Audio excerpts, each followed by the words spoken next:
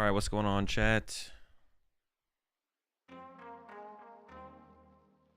Appreciate the 9 months there, Chris. Appreciate the 66 months there, Locke. I'm here with Lorelei, and today we're gonna be opening some Temporal Forces products that Pokemon sent me to start with. So we're gonna start the stream with that, and then we have got what am I doing after that? Oh, and we're working on some rotation decks because Robin just I was gonna use Pokegear to begin with, but Robin just came out with like a new deck builder. So I'm gonna try that out later today. Build some more rotation decks. I'm a little bit late on starting up the stream today. We're a little bit late, but yeah, had a late start to the day, so still here though. Yeah. All right, you appreciate 34 months there, Pokedubs. All right, you wanna say hi? What's up, fam? How's everybody doing? All right, so we got an ETB and a booster box from Pokemon. So a big shout out to Pokemon for hooking up the product. Appreciate it. Last time we did this, what set did we open up last? Paldean Fates? Yeah, Paldean Fates. And then we did the... We did the... Yeah, it wasn't a booster box. It was like, it what? was ETB battle. ETB battle. Because yeah. there was an ETB, and then there was the tin. They sent me yeah. Do you want to do like booster box battle this time? Yeah, we can do a booster box. Okay. You scoot that way. I can get Hello. Hello. They can't, you have to be really close. Hello. There, that works. Yeah, they can probably hear that. Yo, appreciate the 52 months there, Mello. The whole time. Yeah, that's fine. We heard both times. Oh, okay, that's good. As I talk right now, let's see if they can hear you. Can you hear me right now? Did you I project my voice. project it this way? If I project my voice, can you hear me? No, not the first time. I talk towards the mic. Yeah, talk loudly towards the mic. But just lean into it. Just lean into it. So you can Right tell. into your face. Right in there. That's fine. Get right in there. You appreciate the 2 months there. Carlier, and then Pokestove as well with the 5 months. Appreciate it. Predictions. We could do we're gonna do a pack battle, so I guess we can predict whether you think I'm gonna win or you think Lorelei's gonna win the pack battle. So why don't you tell the scoring system for the pack battle? Alright, so basically how pack battle works, if you've been on my channel, you'll know how it works, but for all you noobs out there, basically we're gonna do a ultra rare is gonna be worth 2 points. A character or the art rares are going to be worth 3 points. Secret rares are 6 points. Full arts are 4 points. SARs are 6 points. So like if you pull a gold, like some sort of secret rare or an SAR, it's 6 points. And there's a couple other point variants. If we pull them, I'll let you know, but it's basically like the gist. All right. Oh, also, yeah, we have a new animated emote. We got the vibe emote. Oh, the vibe? He's vibing. Oh yeah, he's something else to say. Usually we do 1 point per holo rare, but there's a holo rare in every pack, so it's kind of pointless to do 1 point per holo rare. It's just more to keep track of. So I think we'll just not count the holo rares as a point. Well, yeah, there would be no point if everyone's just getting 1 point per pack. Yeah. Yeah. You appreciate 3 months there, Ruzzy. 2 months from sub, and then a prime sub coming in from Class Machine. Love to the pack. We're all out of donuts. We got plenty of microwaves. All right, so I'll open it up and I'll let you pick the side that you want to go with. All right. Okay. Are you excited for any particular cards out of this set? I mean, there's like a lot of decent competitive cards, but like nothing in particular. I'm excited for all of it. So nothing specific. What about you though? Is there any There's a Gengar card in this set. The Gengar. But you already There's many Gengar cards in this set. I am very excited. Haven't you already pulled them all? Or not well, yet? yeah, but I want more. Obviously. Like, what the heck? Do you not know me at all? Wait, actually, that's a good question then, actually. What? We'll probably give away some of the hits at the end of the stream. Or at the end of the opening, not the end of the stream. What hits? What cards do you want specifically? Or, hang on, I'm just going to find the... I haven't actually looked at the... Because there's usually like 1 or 2 of the artwork cards that I like. Let's see where... Let me find this. I have the biggest Gengar collection in the world. I gotta keep grinding. Every Gengar I have to own. It's in the name.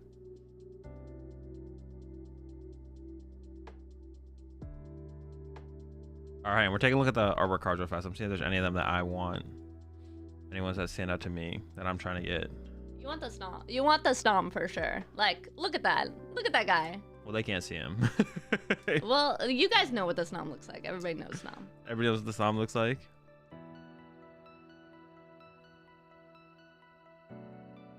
They're still confirming it takes a long, it's a long process for the Guinness stuff. For the what? But I have submitted it. Because I'm getting into the Guinness Book of World Records, or I'm applying. Oh, for the Yeah. biggest Gengar collection? Yeah. That's the Snom. That guy's pretty cute too. Look! Oh, he fell off! Oh no. He's trying to catch up. Yeah, I haven't actually looked at these yet, so I don't know if there's... Shifty's kind of cool. What? The poor C-Dots, though. What's happening to the C-Dots?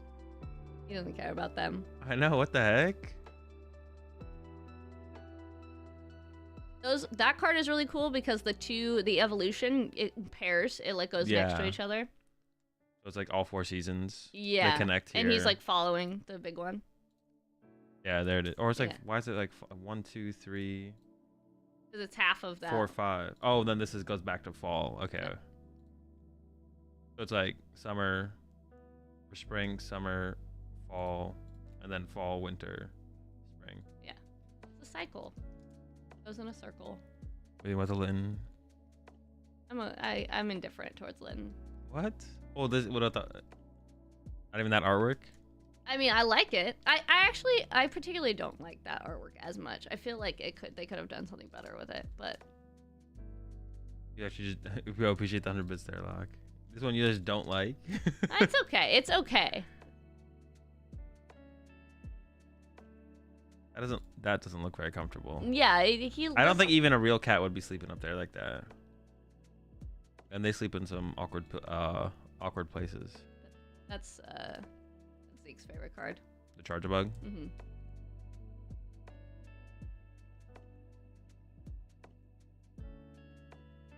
Want that one, right? He's lounging. Let me look at the rest of them real fast. Let me see what my favorite one is.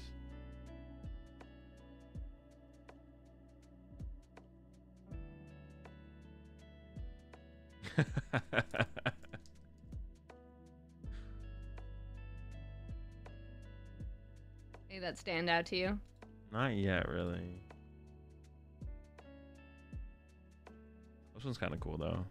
The art style is very cool in that one. He's licking his butt. And when I first saw that card, I was like, why is Ghastly getting his butt licked by Gengar? Wait, here? No, the next card. Oh. the Ghastly's like, what are you doing?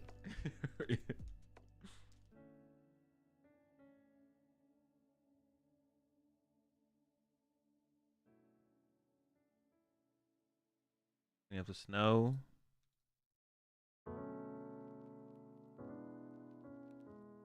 Oh no. Look at him. This card is really interesting because the birds are actually making real music on the wires. Like those are music notes. And one is the cry of Chatot, if you put it in like a musical thing. And one is the Pokemon Center. Cool. That is kind of cool. Like a little Easter egg in there. I appreciate the 7 months there, C4. Alright, hold up. Keep going.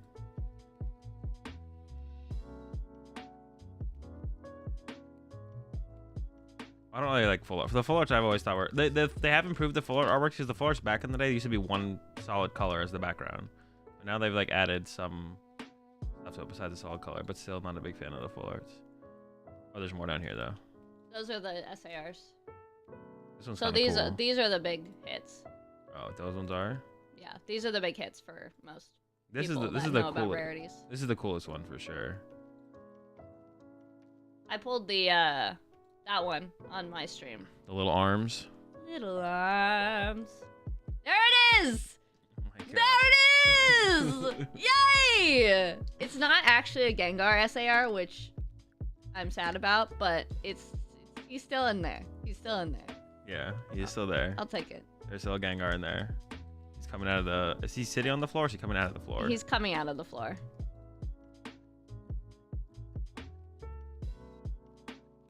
That's a card people want. This one? Yeah, that's a collector chase. I'm not surprised. Long, This one's kind of cool guy. too. I pulled that one in Japanese. This one? Yeah. Then everybody tried to trade me for it, and I was like, "Do you have Gengars?" Yeah, this one's definitely my favorite, I think. This one is the one. This is the card I want. This is the one you want? Yes. Are these the same rarity? Yes. Okay. Alright, well, we looked at all of them. Alright, well now it's time to get some.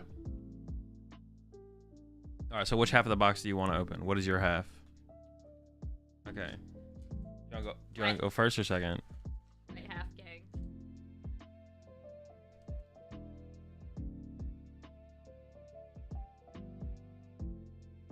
You don't know? Well, you could do like the first half of yours and I'll do the first half of mine. Okay, we can do that. Okay, I'll go first then. Okay, go ahead.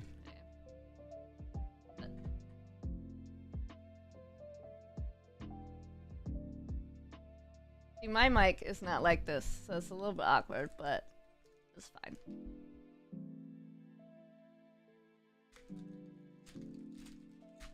Alright, here we go. First pack. First pack attack. We got the Shroomy. Can you zoom in at all? Or a little bit. Wow, too far. Oh, the Dunsparce. There's a theory with Dunsparce that in order to evolve, he has to eat the baby mice, the mouse holds. So every new segment is just a mouse hold he's eaten. Where does this theory come from? Is there any... I don't know where it came from. The internet, where all theories come from. Well, people just like, is there like anything to like, is there any evidence that that's a thing, or people just want that to be true? Yeah, chat. What's the evidence? Oh, dude! That was sick! Woo! Long, long neck.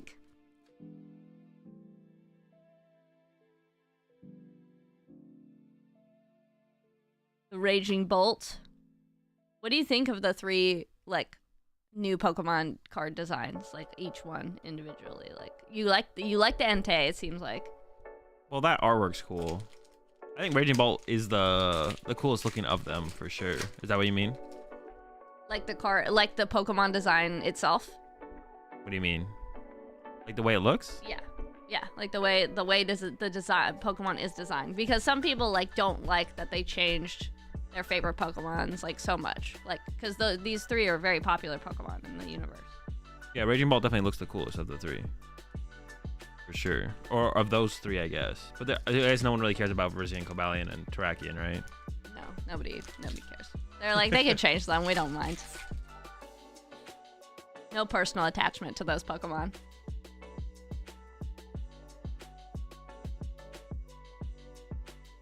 Wait, what did they end up naming it? What's it called? Hypermaniac's Code Breaking. What? Look how long that name is. Is that like the longest name on a trainer card ever? Is it good? Yeah, it's okay. It's a fine card. Like, it will definitely see play. It's not like a staple, though. What do you think? What is the most playable card in this set? Buddy Poffin. You think Buddy Buddy Poffin will be in like every deck? No, because they can only find the 70 HP or less. It'll be in any deck any like stage 2 deck, but. So you're saying that this card isn't good? I don't think so. No. I don't know why, but people were telling me in Japan that card was being played, but maybe they were wrong. They're definitely wrong. I don't know who told you that. I've not seen this in a single list in Japan. Prime Catcher? No, I think. Well, I guess that's. Well. I guess like for a card that is played in a deck, I guess maybe Prime Catcher will be more played than like decks that contain a card. Oh yes, yes, Gengar! Let's go! Look at these sparkle. This was like, oh my gosh, now I have to hear her open packs in the same room as me. Damn it. You put me, he exiles me all the way to the other side of the house, you guys. That's just not true. It is true.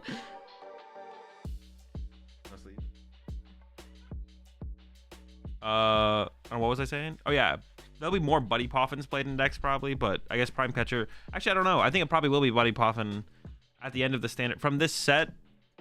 Immediately, I guess maybe Prime Catcher. There'll be more decks will have a Prime Catcher than will have a Buddy Poffin. But with the new A-specs that are going to be coming out that we've already seen, it'll probably be Buddy Poffin overall. Is Gengar any good? I don't think so. No. Edge.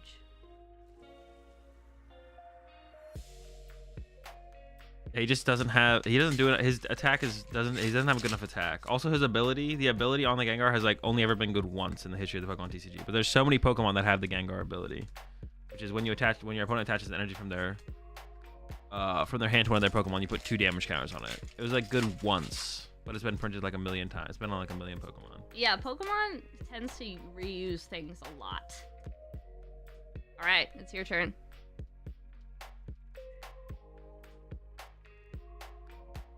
So how many points do you have right now on your side? So I have 4 plus 2, so 6.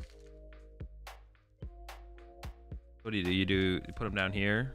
Yeah, usually I separate them as I go, so you don't have to if you don't want to. And then this goes here? Yeah. Oh, already got one. The boulder. 2 points. 2 points.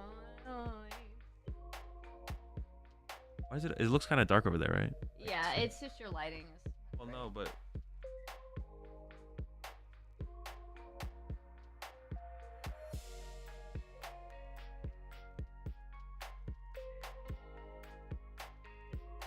Now it's better, right? Yeah. So usually I do like all shiny cards, so like all reverses. 2 slots are gonna be reverses, and then you get the rare slot, which also goes here. Well, I messed up.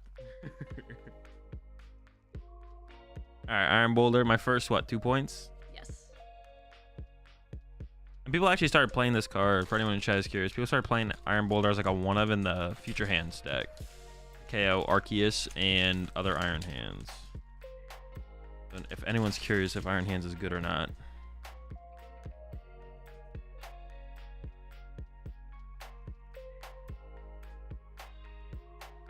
Ooh! Oh, that's 3 points.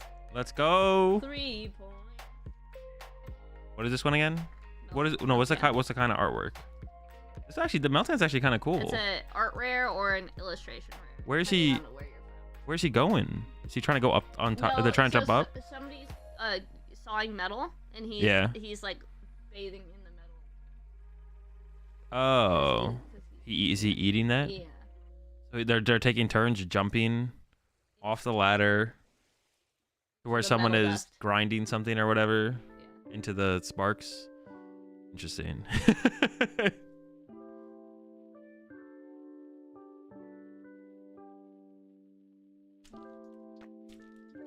Yo, what's up, Shiny Rowlet?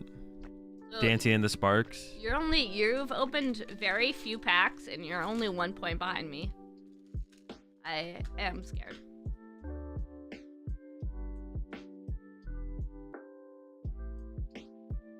Yeah, they did a very good art There's spread. 3 shinies in one pack? Yes, that's every pack.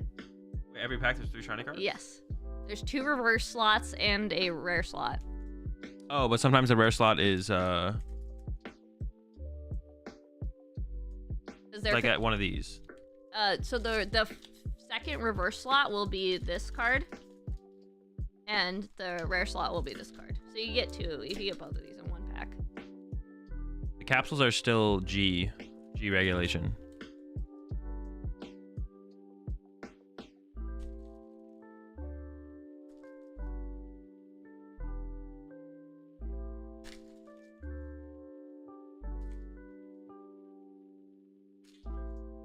You might be able to. I don't remember what slot the ace spec comes in. Well, we're about to find out. There's one in here. How many points is the ace spec worth? That one's worth 3 points. No. Oh, so it's in the first. So you could get an SAR and an ace spec in the same slot because the SAR is in the second reverse slot. Oh, so it's not textured. It is a little textured. Well, no, it feels the same. What is it? It is textured. A little bit. It is, yeah. It's about the same texture as a full art. Oh, gosh. But is it like... The one thing I'm worried about with the A-Specs is if they're going to be like old A-Specs, because that like warps so much eventually. Like the A-Specs at the end of their... Before expanded tournament stopped happening were like terrible. Well, feel the Oh, that's thicker for sure, right? It's the same. Oh, kind of, yeah. Yeah. This is thicker too. That's good. When Azul bends the cards, it makes me sad But I'm not inside. They're not creasy. It's like a physical bend. You appreciate the 41 months there, Villa. All the collectors out there. 53. The Flea. Welcome to the pack. The Legend. And appreciate 3 months there, Jaden. So now I'm up in points then, right? Yes, you're up in points. Wait, have I opened 3 packs?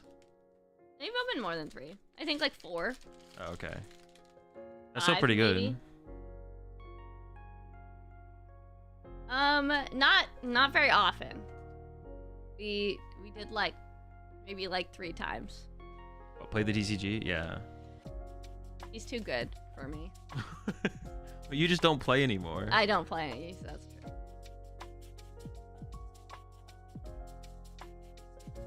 It's not like you try. I don't like play. I don't play the Pokemon TCG. Well, that's what I want to say, but it's not like 100% true. Like, I enjoy playing the Pokemon TCG to make content, and then I enjoy playing the Pokemon TCG to like, compete, to like super try hard, right? But like, you don't do that. So it's not something we would do together. And then, yeah. Yeah. I do still judge. I've been taking a little time off this season specifically, but I do still judge, yes. Yeah. And then I don't know, I would rather like yeah, it's not something like where I would do that with you for fun with like Pokemon. It's just like doesn't fit my criteria for why I would play Pokemon. I don't like play Pokemon. Saying I don't play it for fun it sounds weird because I do enjoy playing Pokemon competitively and I do enjoy playing Pokemon to create content, but like playing Pokemon with you would be like neither of those things. I wouldn't want to play Pokemon with anyone if it doesn't fit that criteria, probably. Like, if it doesn't fit that criteria, then I just wouldn't be playing Pokemon. I'd rather do anything else. Those are the only reasons I play Pokemon. Like, we played Overwatch yesterday. I'd rather be doing that than play... I'd rather play Overwatch with you than play Pokemon. Yeah. I'm not trying to play more Pokemon. Like, yeah, in my downtime to, like, have fun and, like, chill, I'm not trying to play more Pokemon. Yeah, no, I understand. I'm not offended by this. No, I know. I'm just trying to, like... I'm talking to chat. No, well, no, but chat is like, stop talking. You're going to get in trouble. Yeah, I made him play Overwatch because I like to play Overwatch, and I wanted him to play a video game with me. And so he was. My whole team predicted that he would be insanely cracked at Overwatch, and he was. I'm okay. I'm not that good. No, I haven't you played in a got while. play of the game every game, and we played like 7 games. Every game, chat. I kid you not. It's not too hard on Soldier though. That one's kind of easy to get play of the game on. I feel like. You can have fun at your job? Well, that's literally what I just said.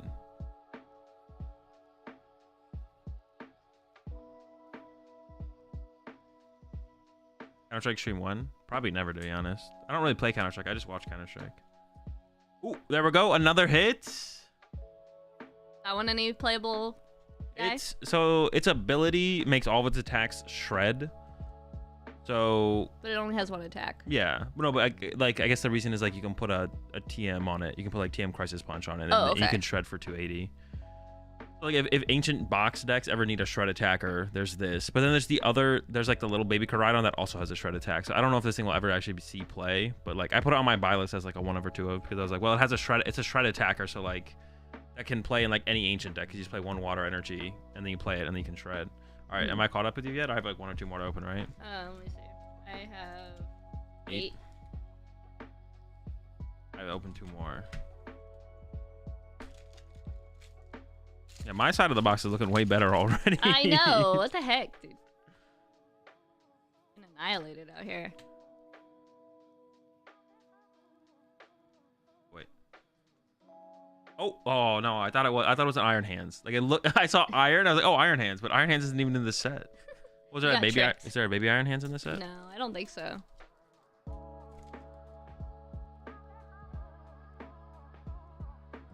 On the Matang. Are we gonna get the Metang? So on average, you get 3 ARs or IRs per box. So we only pulled 1. Oh, let's go! A gold! Well, now I'm definitely losing. Is that one of them? One of the... Well, so that's a secret. So in the past Sword and Shield era set, or sorry, Skyline... Ugh. In the past Scarlet and Violet era sets, we would get like 2 secrets per box, but recently they've been toning it back down, so I'm curious if it's only 1 secret per box now. Well, we'll see. It doesn't look as good as mine, but it's fine. I might have to do it to playmat as well. Yeah. All right, I gotta bring it back here for all my believers, for the Ghosty gang.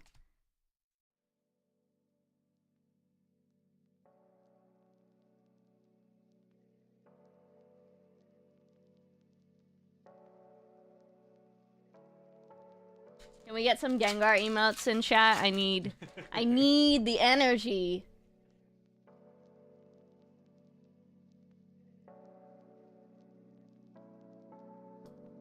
Dude, we get all our cool merch from Quality Patch.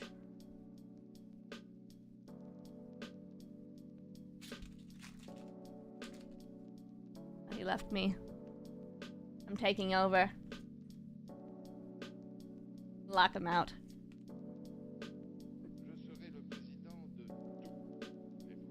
Oh! I almost missed this card! Why'd they print another Miraidon? I feel like this is the 50th Miraidon we've gotten in this in the Scarlet and Violet era. Oh, I see. 2 more points.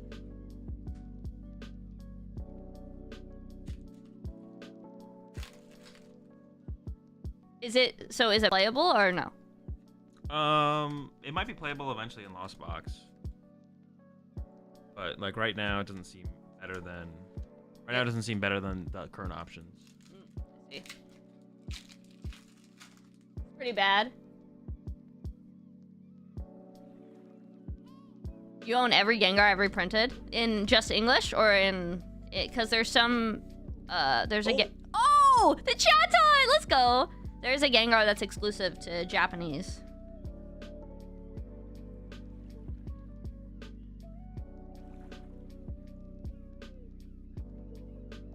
All right, I got 3 more packs. I'm actually doing better now. So if I pull some more hits, I could catch up, I think. I pull a hit in every pack. That one? No. No. Okay, 2 more. How much am I ahead of you right now? Check. After this pack, I'll check. Oh, you got something. Leaks. Oh, let's go! That's a good one. That is a good one. Isn't Master Ball supposed to be good too, or no? You want to tell her, chat? You said, isn't Master Ball supposed to be good too? No, Master Ball is not good. It did win the first major tournament though in Japan. Oh. It's good in one. It is good in one deck, but it's not the only ace spec you have to play in that deck. Even then, but the answer is no. Master Ball is the worst ace spec. Well, no, I think Master Ball is as a like if you're just like thinking about Pokemon power level for Pokemon cards. Master Ball is the worst ace spec. Like even Neo Upper Energy is a better card. It just has been played in less decks so far. But I think if we're just like power level, Neo Upper Energy is more powerful than Master Ball. Can I have some sleeves, please?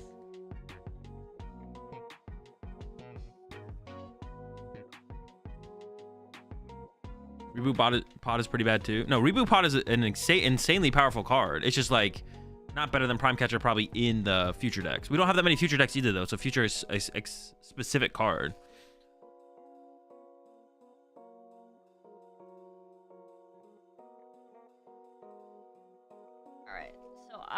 I have one more pack left, and I currently have 4. So 4, 8, 11, 14 points, and Azul has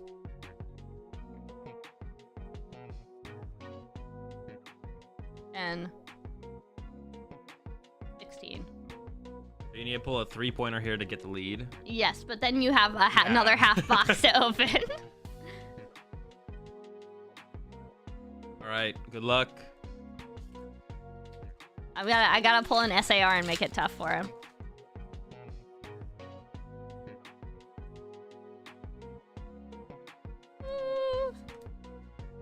Oh no! Oh no! So now the question at this point is just how much do I win by? Yeah.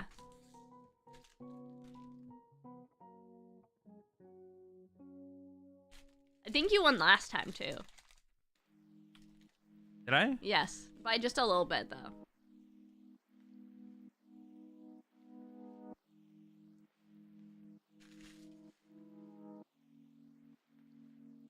I don't actually remember who won last time.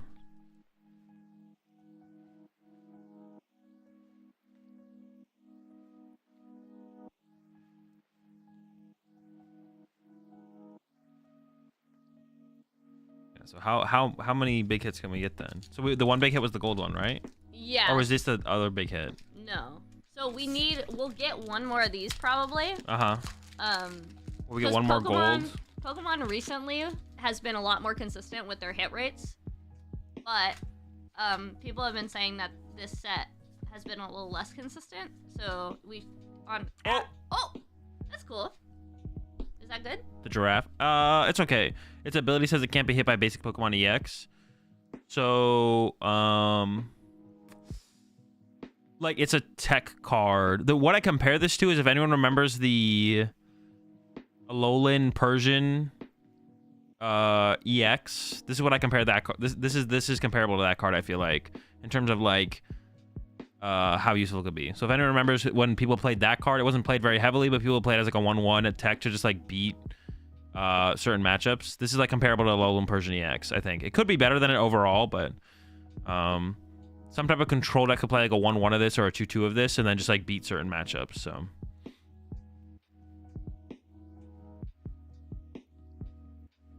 it's like a pseudo control card, kind of like you just auto win matchups by playing the card theoretically. Yeah, I got 2 ace packs in my box as well, so I'm thinking it's probably 2 ace packs per box.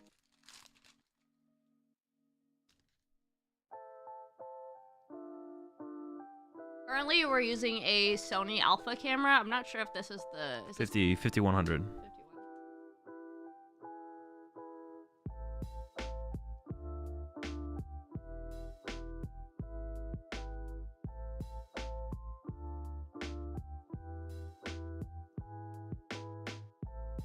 All right, we're getting down to the end here. So there's one more of these guys in there. Yeah, there should be.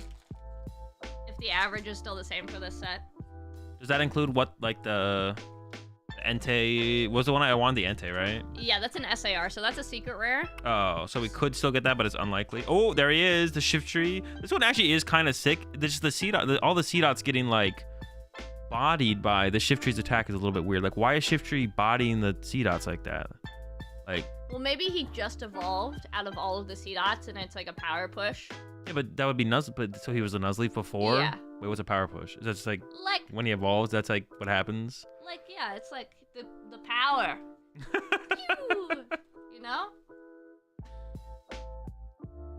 We're gonna see him.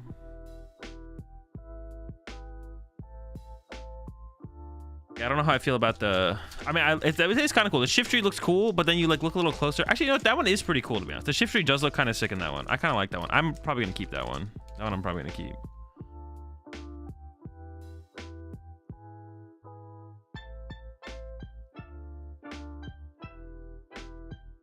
Oh my! All right, another one. This side of the box was way better. Got the Dragon Koraidon EX. Why this tree so shifty? That's what I'm saying.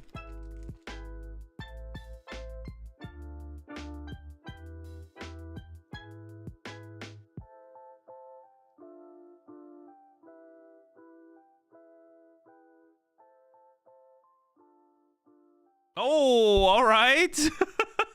Oh, wow. You're doing way good. A full art Cypher Maniacs code breaking. We still have 2 packs left too. We should keep going. Hey, hitting.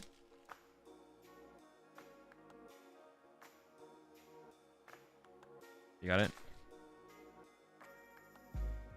This is probably the best box that I've opened in like these product openings from Pokemon. Once again, shout out to Pokemon for sending me the product, the booster box, and then we'll open the ETB right after this.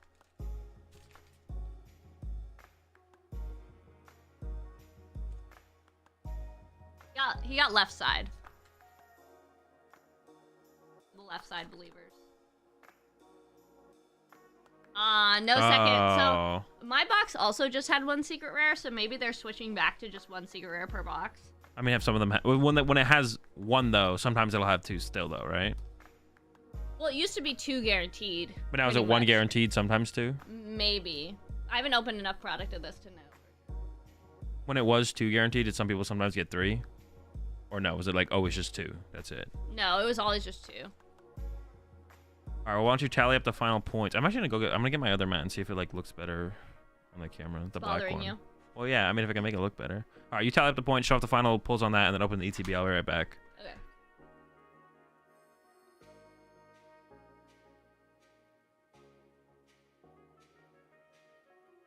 We're taking over.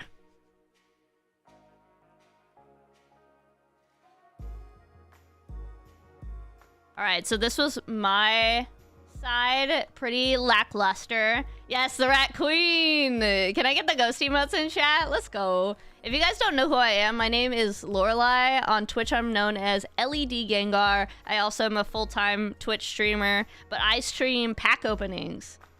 So on one side of the household, we've got Azul, Master Pokemon player, and on the other side, we've got Lead Gengar, Master Collector.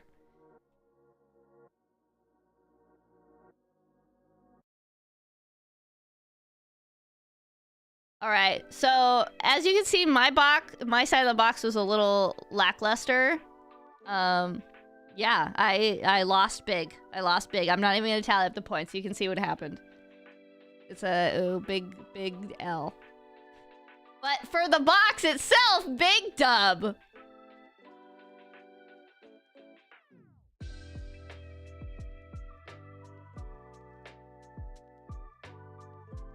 All right, Azul's coming in with the other mat.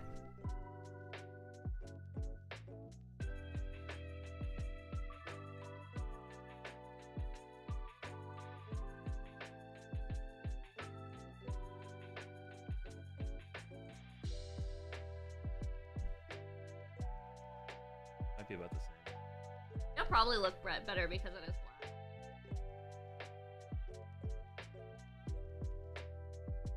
Yeah, that is me. I usually give away Gengar stuff and look for people that have Gengar stuff at tournaments.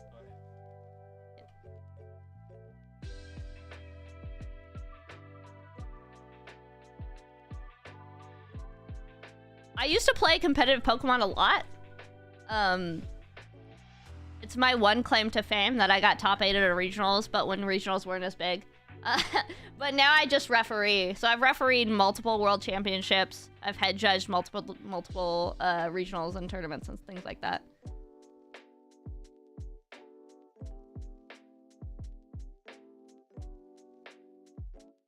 Am I judging LA? The staffing schedule hasn't come out for LA yet, but probably.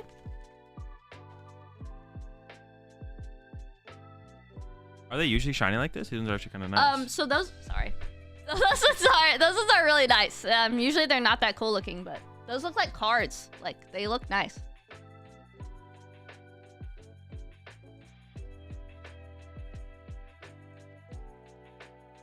So this set has 2 different ETBs.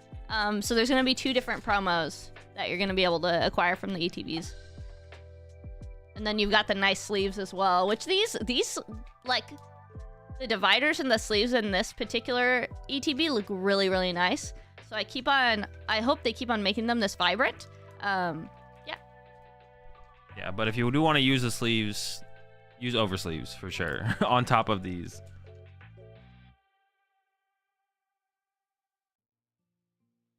All right, 5 packs for you, 4 packs for me. They do make, they used to put 8 packs per ETB, but now they do 9. It does look better with the black mat, right? Like it looks.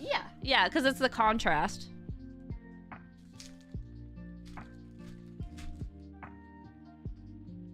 Sleeves always in the trash. Just at least give them away to some kids or something. The kids are either gonna not sleeve their cards or they're gonna use ETB sleeves, so they might as well put them in there. Oh, dude! The Torterra! I love Torterra. Torterra is a really underrated starter, and I absolutely love him.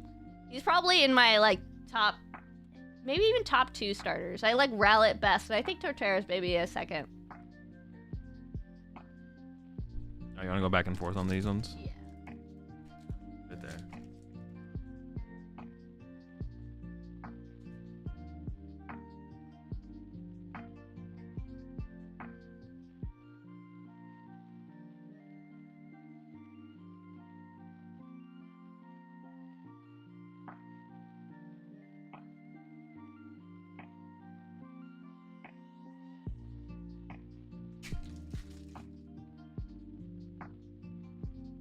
Alright, let's see if we can get a back-to-back hit for me. This is where I'm gonna start pulling fire. Okay, not this pack, though. Are we battling again? I'm always battling. But I have +1 pack. Don't count that one. Okay, so don't count the last one. Oh, there we go. We're tied up. We're not tied up. Oh, no, you're up, what 2 points 2, or is it 1 yeah, point? 2. All right, well, let me do one more first here because I have 1 extra pack. So my last pack doesn't count? Yeah. All right.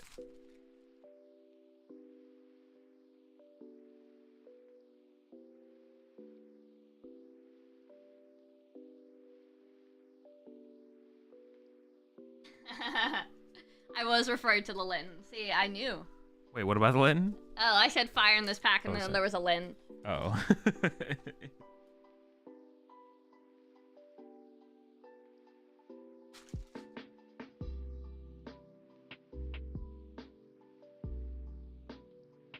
Have you ever read the have you ever read the... Oh, dude, Snom! 3 points. Have you ever read the Pokedex entries that are on the bottoms of the cards? Have I ever read them? Yeah. Yeah, some of them, not all the time. Why? Which one specifically are you talking about? I don't know, just sometimes they're kind of funny. You should definitely read them, Chad, if you haven't. What does Snom say? Snom says... You're not going to be able to see the card because I have to read it. It eats snow and has accumulated... Or it eats snow that has accumulated on the ground. It prefers soft, freshly fallen snow, so it will eat it. It will eat away up a mountain, aiming for the peak. So it likes to eat snow.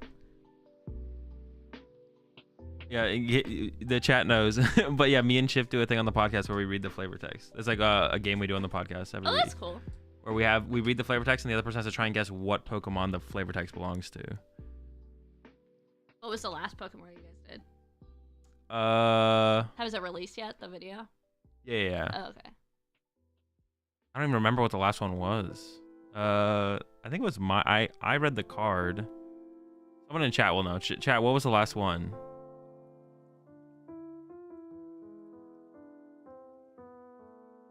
Dratini. Last one was Dratini. I read Dratini, the flavor text of Chip, and he didn't get it. What was the most wild flavor text you've read? I don't know. You don't remember? The most wild one? There's some. Well, you're talking like, about memorable. like the Drifloon ones where they like, take the kids or stuff like that? Yeah, they steal the kids away.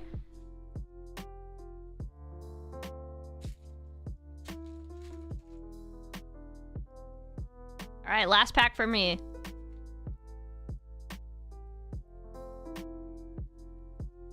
Oh, it was meant to be! Yes! Oh man, I got body in I had the +1 pack too, and I couldn't even. I'm not even close. There's no way I could win even, right, or even tie if I included this pack in my points.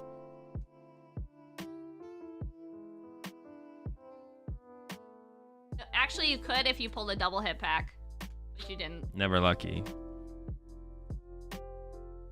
All right. Well, that's the ETB hits. Lorelei got 3 of them. I only got 1, and I had the 5 packs too. What the heck? The overall hits. Well, I just want the Gengars. You want the Gengars? Yeah. All right, you can have the Gengars.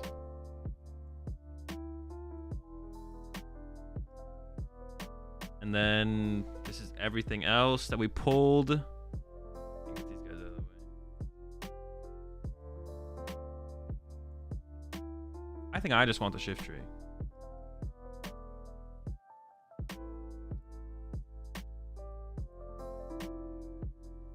That's it. That's all of them.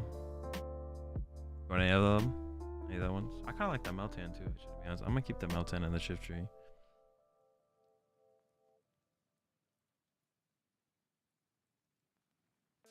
All right, go for it. All right, and I'm going to give the rest of them away throughout the stream chat. We'll do one giveaway right now. So these I'll give away later. Give away this later. And I'm going to do like the big ones for later. Let's do a giveaway like...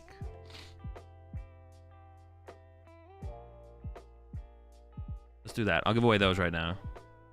Are you getting the giveaway? It's a pretty crack giveaway. That's 6 cards. 6 whole cards. No, he's giving the ace packs away too. Get in there, fam. Yeah, I already have all my cards from this set on the way, so I don't need any of these cards. I just want to keep the ones that I think look cool. Which is the Meltan and the shift tree. Getting a little bit of love for the artwork. I like to see it. All right, you guys. Well, I'm gonna head off. If you guys want to see more of me, I do have my own channel. Feel free to check it out. LED Gengar on Twitch and YouTube. Thank you so much, Azul, for having me on here opening packs with you. Of course, underscore, right? LED yeah. Underscore. All right, enjoy your COD game shenanigans.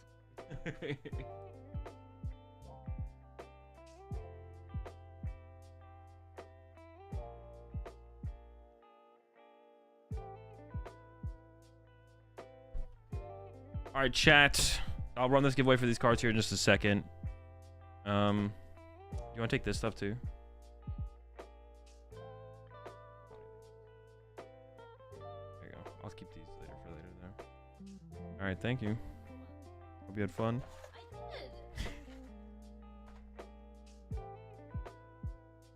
Thank you. All right. All right, chat. Oh, how do you get in the giveaway? The giveaway will be ran on Twitch. Yeah, giveaways only are going to be run on Twitch. I don't do any giveaways on YouTube because, I mean, honestly, as far as I know, there's not a way to run giveaways on YouTube. There might be, actually. I just don't know about it, but yeah, I don't do any of the giveaways on... All the giveaways are done on Twitch. You have to join the Twitch chat here in a second.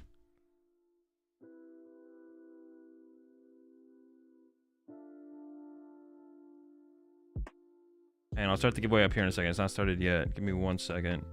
I just gotta send a message before I forget to someone. I hate make sure my phone wasn't showing on stream.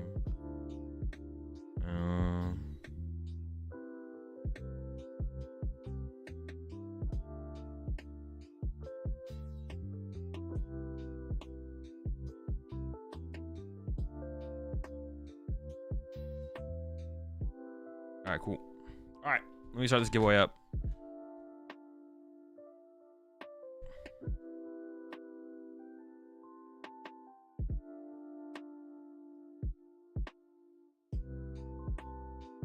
Once again, the giveaway will be on the Twitch side of things. Ready to enter the giveaway? Don't worry, you'll know. When the giveaway starts, you'll know how to enter the giveaway.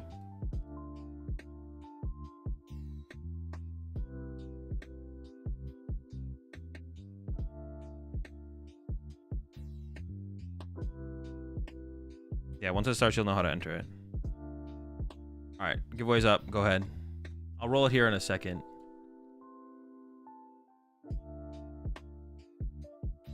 All right, and then from there, we are going to be building some rotation decks. And I'll be giving away the rest of the cards as well throughout the rest of the stream. Probably in between, like, building decks. We'll see. I'll probably do, like, 2, maybe 3 more giveaways with the rest of them. And generally for giveaways, I do ship everywhere, but depending on where you live and how much the shipping costs, I'll either have to have you cover like half the shipping, but like pretty much anywhere, North America, Europe, and like Latin America is always fine. So if you're curious about that for giveaways.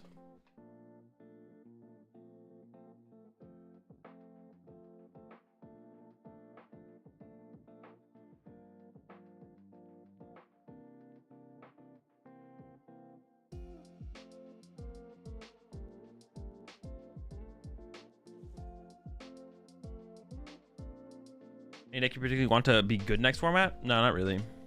Whatever is good is good. I just don't want anything to be too good. That's always, I guess that's like the way I was thinking about it. I just don't want anything to be too good. I don't want like a pre-rotation Lugia type format.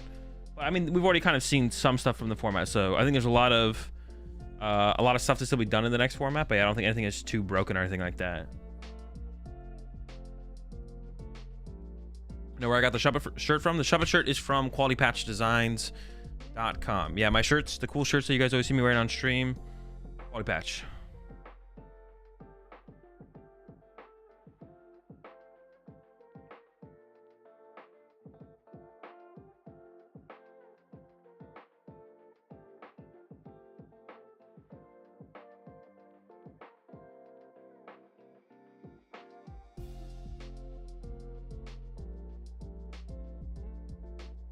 All right.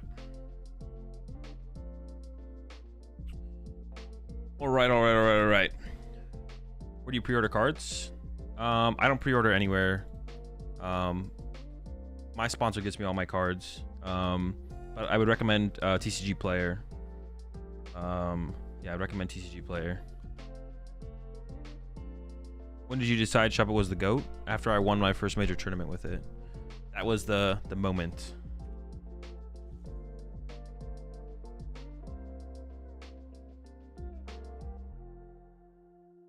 The deck also only played one Shuppet.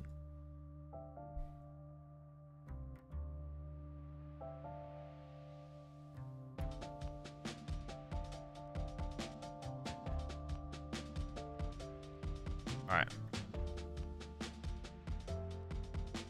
Favorite ace spec based on looks and not on how good they are in format? I mean, none of the ace specs look that good. They all look the same. Like, there's just the item card on the image. I mean, Prime Catcher might be the... Actually, no, the new one. The Focus Sash or whatever it's called. Survival. The Survival one is definitely the coolest one, to be honest. That one's definitely the coolest.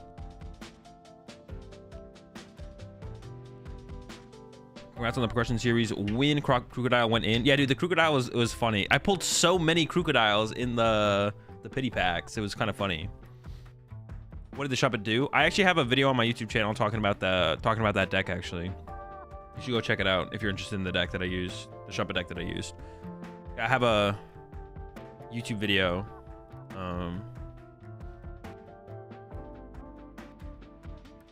Talking about the deck. I actually want to do more of those. Actually, I need to write that down, to be honest. Give me 1 second.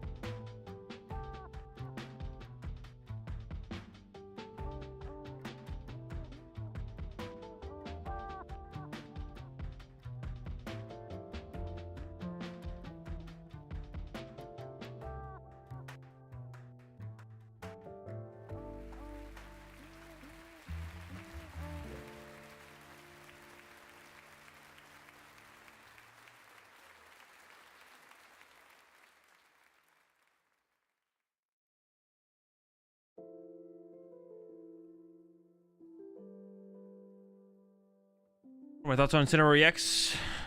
I don't think it has competitive potential.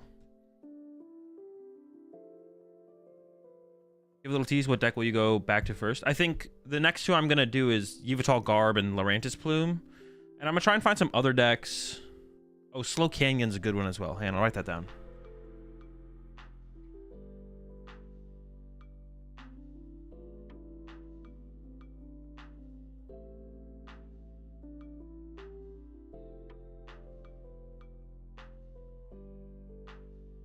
Lurantis Plume, Yveltal Garb.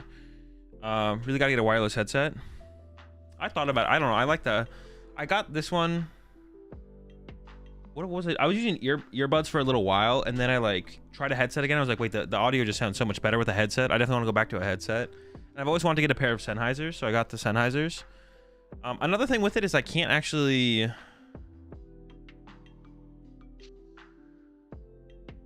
I guess I could make it work. I could make a wireless thing work. Wireless Sennheiser headset exists too, though. Yeah, maybe I'll try that next. Maybe that'll be the next thing. But I don't know. I don't like move around that much. But maybe that'll be in a couple years from now.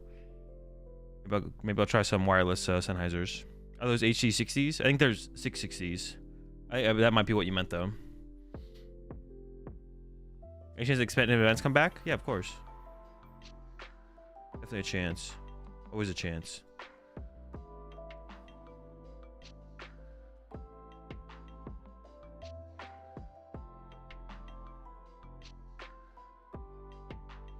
Do I have decent dust share? Yes. Mine is pretty good.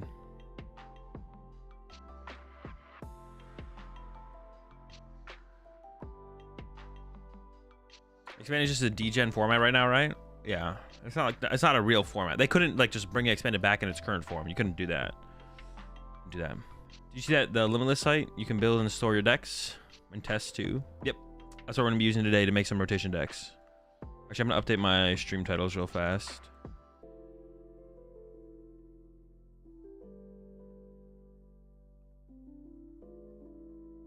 That's what we're doing. That's what we're doing next.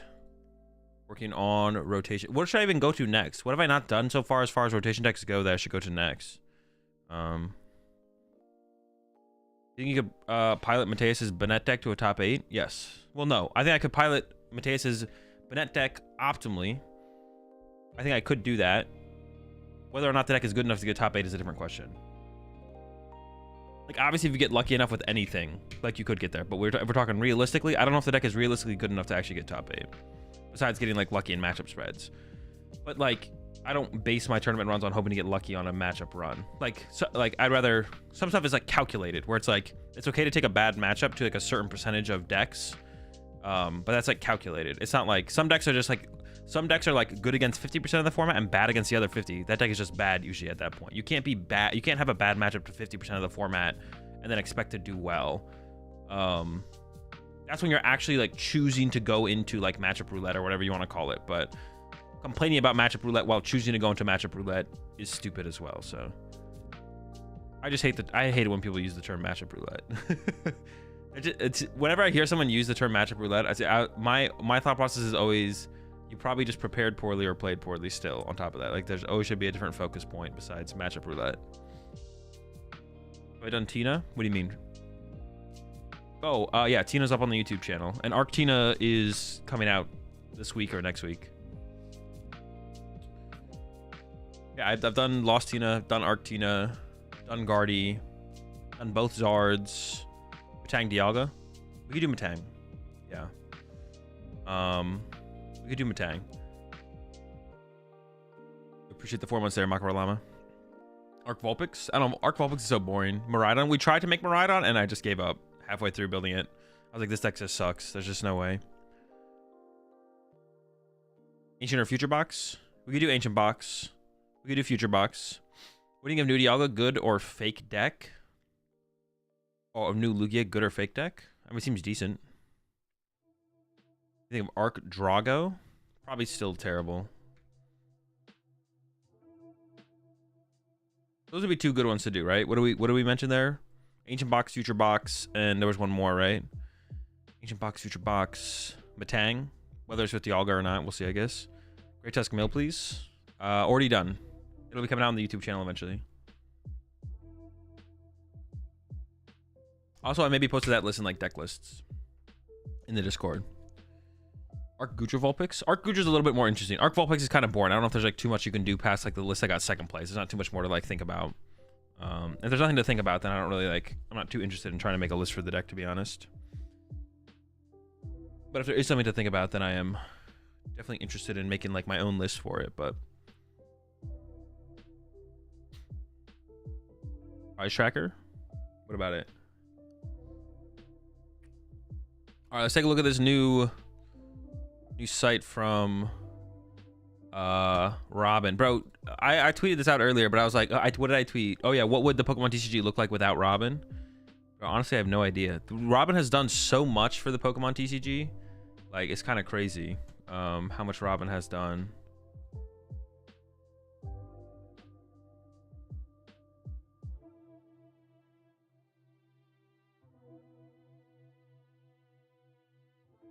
I gotta make this thing like a little bit taller. How did I mess that up?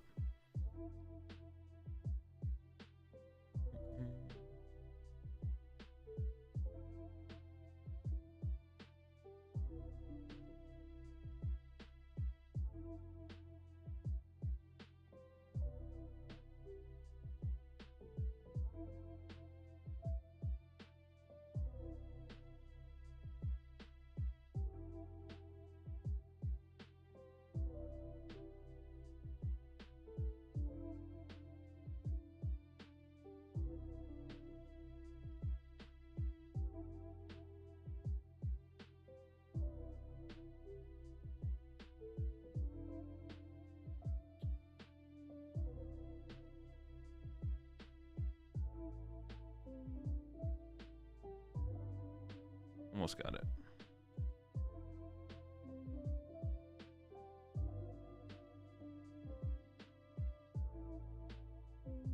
That's good enough.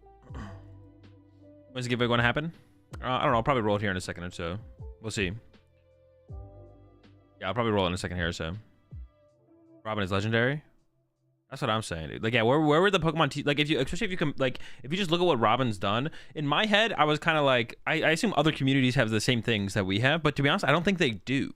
I don't think other communities have the same things that the Pokemon TCG community has in terms of community-built resources. They might have more resources from the actual developers of the game, which there should be for other people as well. Like we should have that as well. Like, I think Magic is probably the best example of, like, information and resources that the company gives to players, would be my guess. Like, we should TPCI, there should be more, like, there should be more things that TPCI should have available that they make to the player base, to the community. So I think TPCI is lacking, but they don't need to do everything. Like, TPCI doesn't need to make a Limitless site, right? But, like, it's really cool that we have people in the Pokemon TCG community who make the things that they do for the community. Like, Magic has a lot of community-made resources. Do they? Magic, I mean, that makes sense. That's something, like, I kind of assumed that those existed, but I guess I just don't know for sure because I'm not in those communities. But, like, there's no way it can be any, I just feel like there's no way it's better than what we have. The only thing we're lacking is extensions for streams for the PTCG Live client, but that's TPCI's fault. It's not the lack of the community wanting to potentially do that. But you have, like, Jared Grimes with PokeStats Live. You have all the stuff Robin does with Limitless. I mean, Jake made Pokegear. You have people like Justin Basil with his site. Like, it's just ridiculous how much. It's just nuts how much stuff is out there in the Pokemon community. That's all, like, community made. The only thing we're missing is, like, Twitch extensions. Like, that's the only thing we're missing is stream Twitch extensions to, like, have even more. But now there's just, like, such a ridiculous amount of it. Yeah, JW just launched the stats tracking or matchup tracking, like, testing tracker site. Yeah, it's kind of ridiculous. It's kind of ridiculous. Twitch extensions would be awesome. Yeah, that's the only thing it feels like we're really missing right now is we're missing Twitch extensions. We're missing really cool, clean Twitch extensions that Hearthstone has, Magic has. But that's because TPCI limits the access to PTCG Live's API for whatever reason. I don't know why. I don't know why they do it. They do it though. You'll appreciate the $10 super chat there, superhero. I need a deck to pick up and practice for Indy, which is 2 months away. What do you suggest I play? Trying to get really good at one deck, preferably not Zard. I mean, the only recommendation I would have right now, superhero, to be honest, is Zard. Maybe Lost Tina or Arctina. Those are the only 2 other decks that stand out to me as like I think these will be good in the long run. So those are the only 3 decks right now that I can like think of. The other deck I would have recommended would be Chi and Pao, but the lack of success. There hasn't been that. I guess Chi and Pao might be number 4 there, to be honest. I think the top 4 decks that I would recommend for long-term success in the upcoming format would be Charizard, Chi and Pao, Arctina, Lost Tina. Those are my top 4, I think. Not Lugia? No, I don't think so. I think Lugia can be teched against. Like I don't know. Long-term success, I don't know if Lugia fits. I don't think Lugia fits that criteria. I don't think Lugia is solid enough. I think Lugia's a little bit too one-dimensional to have like expected long-term success. I guess you can say Charizard is a little bit too one-dimensional as well, but it's like the best one-dimensional deck we've had in like a while. Like Charizard is just the deck. Charizard's like the new Arceus, to be honest. Which version? Bib or Pidge? No clue, no clue. You appreciate the 49 months there, plays 4. The Moon disrespect in here? Moon is just not good anymore. Also, Moon even right now is not that good. Like, I wouldn't recommend anyone play Moon right now. I'm definitely not recommending anyone play Moon after rotation hits. Am I going to EUIC? I will be, yeah.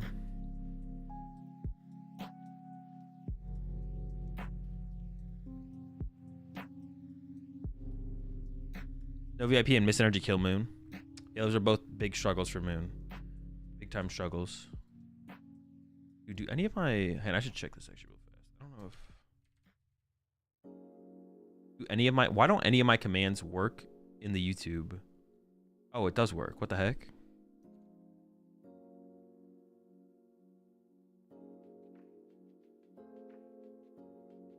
Okay, cool.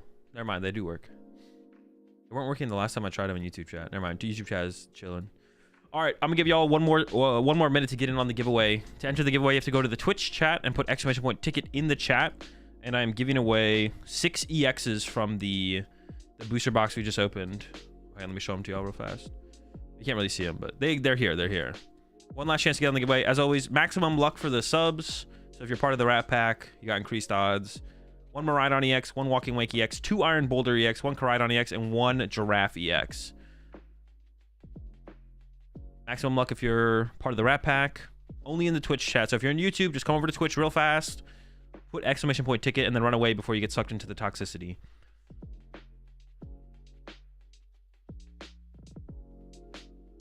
Chat sub right now. I mean, if you're just sitting on like a Prime sub, you got nothing else better to do with it. You may as well enhance your chance at winning the giveaway. All right, so what do we say we're gonna build today? Future box, ancient box. There was one more. I said one more deck. Future box, ancient box. Matang. Let's start with Matang.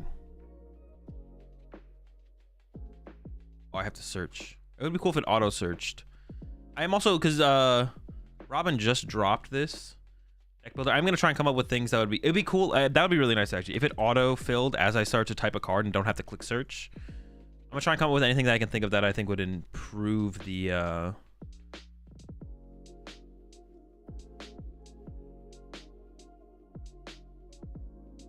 any quality of life upgrades. Possible quality of life upgrades. Search deck for a card. So this is the one we want, right? 4 of these. I can like click right there too. The UI, yeah. You appreciate the Prime subs there. Requity and Pados. Welcome both to the Rat Pack. We are all out of vanilla, but we got plenty of cookies. Where can I find this tool? It is the deck builder that I'm using right now is my.limitlesstcg.com. I believe that's it. Robin is such a goat. It's crazy, man. It's crazy. Everything he's done. Honestly, and also, I mean, I don't know if there's a better way to support Robin. Honestly, Robin should probably come up with like his own Patreon, but Limitless does have a Patreon. Let me link that real fast. I've like linked this a couple times, but if y'all are looking to support, I mean, if you're looking to support people in the community in general, other people have Patreons as well, but specifically for Limitless or for Robin,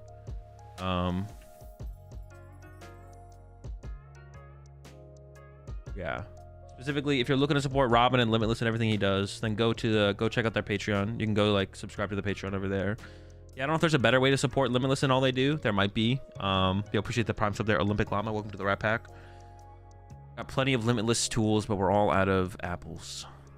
Yeah. One quality of life would be to change row/column number for all the cards. Wait, what do you mean by that? Yo, appreciate the 33 months there, Monkey Fuzzle. Man, I don't even know what else we want to play in here. So, can I just like, what can we advance? I just want to search metal basic Pokemon. I just want to see what we can. I just want to see what we can attack with here. Can I like how do I pick a format though? Standard. What is this? This isn't filtered to rotation, right? Regulation marks. Standard. But can I exclude HP, attack cost, retreat cost? Has TCG player? What's that? Price? Regulation mark greater than E. Oh, equals greater than E. Will that do it?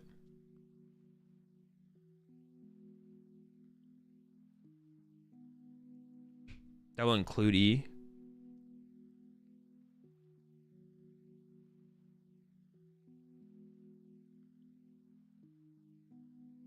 You want to be F. So do like F.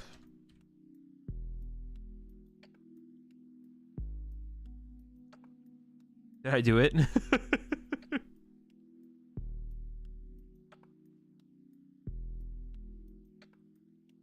It can also attach a non-metal, right? I did it? Okay, cool. Well, I guess we could also get colorless Pokemon involved as well then, right?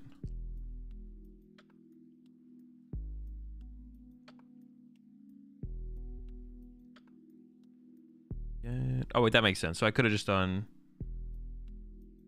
greater than E. Okay, that works, right? Okay, so it'll be colorless or metal Pokemon, right? So we could theoretically attack with any of this. And Metagross has any number of basic metal energy from your to your Pokemon anyway. They like okay.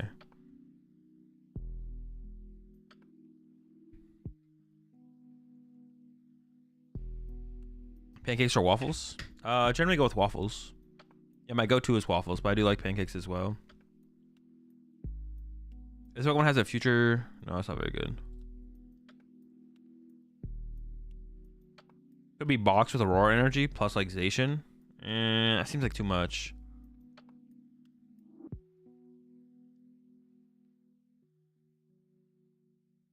None of these are very good, right? Oh, it could be you could make it with a Snorlax deck, right? Well, not this one. Hang on. We could use the other Snorlax, right? We could make it a Snorlax deck. Appreciate the 3 months there. Fours. Appreciate the prime sub there. Ragan. Over to the right pack. Roll the doors. We got plenty of windows. Thummy Star Snorlax. Yeah, it could be a Thummy Star Snorlax deck, right? Just hit for 150 over and over again. Okay, so what's the point of playing that over Zamazenta? There might not be one, right? There might not be a point of playing that over Zamazenta. All right, I'm gonna run this giveaway here. I'm gonna run this first giveaway here. Our winner is, and whoever wins here, I'll send you a message on Twitch to get your name and address or whatever I need to send you the giveaway. Our winner is, dude, I don't know how to say that name, but you're the winner of the giveaway. Congratulations.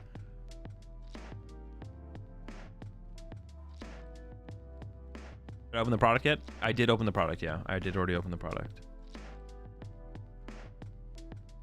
Product has been opened. Now we're cooking for a little while. What site is this? New Limitless site. my.limitlesstcg.com, I believe.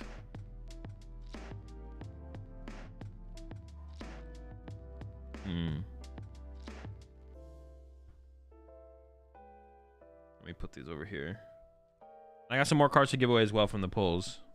So we'll get to those in a little bit.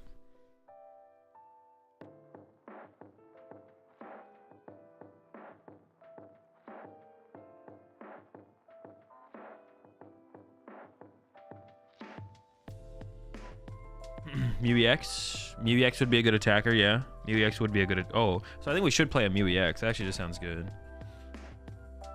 Oh, I'm not going to be able to find that with the advanced search on right now, though. So the go-to way to build this deck has been Dialga, right? The go-to way to build this deck has been Dialga.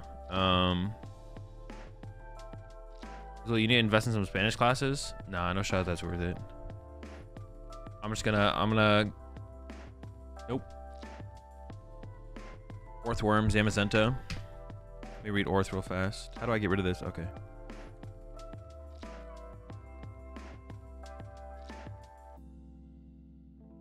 I don't got the time. Click the 3 dots next to advanced search. Wait, hide alternate prints. Search complete card text. Oh, that's super good. Oh. That's what you meant, right?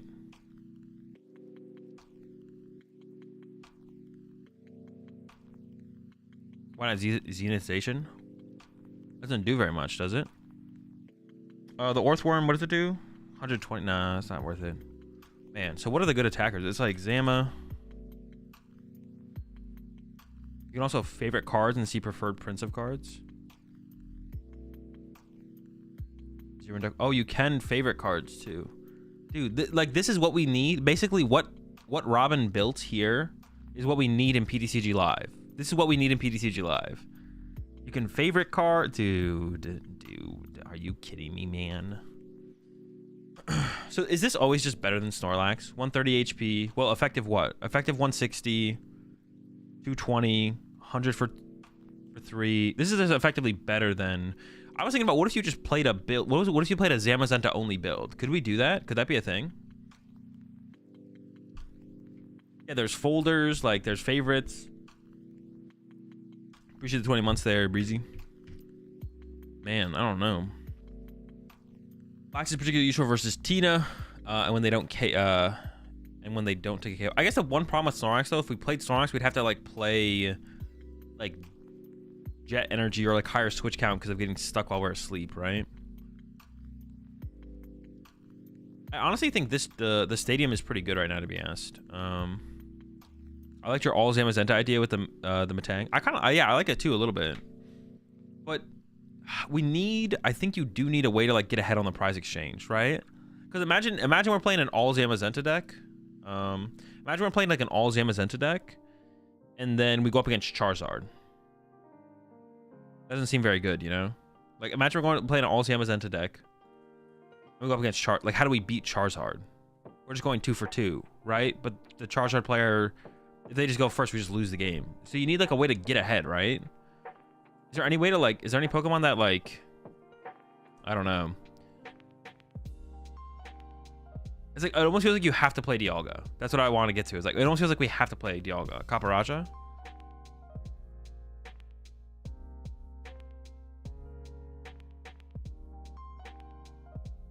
How do you spell this?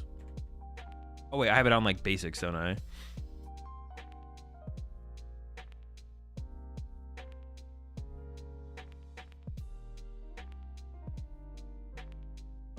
Caparaja, what? 300 HP, bronze body, reduces the damage it takes by 30 from attacks. The nose quake, 260, 30 damage to each of your bench Pokemon. Aren't we just gonna KO our Matangs eventually, though? Dude, the HP is like Caparaja's like that's a pretty big Pokemon. Also, yeah, but like it still feels like Dialga's the only way. I feel like we need a way to create an advantage, right? Like we're just gonna knock out our Matangs eventually. Weird Air V. I don't think we build up enough. Like if we're playing like a Zamazenta, but we don't build enough energy up in play to actually use Zamazenta. Does the stadium protect your damage too? What is the stadium called? Was it metal something? Metal lab, full metal lab or something? All metal Pokemon, both the ocean opponents take 30 less damage from attacks from the opponent's Pokemon. So there's nothing that can protect our elephant or our Matangs from our elephant. Nothing protects our Matangs from our elephant. That's an L.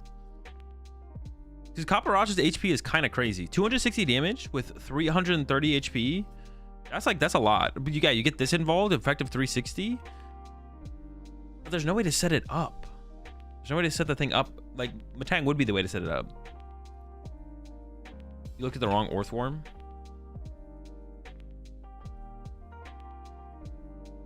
This is the one? If there's at least... Wait. No, I looked at the right one. They both suck. They both suck. This one doesn't do enough damage and doesn't have enough HP. And then this one needs to have 3 or fewer cards in your deck to do 240. Oh, I guess we could use that at the end of the game, maybe? Why don't Melmetal EX? Melmetal EX. This attack does 30 more damage for each metal energy attached to this Pokemon. 90 plus 30. So for the attack, it costs 4 colorless. So we'll be looking at, what, 210? We're still not getting to, like, Charizard numbers, though. Do we need to get to Charizard? Maybe we don't need to get to Charizard numbers? Heavy Baton on Melmetal. Heavy Baton on Melmetal. Okay. So you can baton it up. Okay, I don't hate that. I don't hate that, to be honest. Then we're looking at save 3 plus 4. We could build up to a pretty big numbers, to be honest. Could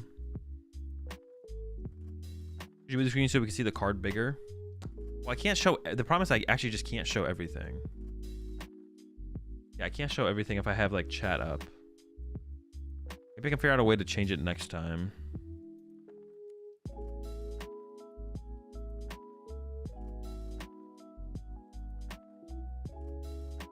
Yeah, I can't show everything. I could, like... Instead, I could, like, get rid of this side and then put myself in chat over here, and then you can see the left side.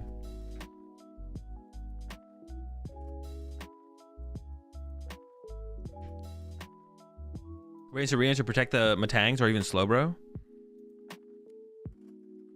I could just make the browser smaller, I guess. That is fair. I could just make the browser smaller. With every deck taking to beat Zard, should we just not play Zard? Zard still seems like it's pretty good.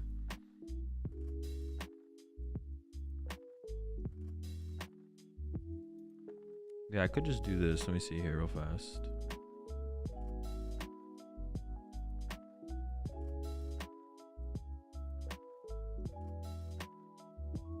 Okay, we can just go like this, actually. That works.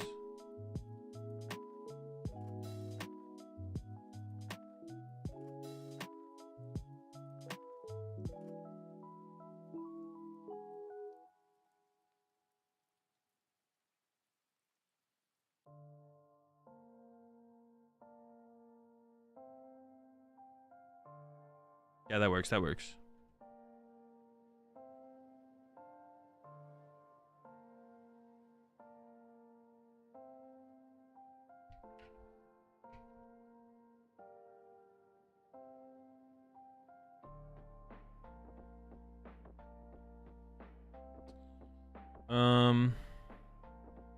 Let's see. You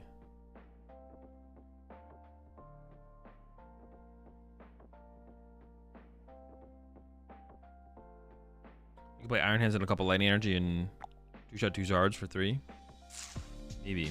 Iron Hands plus Luminous, easy peasy. I don't think we like playing any amount of energy on our deck that's not metal energy just sounds bad because of Matang. Like Matang is just like, yeah, Matang is like 100% reliant on the energy. I feel like we should like just maximize that, to be honest. I think not maximizing that would be a misplay.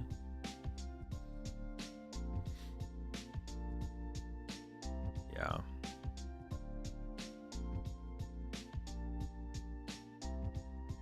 How many energy are you running? Currently I don't know. Like probably like what, at least 16, right?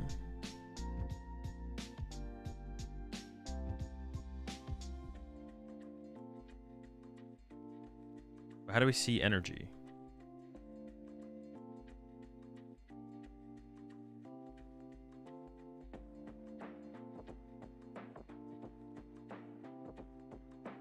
Wait, how do I find metal energy?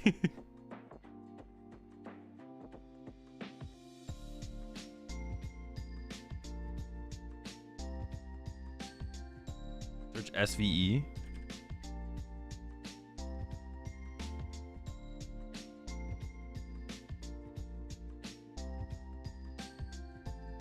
Wait. Oh Oh no. Dude, how do you find metal energy? Turn off filter? Is it the filter that's doing it?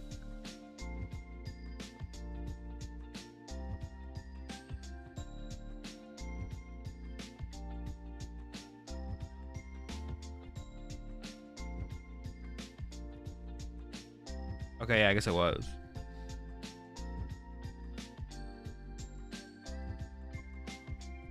What did I say, like 16?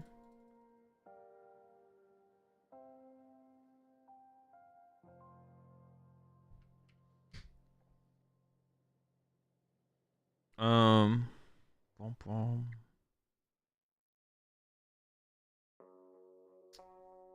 Then we need like a way to set our Pokemon up.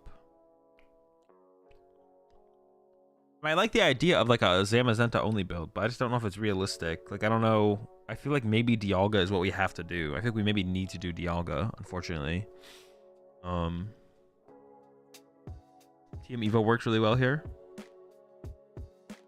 I don't hate TM Evo, to be honest. Yeah. Yeah, Poffins. We probably need Poffins. I don't know how else we're setting up here, to be honest.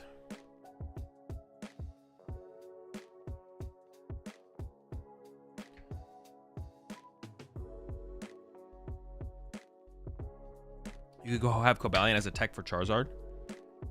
Does that make a difference for our damage output?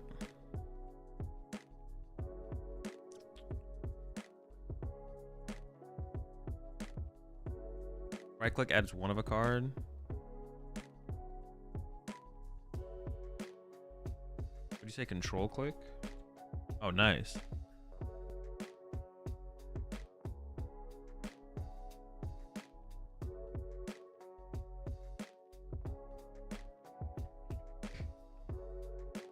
Yo, appreciate the raid there, Dave.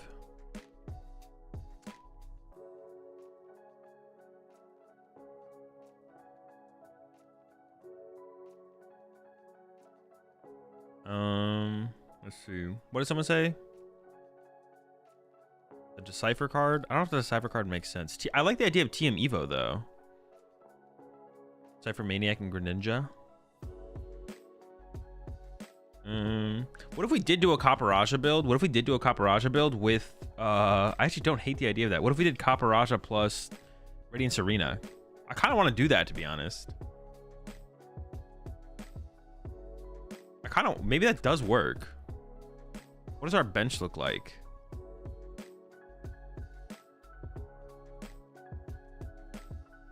So we'd want like a 3-3.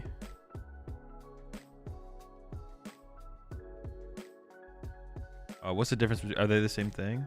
Oh, hey, let me do the... I already have that on. So they are different? Wait, these are the exact same card. Why is this not working? Hide alternative prints. Oh, this just means like full arts, I guess. Okay. But these are this. Oh no, these are. What does this one do? This one's got 340 HP, bro. What? 340? Wait, these are all Caparajahs. Hold up. Hang on. I thought these ones. I literally thought these were Kufans. I don't know why I thought these were Kufans, but I thought they were. Okay, let's see. If your benchmark won't have any damage counters on, this attack does 120 more damage. We could play at one prizer, right? You don't got your filters on. That's D. Oh, hold up. So I need to set it to what I need to do again? Greater than F, right? Good call. Oh wait, this is the only one we can play. Was it Kufan? Oh, we only have one option as well. What the heck? Okay, sure. Never mind. It's not as cool as I thought it was. We're kind of limited. So a 3-3 sounds fine to me because we're like trying to keep it alive. I don't even know if we play the Mew then, to be honest. I'm gonna take the Mew out for now. We also don't need this many energy, probably. We can probably get away with like 14.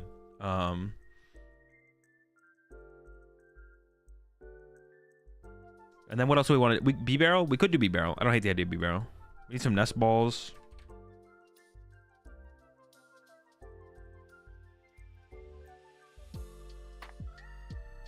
I'm so... Why can't I... Why can't I? I can't control click? Oh, it's control right click, not left click. The regulation filter is wrong? Wait, why is my regulation filter wrong?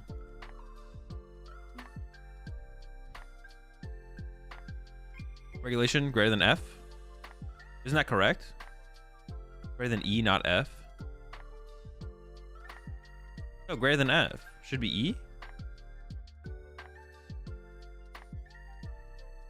Wait, but isn't F? I don't want everything greater than F though, right? Greater than F doesn't include F? Oh, shoot. I'm tripping. I thought I thought F rotated. E rotates, right?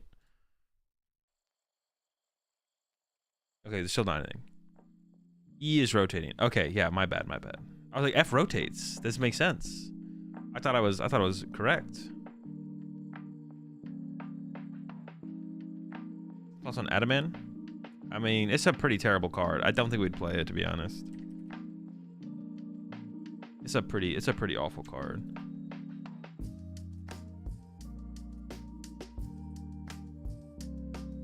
Probably play some of these though, to be honest.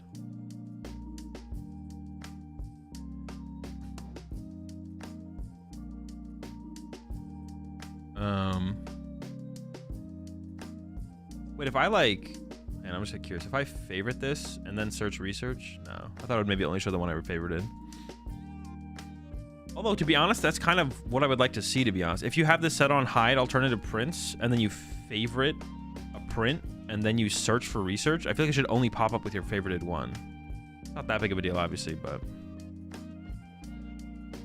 Are we doing the TM Arvin package? Oh, that's true. Are we going to do that? I don't know, actually.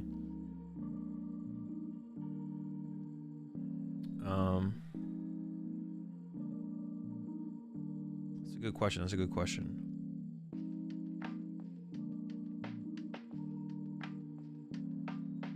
You have the favorites tab also? Where is that? One database, One Piece database. Yeah, I'm tripping. Where's the favorite? Oh, right here. Okay, so we could like favorite research. All right, that's cool. Those are some of these are some of my favorite Pokemon. I play Evo, Bib for draw. Yeah, I could see doing Bib. I don't know if we need Bib though. I'm trying to think about that. I think we want metal. What's it called? We want the lab. I want 4 of them too, I think.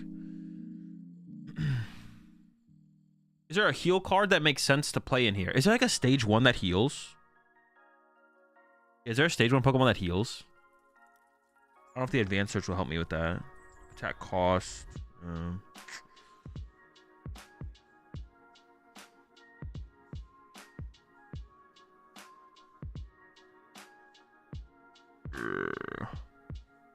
That's all I got. Togekiss line? Togetic, Whimsicott. Could you just Radiant Alakazam the damage off the Matangs?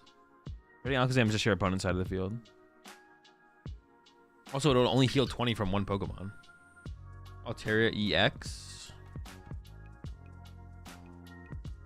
Like if this thing reduces the damage we take by 30, and then this sticks in play reducing the damage we take by 60, and then we heal 20 damage, I feel like playing some form of a healing card makes sense here. Radiant Serena? Well, no, we have this. Wait, is Crystal Cave still legal? No shot, right? You'll push it 3 months there, Jin. No, I was like, there's no way. New Whimsicott plus Turo? No, because then we lose all our energy. I don't think that's worth it.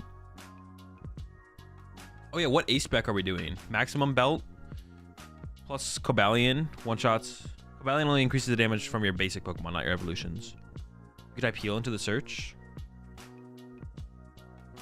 Apparently not. Wait, no, but I can change it to do that, right? Search complete card text. Nice.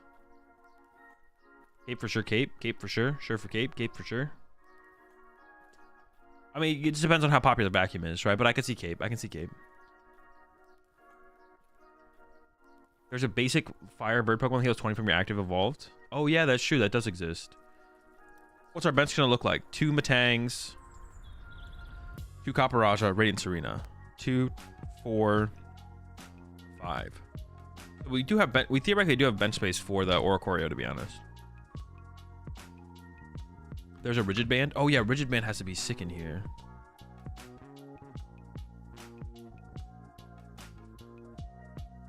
Probably 3 of them, right? Well, maybe only 2 if we're playing.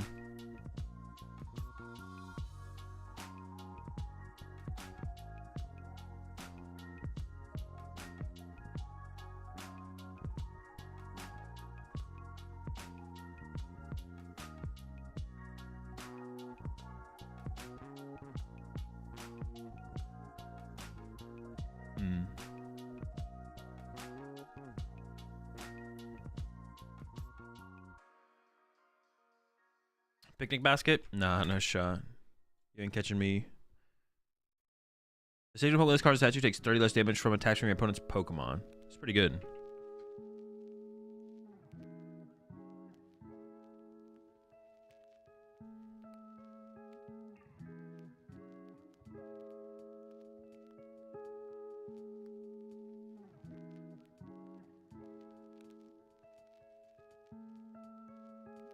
Spec? Yeah.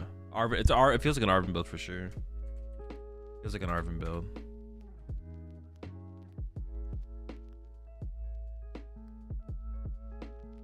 Team Evo? Yeah, we need the Evos. Can we ever get away? Can we somehow get away with not playing Ultra Ball? No, right?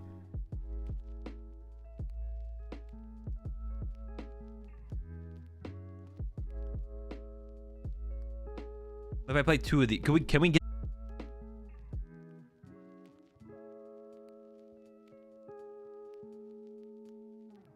But if Puffin only finds Belgium, so you need Ultra Ball. Well, I have 4 Nest Ball, but like the Matang and the Caparaja, like can we somehow get away with that? There's no way, right? That's what I'm wondering. Great Balls? Well, we may as well just play Ultra Ball at that point, right?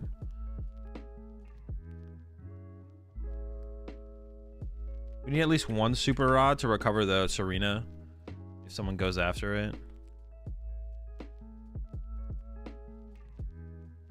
Why do you need 4 Iono? To draw cards.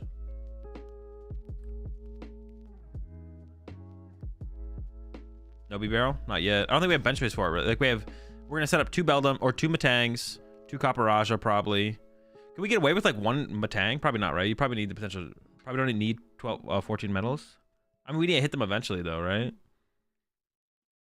Maybe the energy count is a little high right now. What if we only set up 1 Matang a game? Is that like a thing we can do? Like our elephants are going to survive so long. Can we play like a 3-3 Matang? Do we only need to set up like a 1-1 Matang or like eventually a 2-2? I guess we don't really want them to boss KO it. But, I mean, yeah, we definitely don't need 4 Matangs. The question is like, should we play 4 Beldums, I guess? But I don't even know if we do. You probably need multiple Matangs if you're doing something like Turo. Yeah, we definitely would need multiple Matangs if we're doing like a Turo. I don't even want to really do Turo. I just don't know how hard we're going to be getting hit, to be honest. I don't know if we need something like Turo or not. Leave room for Rev Room? I don't really want to discard energy though. I don't think I play Rev Room. Maybe just 1 Rigid Band and 1 Cape. Oh no, we decided no Cape because we're playing Rigid Band, but then what other A-Spec would we play? Oh. I was hoping. Oh wait, I could do this, right? Nope, apparently not. Is A-Spec 1 word? Nope. I guess it's not part of the card text. Computer search? Genius. When in doubt, Prime Catcher? Shoot. Astro Ball kind of good.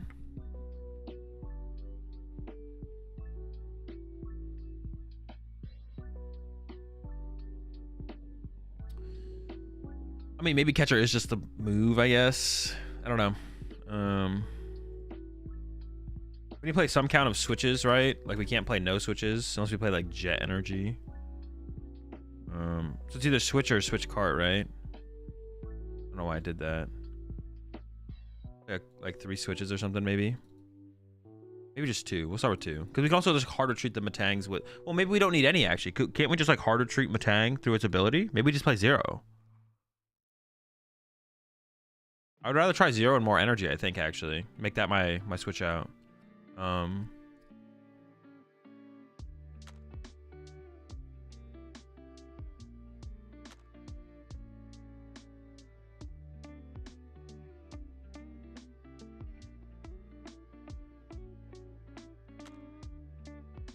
Farm catcher will be a switch out. Could be, yeah. Could be.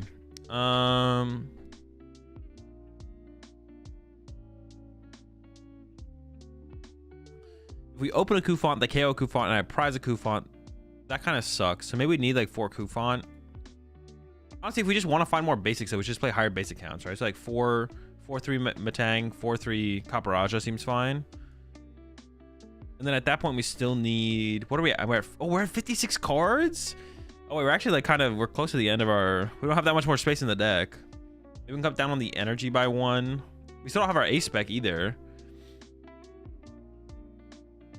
Cut some nests for some Poffin. We have 4 Poffin, 4 nests right now. Why is Poffin here? Can I like drag it around? Was there like a way to... Or deck. There we go. Okay, that's what I want to do. Ultra Balls? I really don't want to play Ultra Balls, but I feel like we probably have to be honest. If we're doing like heavy TM Eva though, maybe we can just get away with like 2 Ultras. Yeah, just like 2.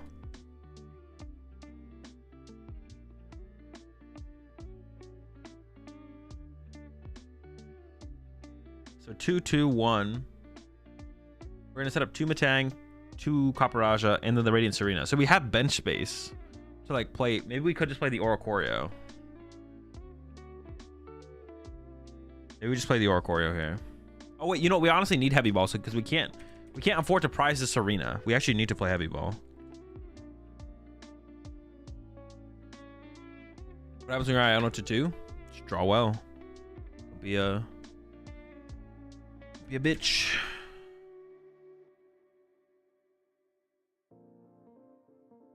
Cryptomaniac? Nah, no shot's worth it. You know, for Poffin to fetch the Kufant? No, because we don't have ways to retreat into the active turn 1. Like we could retreat the Beldam, but I want to use TM Evolution turn 1. Click the tools drop down and check out the stats Robin provides. Statistics. Mulligan, no basics. 25%? Wait. I'm mulliganing 25% of the games? Is that true? Starting with exactly 1 basic. 54. Starting with 2 or more basics. 45. Pokemon. Eldum. Possible starter. Wait, this is actually crazy, bro. This is actually crazy that this is here. What the heck? Wait, I'm mulliganing 20. Wait.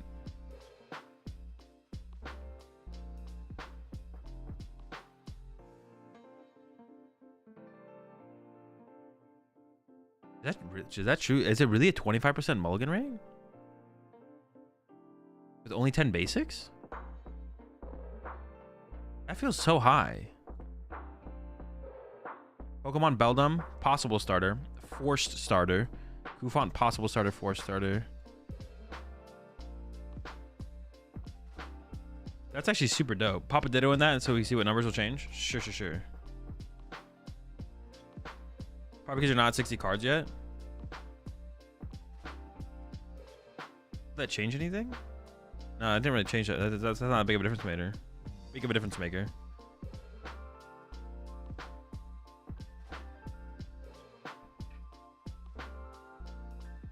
Well, I would like to see. So these 2 numbers are the numbers when we open with a basic. Oh, so these just aren't formatted in that way. So was it 78% of the time we open with a basic Pokemon. 78% of the time we open with a basic Pokemon. 78% of the time we open with a basic Pokemon, and 51% of the 78% of the time. It would be nice to see these numbers in comparison to this number, though. It would be like, how often are we open up with a basic Pokemon compared to a mulligan, instead of just like the percentage that we don't mulligan. 51% of the time is with 1, 48 is with 2. So 50% of the time, 50% of the time we don't mulligan. But what is that percentage in comparison to the mulligan percentage? Like I said, it's just like, what's it called? 78. So it's like almost like 40% of the time we open a basic, 40% of the time we open 2 basics, and then 20% of the time, roughly, we mulligan. So 20% mulligan, 40% 1 basic, 40% 2 basics.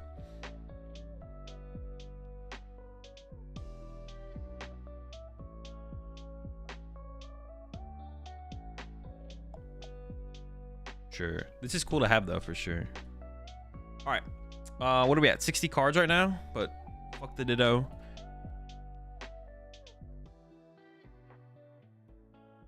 No draw power feels kind of weak, but I would want to just like play one choice belt first V stars. Ooh, yo, that 290 actually goes pretty hard, doesn't it? We kind of need to play a choice belt actually. That's like too good not to play, I feel like. That's true. That's true. Costs $10. Yeah, we're at $10 deck. Well, I don't think Buddy Poffin has been priced, or has it? No. So Buddy Poffin will be like $1 card. So it's like a $15 deck right here. Got a Poffin or two. I guess it only finds Beldums. Maybe we only need like it does only find Beldums, but Beldums are pretty important to find. I don't know.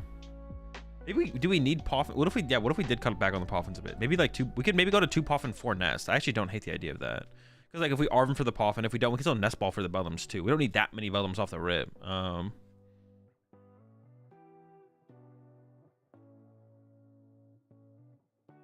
You don't need to know those compared to mulliganing. Either mulligan or don't. What matters is odds of starting one or more when you don't mulligan. Yeah, but it'd be nice to have that number be there for you, just to tell you often you're. Well, it's just the other opposite of the number. But it'd be nice to have it be broken down into those stats as well.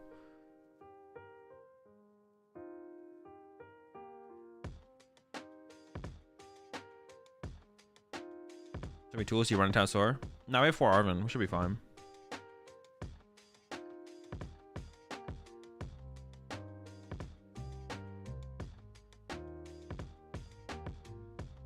So now we have 2 spots open because we cut those. 4 Sealstone. 4 Sealstone doesn't work on EXs. Only works on V Pokemon. And I'm not going to put a V Pokemon in play, I don't think. The only thing we could consider would be a Luminion. But even then, I don't like the idea of a Luminion being on my bench, so... I don't want a Luminion on my bench. I don't want a Luminion. Bravery Charm? Bravery Charm only works with basics. One but Bib Trust. Trust D's. Heavy Baton? I don't think we need to conserve energy like that. I think we want to make our Caparajah tankier. Probably can cut a Stadium. The Stadium Wars are over. We won. Yeah, I don't think anyone's beating 4 Full Metal Lab, but I'm trying to protect the boy. He was protected from Caparajah, which is relevant. It is relevant. This is true. We could play a 1-1. Well, if we play the 1-1 B-Barrel, though, then I don't play the Oricorio. I either play B-Barrel or I play Oricorio. I don't think I played both. Because right now my bench is going to look like... The way my bench is going to look is going to be like double Metang. Unless we do just go down to like a 3-3 Metang. We can even go down to like a 2-2 Metang then at that point, though, right? Like, what if we go down to a 2-2 Metang? There's no boss, by the way, right now. I got 1 boss in there. 1 boss, 1 counter catcher. Why B-Barrel over Reverum? Because I don't want to discard my energy. I just want to be able to draw cards without the requirement.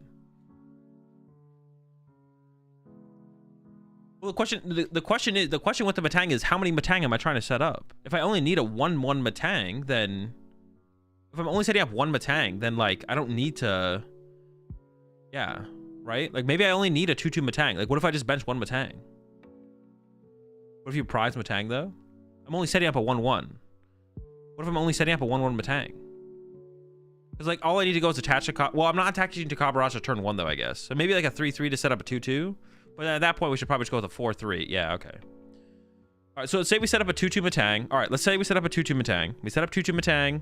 We have 2-2 Caparajah in play. That's 4 bench spaces taken up. Radiant Serena has to be in play. That's 5. So either I play Oricorio or I play B-Barrel. But I don't play both. I play one or the other. Manaphy and Jirachi? Nah. We just TM Evo out of Greninja range.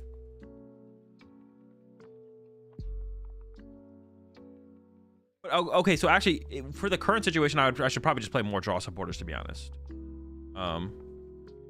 Yeah, for the current situation, I'd probably just play more draw supporters if I'm not going to run the B-Barrel.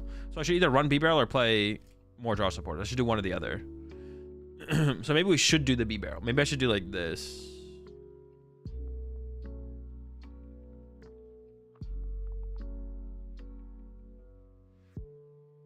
More than I think about it, maybe we should do the B-Barrel. Have some on-board draw power. With a 3-3 Metang, we can still set up the 2-2. It's not that hard. I guess another question should be: should we play more Beldums or should we play more Buddy Poffins as well? Because we still have two. We still have two spots now. 2/2 Bib seems better. No, I'm fine with just a 1/1. I've never had bench space for a 2/2. That's not true. I don't never have bench space to set up a 2/2. It's just rare that I ever would. I'm never gonna build my bench around setting up a 2/2 B barrel. So, if I am playing B barrel, I should probably play a higher ultra ball count though, right? Appreciate the 17 months there, G Max.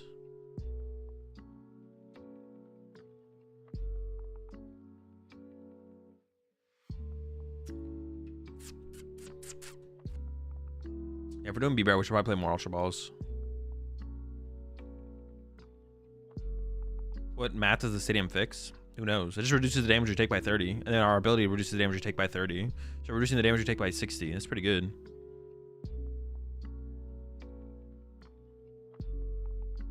Would running one Metagross be worth? Maybe. I don't know.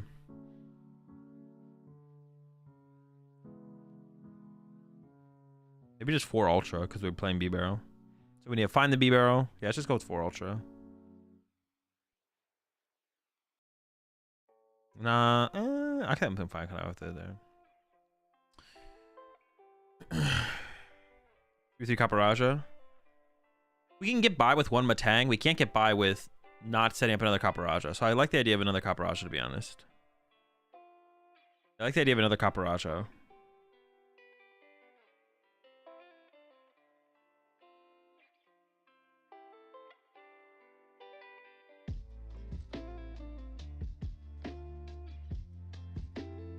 Oh, that's true as well, Paul. Yeah, we can't Poffin for the Kufant either, so we probably do want the higher count as well. That's a good point. That's a good point.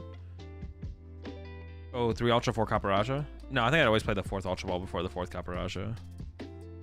The only thing I actually kind of want to add in here is actually more draw supporters. More draw supporters or maybe more energy, but 13 energy is actually probably fine, to be honest. More draw supporters though would be a thing for sure. I kind of want more draw supporters, but what supporter would you even play? Probably some researches, or you can play Poke Gears. I could just add some Poke Gears. I don't know. We could go like this actually. To be honest, we could go like minus this. Yeah, honestly, Gears.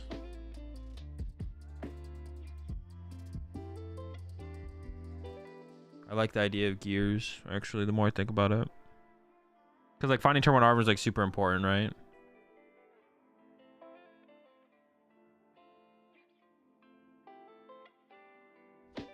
Just 1 gear, maybe just 1 gear. Or is Conviction? Nah, dude, that card has to be Cheeks. There's no way.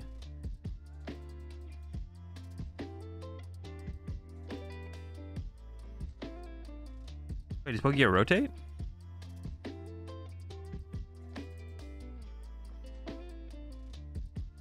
Weird. Why would that not find it? Interesting. If I search gear, it doesn't come up.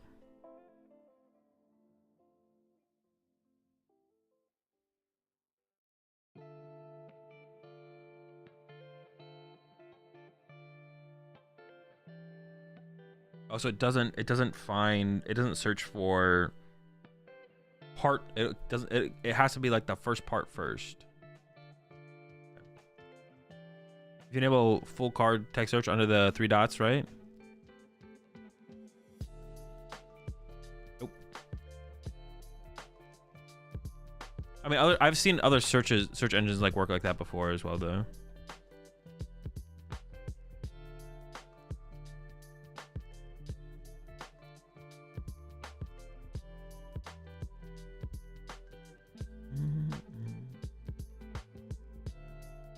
Oh, I think that's good. The 1 Pokegear is broken for sure.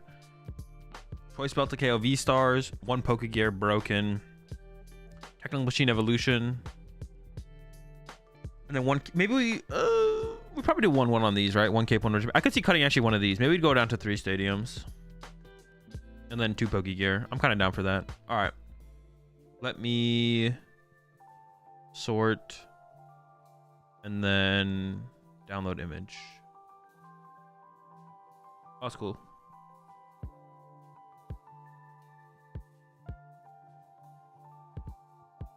me just see where it went.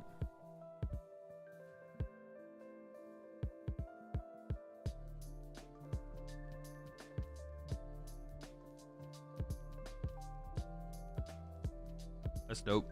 All right. Next deck. I can save this.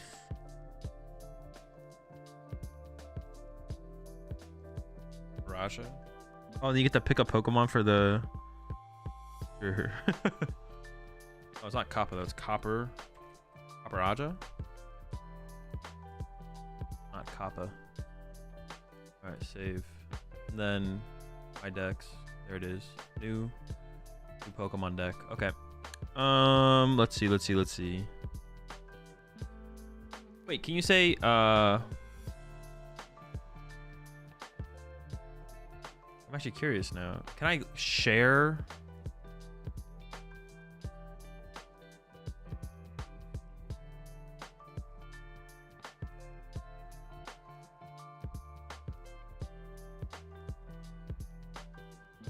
It'd be nice. Can I like share my It'd be cool if you could like share your not just a deck list, because you can share this here. Oh no, it'd be cool if you could share like your deck page, and then people could go to your deck page and look at your decks. That's what I would. That would be cool. That'd be cool. How does the playtest feature work? Let's find out. It just takes you right into the Limitless Simulator. New game, dude. Broken. Here we go. Schmeldum. And then, oh wait.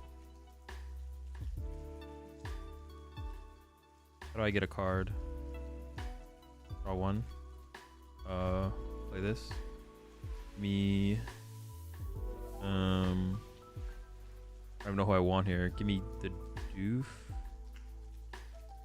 And wait, how do I get him out of here? Isn't there like a way to like get him out of here? Hand. Oh, you can like right click the board. There's like a command for it too. To bench. There we go. S ball. Probably get another Schmeldum. Bench. Broken. I didn't shuffle on that one. Wait, if I click off it, does it close it? Does it close it or close and shuffle it if I click off? S ball's card number 1. If I click close and shuffle and then click on it, it changes the cards. So if I click off it and then click on. So I have to click close and shuffle for it to close and shuffle. Otherwise it doesn't change the top card. Okay. Alright, new deck.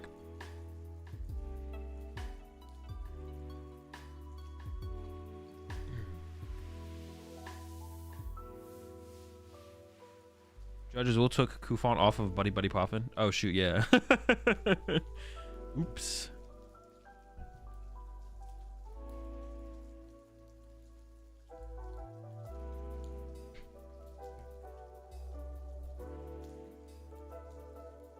All right, let's do Ancient Box next. So we need Roaring Moon. And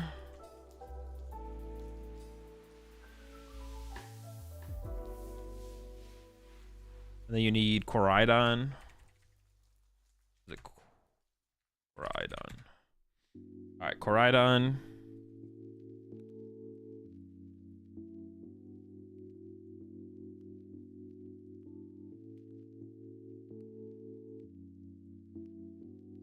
Flutter Meme.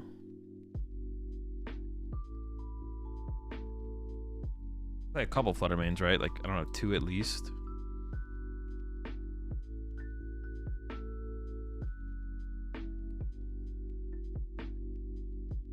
Slitherwing for hands. Oh, do we need that now? I guess we do, kind of, right? They just want to chaos the hands, right? 1 Great Tusk? Yeah, I can play 1 Great Tusk. 2 Slitherwings for the hands. Because they win on the 3rd attack anyways, right? Do they just beat us? Maybe they just beat us, to be honest. Alright, 1 Great Tusk for the memes. Ninja for the draw power. Mooney X? I don't think so.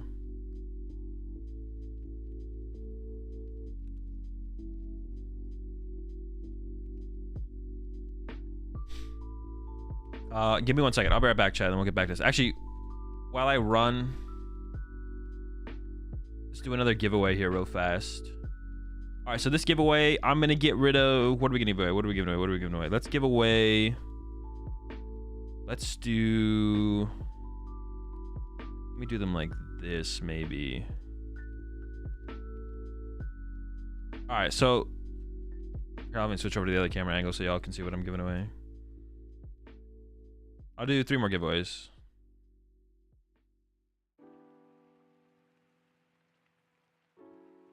All right, this giveaway.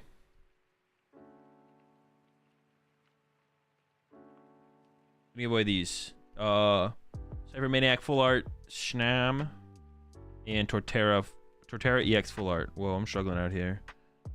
I zoomed in a little bit too much. Let's go back just a tad. There we go. All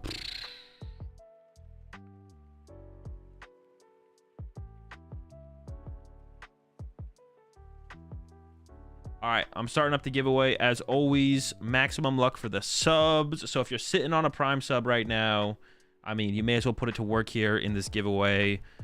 Just saying. Put exclamation point ticket in the chat. This giveaway will only be on Twitch. So if you're on YouTube and you want to get in on the giveaway, you have to just come over to Twitch real fast. Put exclamation point ticket in the chat. And then the other giveaways I'll be doing later. So this is this giveaway. The next giveaway will be these 3. And then the last giveaway we'll do will be the Prime Catcher. So stick around for a little while. I'm gonna be doing a couple more giveaways as well. I will be right back. Appreciate the Prime subs there. Bob and Cross, welcome both to the Rat Pack. We're all out of cookies, but we got plenty of giveaways.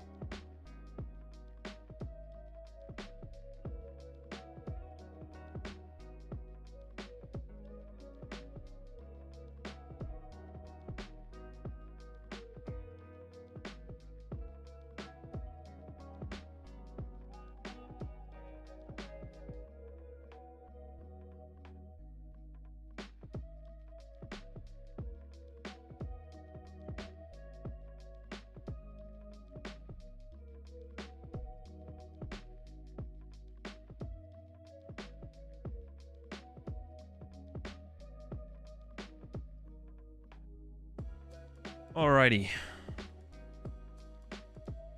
Appreciate the Prime subs and the Tier 1 subs there. Cause, Splody, Lucas, King, Mix, Bulgaron, Diggy Duns, and Flakes TV Live. Welcome all back. Welcome all to the pack. We are all out of tomatoes. We got plenty of marbles. So appreciate the 10 months there, Paul. In Bibs Art, do you think the best is to not play Lum plus Rotom? Give single prizes or have them for more consistency? No clue yet. Have not tested at all. Although I do have my first take. My first take with that first take video with that deck will be up on the YouTube this week or next week. So you'll see where I'm currently at, but I don't know for sure. Here's your tier 1 sub there, Zero Crazy. Welcome to the Rat Pack. We're all out of yikes. We got plenty of ancient Pokemon. All right. I think I was here. Exactly where we were. Okay, so ancients. Dude, I really don't like, I mean, it might be correct. I really don't like, well, we don't need, well, we do kind of need to get the Pokemon in the discard pile, right? So we definitely need to play Sada, right? We definitely need to play Sada. I just hate the Explorer card, man. I just hate the Explorer card. You appreciate the Prime sub there, Jonathan. Welcome to the Rat Pack. We're all out of beds. We got plenty of go-karts. Explorer's great for getting cards in the discard. I mean, yeah. I mean, it is. I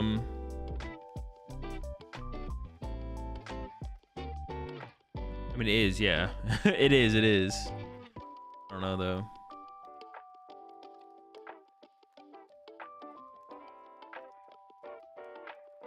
I appreciate that Prime sub there, Lord of Stuff. Welcome to the Rat Pack.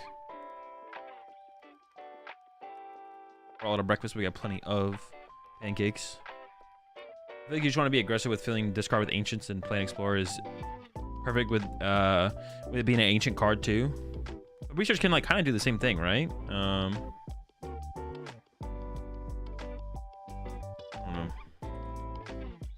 Is this site separate from Limitless? I mean, it's part of, like, the Limitless sites. I don't know. I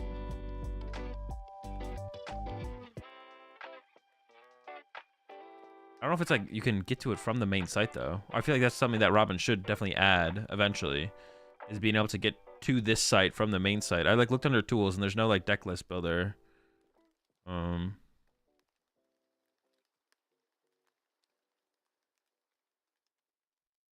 assume it'll eventually get linked from the main site, though. I don't think he plans to link it. Why not? Doesn't make any sense, does it? Why wouldn't you link it for the main site?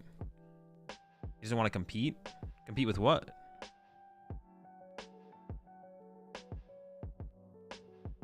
TCG Live? Wait. I think we're talking about two different things, Paul. Like, link from the main Limitless site to this site. It's not competing with TCG Live. I mean, I assume he'll do it eventually. I can't imagine you wouldn't. The PvP simulator is kind of. Well, yeah, but that's not something he even has on the main site. We're talking about like this, the deck builder, just the deck builder on the main site. It'll definitely be on there. Just need to make sure everything works first. Oh, yo, what's up, Robin? Okay, yeah. Robin confirms. Would Pokestop be worth including if we just want to dump a bunch into discard? A bunch into discard. Yeah, without PvP, of course. Okay, yeah. Pokestop would be worth if we want to dump a bunch in discard. I just don't know how aggressive we need to be at dumping stuff in the discard pile, to be honest.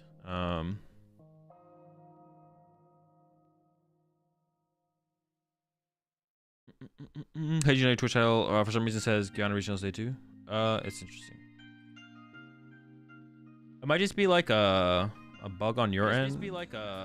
Yeah, like if I go to Twitch right now, my title is correct. It's just like a I don't know. Twitch is just weird sometimes. I think Twitch is just weird sometimes.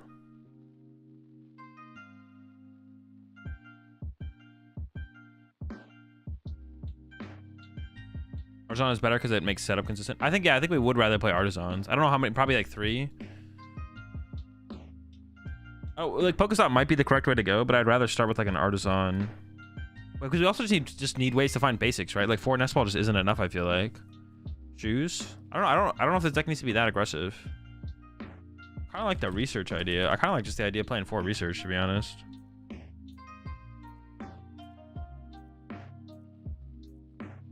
I do kind of like the Great Tusk meme to like just mill your opponent. That's kind of cute. I maybe even go to 2 of those. Slither Wing is like our answer to hands. Why not 2 Artisan, 1 stop? I mean, it's the same thing as saying why not 3 Artisan, no stop. Like, I don't know. Like, okay, they both like.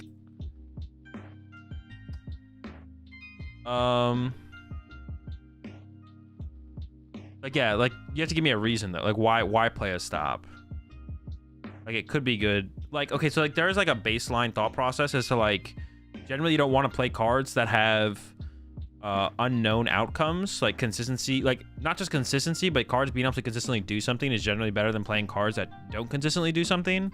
So I'd rather play Artisans than Pokestops. Now it doesn't mean it's like Pokestop's incorrect. Like you look at Chi and Pao and the stadium it chooses to play like currently in the format is Pokestop without like a consistent outcome, just because like the potential outcome is so high. But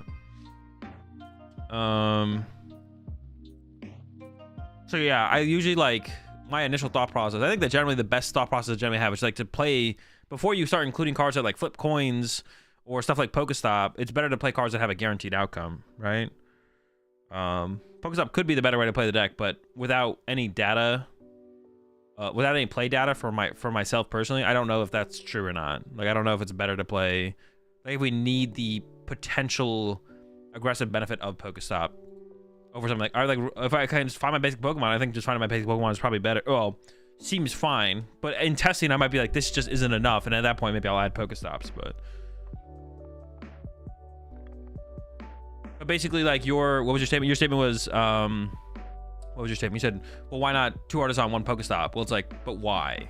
You know, like my baseline thought process is play cards that guarantee do something versus playing cards that potentially do something. There's no reason for me to use Pokestop until I played with the deck and realized, okay, we need to be more aggressive. But I don't know if we need to be more aggressive, to be honest. Ultra Ball?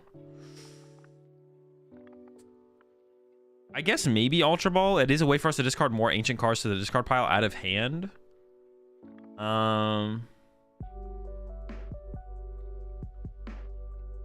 Maybe Vessels would be enough, though. How are we getting... Maybe Vessel plus Research is enough. I'm actually not sure. Vessel plus Research might be enough.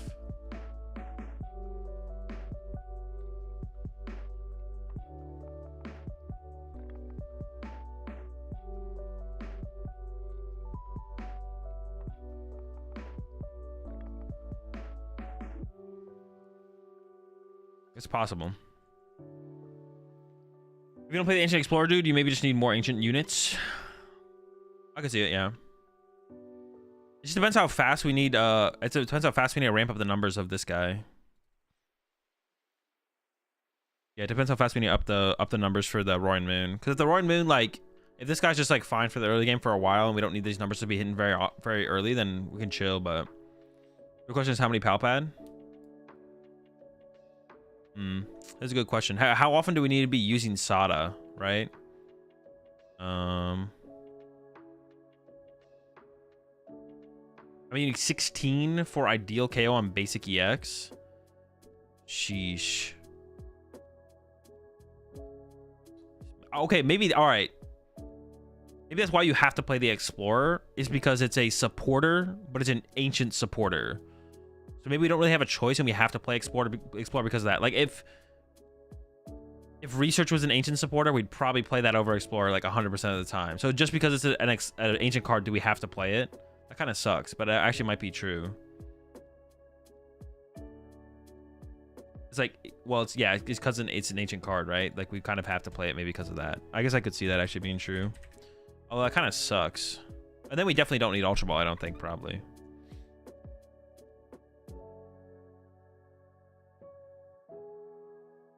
No matter how bad this card is, I think maybe have to play it for that reason. It just is an ancient card, right? Gorsh. Cart? Probably should play some kind of cart. I don't know. We need dark energy too. How was I finding energy again? What's it? No, how was I finding energy? Just energy?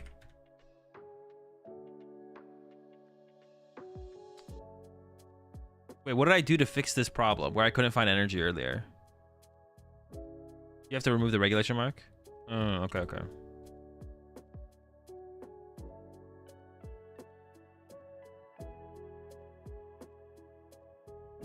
So we need what? 6 of these? Like 6-4 or something probably? Or is that too many energy even? It could be too many. No, because we want to attach for turn. We need attach for turn, Greninja uses, and some in the discard pile. You think Dark Patch guy needs to set up Roaring Moon faster? Oh no, but we want it to be flipped, right? We want it to be like this. Yeah, we want it like that. Or we could even go like this, to be honest. Maybe that's even better. Because we need 2 for this, only 1 for this. We're playing the Explorer. I think Rod Palpad is necessary. I can see Palpad. I don't know if we need Rod. We have plenty of it. We have a ton of attackers. The only thing would be if we want to Rod back Roaring Moons. Maybe well for Greninja. I don't know if we're playing enough. I don't know if we're going through our deck fast enough to warrant a heavy ball though. We don't have any way to like find the heavy ball. Boss or catcher.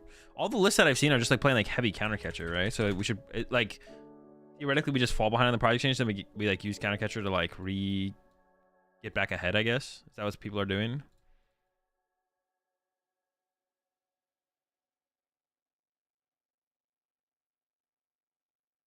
Don't forget your ace spec. Yeah, I just don't know which ace spec is best. Is it? Well, let's just do the cool one. What is it called again? Drum? Something drum? Let's just do the cool one. If we're gonna play one, let's do the cool one. I think 4-2 Research Explorer split is probably better. 4 Research 2 Explorer. Yeah, I guess the question is just how many ancient cards do we need? That's the question, right? Ultra Ball? Nah, if we're playing Explorers, I'm not playing Ultra Balls. No shot.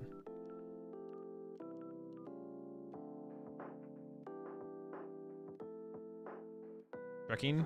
Nah. Definitely no check and choose. Roaring Moon EX? If we play Roaring Moon EX, we kind of have to play Dark Patches. Only 35% run drum. Yeah, I'm just gonna do the drum because it's the cooler card. Palpad and Rod are needed because of guidance. You can have a guidance that discards the rest of your baby moons or sadas. Yeah, I could see Palpad being necessary. I don't know about. I'm not gonna put a super rod in yet though. This probably is correct, but I'm not gonna do it yet.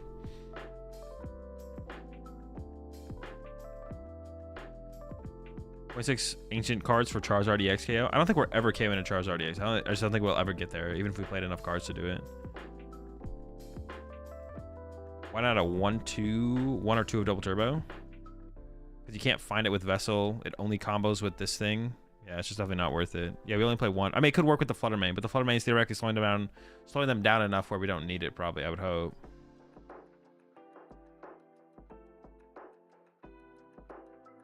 Play the Cobalion, plus 30 to Dark. Easy Zara to KO. Dude, how many do we need? It's plus 10. So we need 23 ancient cards in our discard pile, plus the Cobalion, and we play with 4, 8, 10, 14, 18, 22. Wait, did I skip that? 10. What are ancient cards here? 10, 14, 18, 22, 26, 30, 31. We play 31 ancient cards, and we would need. Wait, how many did I say we would need? 23 plus Cobalion. It seems okay. That seems possible. We could maybe get there. It's very doable. Very doable. I don't know about very doable, but I think it's possible. I think it's possible. Without Cobalion, it's not. Yeah, I think Cobalion is a pretty big difference maker. I agree. Cobalion is probably a pretty big difference maker for sure. But I don't even know if that's doable. Like, but you do need a couple rods. If anything, I'd probably just play 1 rod. We have so many attackers. I don't think we need a couple of them. Wait, do we need like a pivot in this deck? We have like nothing that pivots right now. Well, we have to play like some kind of switch card, right? Like 2 switch card? I don't know. play a board. I mean, board would turn Greninja into a pivot or Fluttermane into a pivot, right? But if I open the wrong Pokemon, I think I still just play a higher switch count, to be honest. One of Morpeko? I could see that. Morpeko doesn't seem terrible. But then we'd have to play a decent amount of switch cards to get into the Morpeko, right?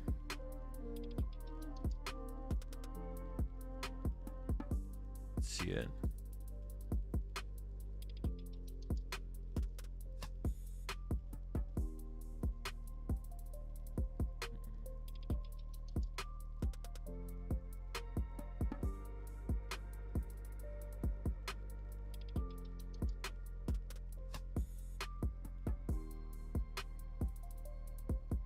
And I'll switch card you eventually. Morpeko's kind of sick. I can see the Morpeko being okay. It gives you like the pivot to work with so you can get into the next best attacker. Well, at that point, I'd maybe just rather play a... Well, I guess we don't have a way to find the board either, though. That's like the thing as well, right? Wings needs 2 fighting. Maybe... Wings. Oh, true. Maybe I should be a little bit closer, actually, if we're playing the Wings. Is Wings our only way to deal with... How much can the Iron Hands hit for? Or is having a capsule get us out of range? We have 200 HP. No, it does not get us out of range. So if we don't have a way to one-hit KO the Iron Hands, we just lose, right? How many do we need for this thing to one-hit KO the Iron Hands? We need what, 20? No, we don't need 20. We need 16. Could we just get to 16 and then this thing just KOs the Iron Hands? Is that possible? So the wing is really more for POW than Future Box. Okay, I guess I could see that, yeah. I could see that.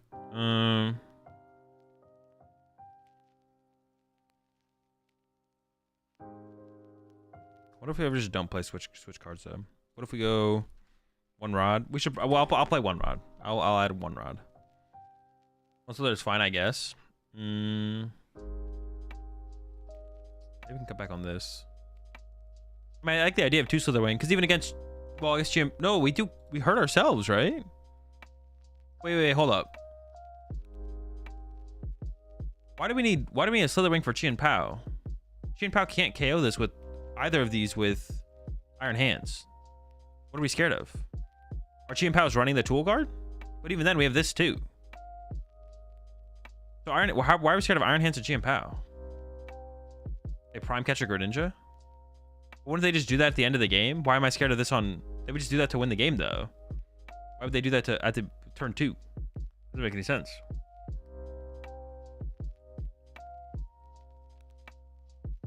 I almost feel like we just shouldn't play these then. If it's... Well, we probably still want them for like the Future Hands matchup, I guess. Just don't play Greninja in that matchup then? That would also be a possible... Yeah, we just like not put down Greninja in that matchup, yeah. If they do that, if they do early, they kill your draw power.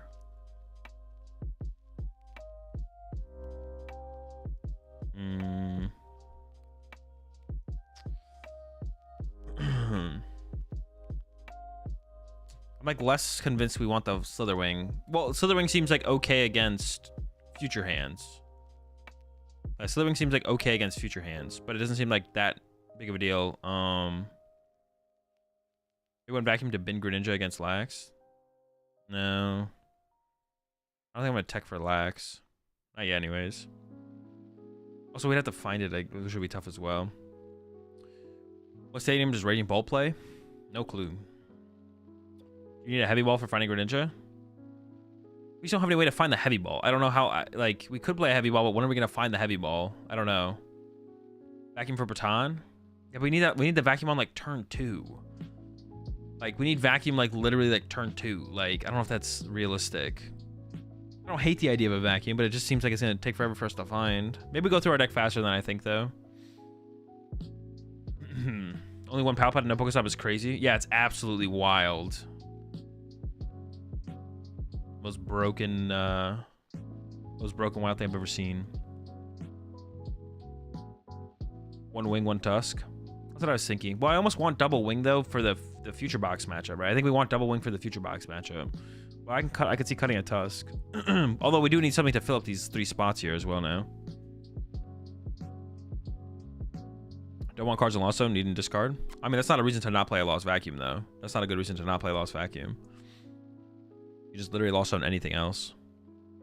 The point of playing Lost Vacuum is when we feel like we need to be able to deal with this. Well, I guess less so it's Stadium, more of a tool card. When we feel like there's a tool card we need to be able to deal with. Doesn't matter what we need in our discard pile if we lose because we can't get rid of a certain tool card, but I don't know if there is like a certain tool card that we're that scared of.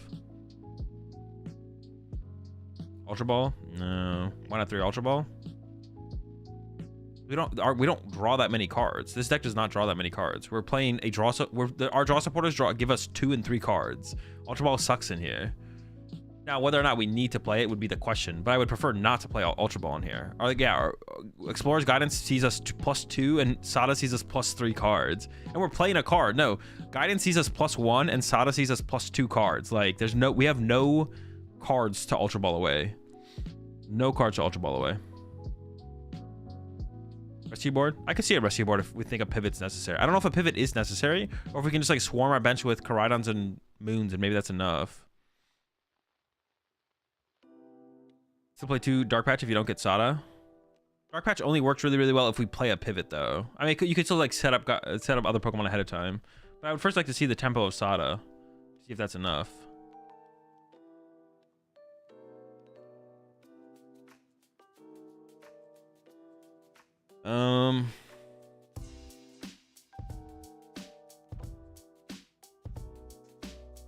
What else do we need? What does this deck need? If we're out of needs, then what do we want, I guess? We might be out of needs. You said Tempo of Sada. I heard Tempo of Sinnoh. Wait, then how'd you know I said Tempo of Sada? Superior Energy Retrieval. The list that did well in Japan did play the Superior Energy Retrieval. Heavy Ball, I don't know. I just don't think we're gonna get to the Heavy Ball by the time we need it. I could be wrong though. Don't be a coward, put a Drillbur in. We have no way to find Drillbur though. Dude, I wish they would, well, it's not necessary, but I kind of want them to eventually like give us abilities that you can Nest Ball for. Like, what if the Drillbur said, because Drillbur says what? You may use this ability when you place Pokemon from your hand onto your bench. Should your deck for up to 3 basic fighting energies. Like, I wouldn't hate it if Drillbur could be used with Poffin and Nest Ball. Like, I wonder if they'll ever give us abilities like that. I guess it is just kind of like a balancing thing, right? If they ever feel like the ability is not good enough where it would be okay for it to be able to be searched out by an Artisan or a Nest Ball or something like that, then they would change the ability that way. I don't know, maybe they got big plans for Drillbur though. Who knows? Like 2 sets from now, Drillbur might be broken, and we'll be happy that you can't Nest Ball for it. But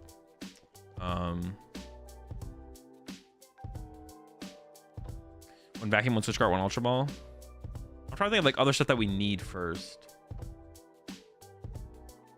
Ultras over Nests and put in the Burr.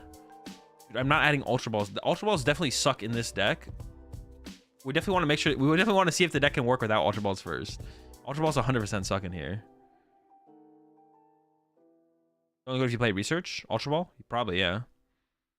I can see, yeah, Ultra Balls seem better in here if you play Research, because then you have enough cards to support the Ultra Ball. I don't know, worth considering. You're only giving up single prizes. It's just, our other supporters are probably too important to play. We just don't want to play too many supporters. I could see playing some Ionos, though. We could play like 2 Ionos or something. A while for stall? I don't think so. Brute Bonnet worth any consideration? Probably not, because it has 3 retreat costs. But I guess we could just set it up to attack with if they were trying to boss stall it. Makes this do plus 10 damage from poison, but if we just put it in the disc... No, Brute Bonnet never makes any sense, right? Roxanne? I don't hate Roxanne. Depends how we win games, to be honest. Yeah, it depends how this deck wins games in most of its matchups, which I just don't know yet, having played 0 games, obviously, but... If we ever get to the situation... If we get to situations where we're like, I could see Roxanne being okay. I can see Roxanne being okay. We could do some Roxannes. I'm down with that. I wish there was an ancient Pokemon that had free retreat cost. There's not, right? There's not an ancient Pokemon with free retreat cost. Any Jet? Not right now.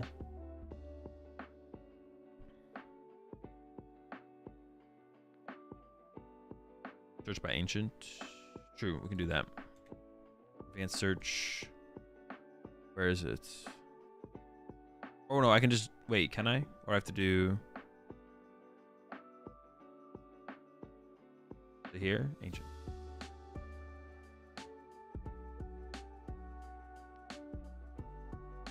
They need to make an ancient Pokemon that has free retreat.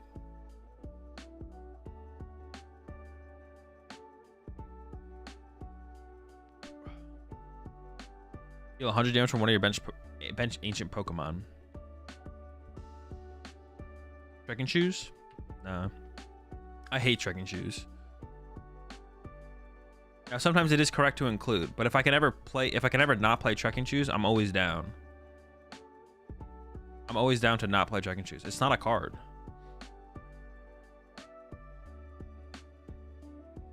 Ultra Ball's good to ramp up damage. Yeah, I don't think this deck supports Ultra Ball very well though.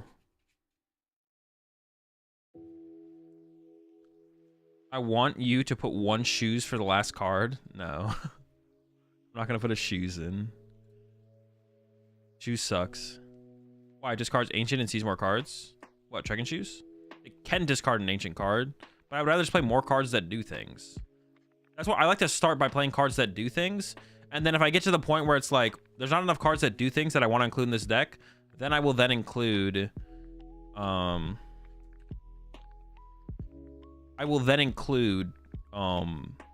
trekking shoes. But first I want to see if I want to play cards that do things. Does it need 4 Roaring Moon? Yeah, Roaring Moon's one of your best attackers. Roaring Moon is your best attacker. Your best early game attacker is Koraidon. And you need a bunch of ancient cards, so you may as well just play 4 of each of your attackers.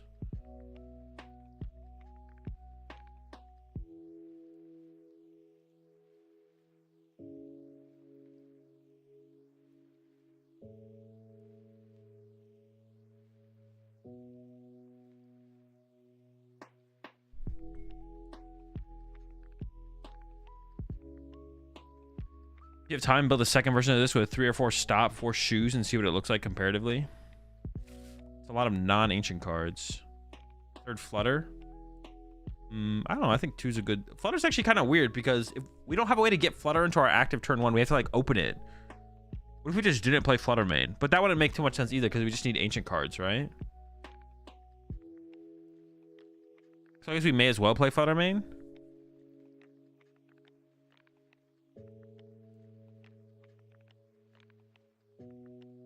I didn't really think about that. Like, we don't have a way to get a Flutter Mane in the active turn 1 because everything has 2 retreat cost. But I don't really want to play switches anyways. I don't really want to play switch cards anyways.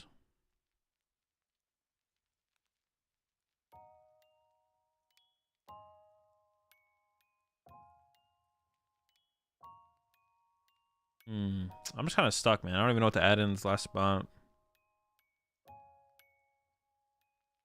Add a Flutter for the last spot. Do we ever like make this like a pure Sada build? Like what if we played... I just don't like the idea of not playing Artisan. Like you can't really play Artisan and Stop in like heavy counts.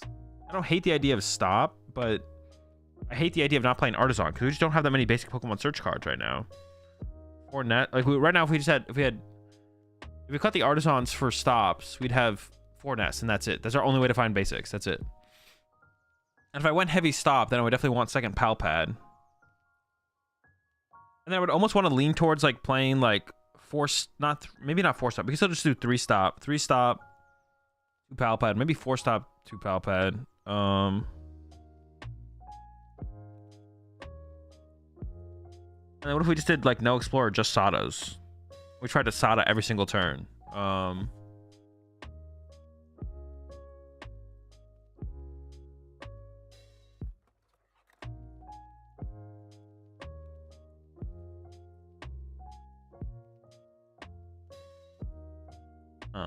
I don't actually know, to be honest. That's something to think about. Explorer too good? I think Explorer is terrible. I think you might have to play it. Yeah, I think Explorer is terrible. Plus 4 damage as a supporter. But it's like not what it does. It can do that. When you play Explorer, you can maybe see. Yeah, it's not as simple as when you play Explorer, you discard 4 ancient cards and you get 2 good cards, and then you just like that's like. Yeah, Explorer sucks. This card is terrible. But we might have to play it because it's a. We need to play a certain kind of supporters, and it's an ancient supporter. But the card is truly awful. Explorer's +1 card to hand? Yeah, it's +1 card. Like, like it's so bad. This card sucks. This card is literally miserable. Now I kind of want to try like a Pokestop build though, to be honest.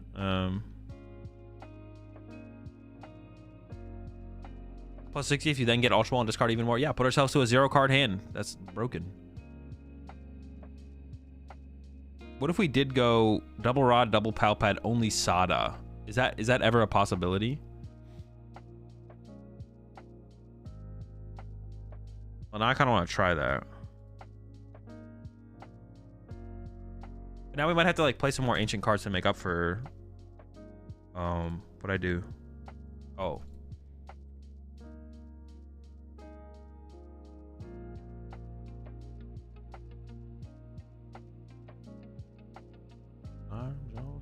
Blind. I think 29 is fine, so you can play 2 ancient cards, 2 non-ancients for the explorers. Explorer. Might have to play second super rod if we're going heavy stop as well, to be honest. But I'm gonna try and get away with one. I'm gonna try and get away with one super rod for sure. Definitely gonna try and get away with one. We might put the Roxanne's back in actually. Roxanne is still good, or still seems good. I still like the idea of the Roxanne for sure.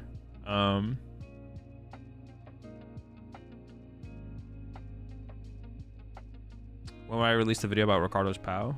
Not until I'm gonna play with it. I'm gonna probably play with Ricardo's deck. What was tomorrow? Tomorrow's the dude stream. Either on the next Road to Arceus or in the online tournament, I'm gonna play with Ricardo's deck. Probably on the Road to Arceus. Maybe -1 energy also. No, I think because we still want attachment for turn plus draw powers concealed cards. I think 10 is probably solid. One Cobalion. Yeah, that's what I was gonna add. The Cob. Cobalion. Roxanne. So we just Sada early game. We just try and Sada as much as we can in the early game. And then we Roxanne in the late game. Get some counter catchers involved. Hold up. Let me think.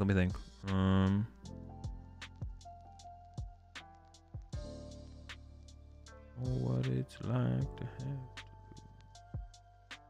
to really. Should these just be Pokemon catchers? What does like that late game situation look like? Our counter catchers, I guess I'll rock the counter. Our counter catchers are always online for us in like a positive way, like for us to win games at the end of the game. Like, can we always rely on counter catchers? Like, I guess I have to like play the deck and like see how the prize trade plays out.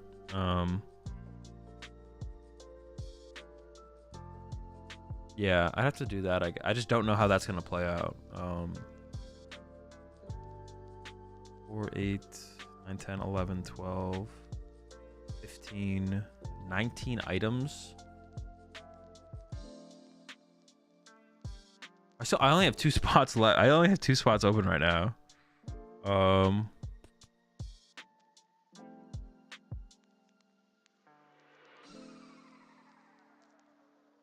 I sincerely think this is gonna suck without Explorers. Roaring Moon would have loved to just Sada every turn. What do you mean? Roaring Moon was able to pretty much just Sada every turn in a lot of situations. Is Great Ball the next best search card? We might, because of the lack of Explorers. I don't even want to say that. I don't even want to say because of the lack of Explorers, because I just don't know if Explorers are necessary, to be honest. I don't even want to say that, to be honest, because Pokestop will be milling stuff as well. But maybe we do need some more. Maybe we do need more Pokemon search in general. I think you can really play Ultra Ball without research. We do have the Pokestop though that'll generate a couple more cards for us though, right? I wouldn't play like 4 Ultra Ball, but maybe 1 or 2. If I played Explorer, I definitely wouldn't. But if we're playing Sada, Sada generates a couple more, like the generation of 1 more card than the Explorer might be able to allow us to play Ultra Ball. Egg Incubator for search. Yo, the egg? Flip a coin if head, search your deck for a basic Pokemon, put it onto your bench, and shuffle your deck. If tail, yo, egg? That could be it. Is that better than Ultra Ball, or do we need ways to discard more ancient cards?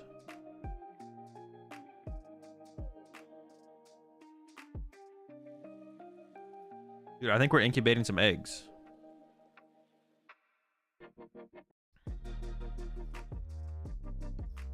We don't have enough cards, ancient cards anyway, so how many do we have? 4, 10, 11, 12, 13, 17, 18. Ooh. We only have 26. See, that's when I go back to, like, do we just have to play Explorers? Do we just not have a choice? We just literally not have a choice but to play Explorers. Or maybe we just, like, increase our, like, what if we go, like... Wait, do we ever go like this, though, actually?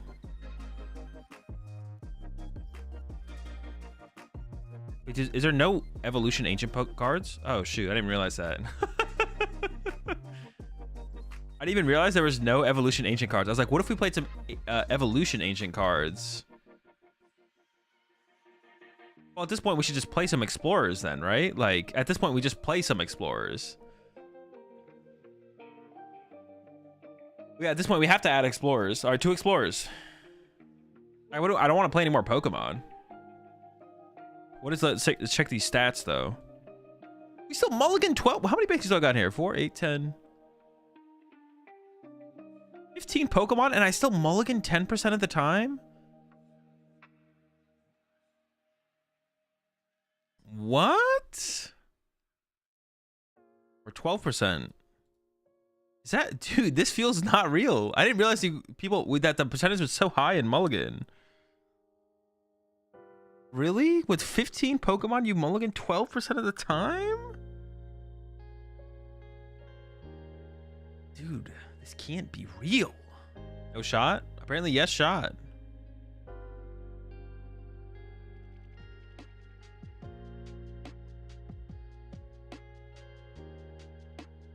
Day 1, 24 games, you mulligan 3 times total. Oh, all right, so maybe it's not as big as I think it is. I just, like, never really did the numbers on this before. The only thing I ever, like, tried to factor in is how often do I open with a 4 of. That's it. That's the only number I ever really cared about. It's like, is it worth it to play 3 or 4 of your starter if you're really trying to open it that bad? That number 12% just feels so high. That feels so high. But I think I'm, like, overvaluing the idea of what 10% or 12% is, but it feels high. That feels so high to me. For 15 basics, bro, if I'm mulliganed once with 15 basics, bro, that's it. I'm dropping from the tournament.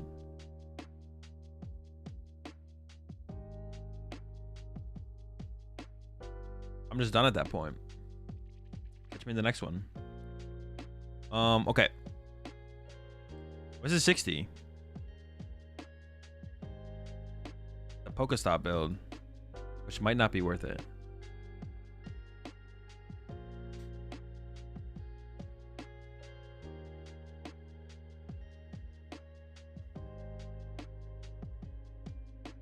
So 12% is about 1 in 8. So 12% is about 1 in 10. Not quite, but almost. A bit higher than chance of prizing your ace spec. It's true. Do you need 4 Pokestop?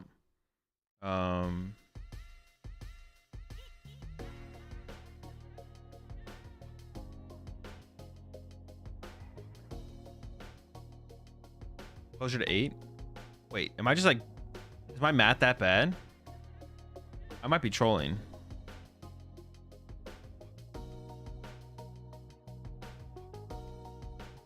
I'm tripping? All right.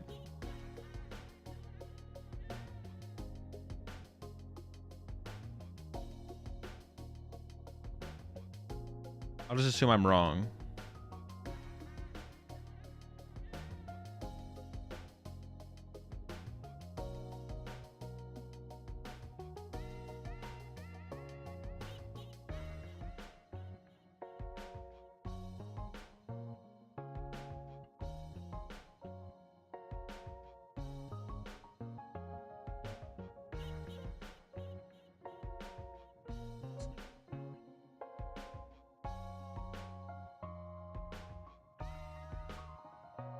And someone said something that I was going to respond to, but I don't even know what they said.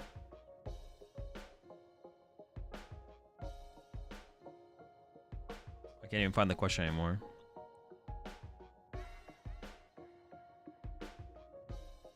So I need to reuse drum? No, I'd just rather play a draw supporter for my turn.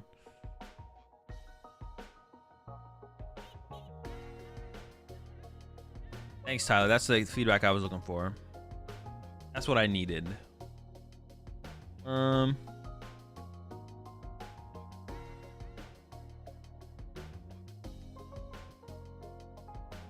Post rotation Chin Palace. Yep, it's on my YouTube channel. Azul, have you tried playing 5 Sada so you can find it more consistently? I have not, but to be honest, I think I would go up to 6 before I went to 5. That seems even better. I guess like another question is like, should we play the like one question I do have now that I'm kind of thinking about it is like, should we play the Roxanne? Or should it just be 2 more explorers just to have more ancient cards? Dude, are we just back up? Like, do I care about disrupting my opponent? I care about chaining Sadas, right? That's kind of all I want to do. All I want to do is chain Sada. All I want to do is use as many Sadas in the early game as possible. Because I just want to have attackers set up. So when they start to Iono me, I have attackers set up through their Ionos. And do I ever need to... Another question is, do I ever need to draw a lot of cards? Like, after my opponent... When my opponent Ionos me, do I ever need to draw into a Roxanne? What kind of combo am I hoping to achieve where I would want Roxanne? Maybe it doesn't exist. Yeah, maybe we're just playing 4 Pokestop, to be honest. Just going like super... Or like the Turbo... Just trying to go fast, I guess. Drum draws you a lot of cards. Yeah, we can save our drum to the late game. That's what we want to save it for, right? Should I keep saying rescue board and Arvin? Do we reject that idea?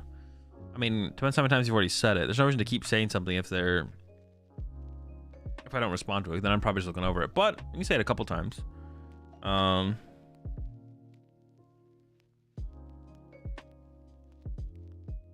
Arvin is bad for sure. I think Arvin is definitely bad. We don't care about finding our capsule. It's just if we do find it, that's cool. And then, what'd you say? Something else besides the Arvin though? Rescue board is okay. Rescue board would be okay because it gives us a pivot. But I wouldn't play Arvin just to include rescue board, or rescue board just to include Arvin. I could see playing a rescue board. Rescue board would be okay. I think more so than anything, I'm just not gonna play any switch cards, and we just hope we don't start our bad starters. To be honest.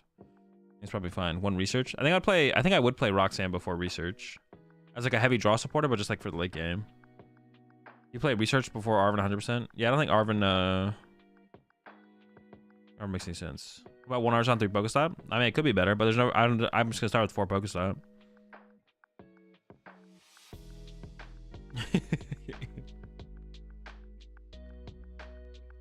Cypher instead of Roxanne? No. They don't even do remotely the same thing. One is just trying to see a lot of cards. What would be the point of playing Cypher? Cypher, we'd go Cypher plus Greninja on the turn, or Cypher plus Pokestop to find Counter Catcher. If you want to find specific things versus want a lot of cards. Would you say Cypher instead of Roxanne, or Cypher and Roxanne? We want Roxanne if we want to be able to disrupt our opponent, plus just have a heavy draw supporter in the late game. And then we'd play Cypher if we just want to guarantee combos. But there's like the only thing we'd ever want to Cypher into is basically... There's just not that much. I don't even know what we need in situations as well. Squawk? Nah, putting a 2 Prizer in play is probably just not worth it ever. Think, what is Koraidon hitting for? Cut It, Second Tusk, and Mawile Trust.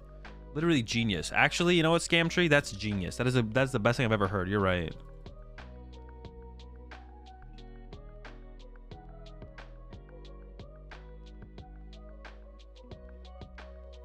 Oh shoot. It's not an ancient Pokemon. No way that 4 balls enough to make that's possible. We might need more, to be honest.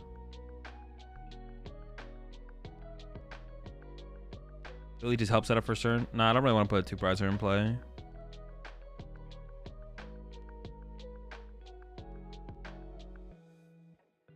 Really to help set up for... Not better. 4 balls, not enough to make raid hit on for enough damage on the game easy. I could see that, yeah. We might not be able to actually pull that thing off, to be honest. We're not hitting very hard. 4,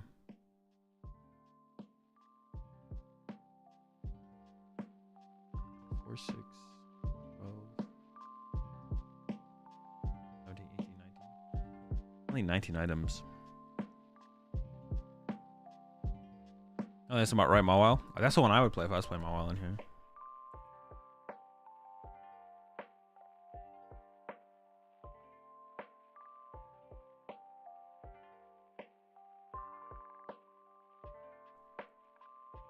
I say 4 balls and up, you only need to find 5 Pokemon the whole game. True, you don't need a ton of Pokemon. It's more so like Emery was saying though, for that first turn though, if we're trying to attack with a Koraidon, we do want to find a decent amount of ancient Pokemon, right? Which is gonna, with only 4 Nest Ball, honestly, it will be tough to do to find enough Pokemon to get this thing hitting too hard. Well, this is like, it depends what we're trying to KO though, right? What we're how hard are we trying to hit? The bigger thing would be like on turn 2, turn 3, when we're trying to like 2-hit KO a Charizard. That's when we want to be hitting like super hard with this thing. But that's where it might come up a little bit short, to be honest. So what I say my goal was, we're just trying to chain Sadas. We are just trying to chain Sadas. You appreciate the 78 months there, gamer.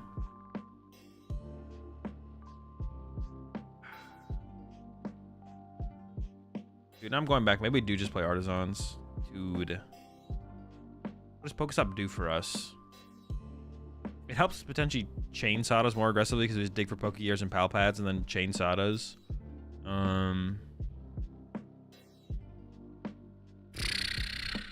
Man.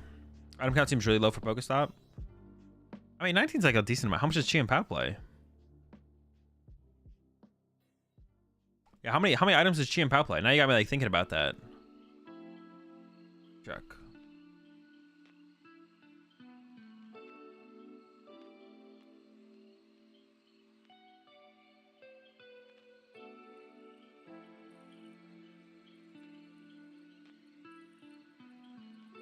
-4 -5. 34 -9. So 25. They play 25 item cards in Chi and Pao, roughly. Yeah, it's a decent bit more, I guess. You're about around 34, 36. Well, I mean, yeah, not trainer cards, so I meant item cards. How do you feel about Big Mooney X in this? I mean, if you play Big Mooney X, I feel like you have to play Dark Patch. I feel like if you play Big Moon, like benching Big Mooney X and then being like, I am gonna attack with it in 2 turns, or like you bench Big Mooney X and you Sada to it and be like, look out, it's coming for your next turn. Your opponent's gonna be like, haha, boss KO, because they're not gonna be bossing anything else the whole game. Like if you play Big Mooney X in here, you have to like not only run Dark Patch, you also have to like run a pivot. Well, I guess you could like get an energy on a Fluttermane at some point. You could like sneak an energy on a Fluttermane at some point with a Sada and then be like Moon Patch bonk. Okay, I could see that. You could make that work, I guess. Sada Patch Attach is all you need. And a pivot, though. You need Sada Patch Attach and to pivot. There's like a lot. Dark Patch, good synergy with Pokestops, but pivot is tough. Yeah, the pivot is the tough part, for sure. A Skateboard for main. I think you'd rather just like hope that a Sada works out, to be honest. But I could see, we could play Mooney X. I don't hate the Mooney X. I don't hate it. I don't dislike it. But at that point, should we just play like a full? Should we be playing like a full dark version with if we're going like the moon? I kind of like the idea of the moon having a way to 1-hit KO like. Well, okay, if we're playing Cobalion, we just don't play moon. Right? Well, I guess you could use the moon in the mid game, but it doesn't like enhance your prize trade at all. Like being able to get KO with a 1 prize trade at the end of the game with the Cobalion is like kind of the point. I feel like that's the point, anyways. Yo, what's up, newbie? I feel like that's the point. The main question is, can you beat Zard without Mooney X? I don't know. I mean, that's why we have the Cobalion in here. Like, the Cobalion is supposed to help us, but I don't know if it does.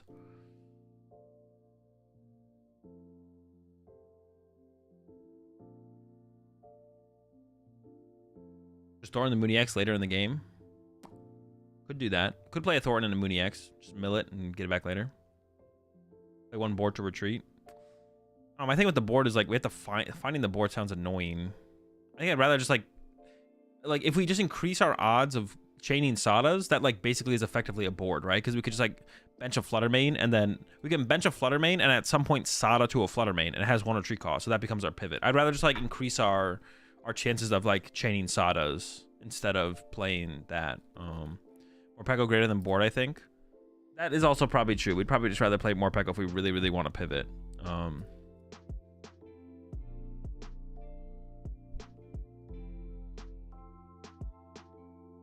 You go more dark version with Big Moon Patch Research. You can also replace Drum with Prime Catcher. Yeah. We need a 0 retreat cost ancient Pokemon. It'd be nice. I definitely wouldn't hate it.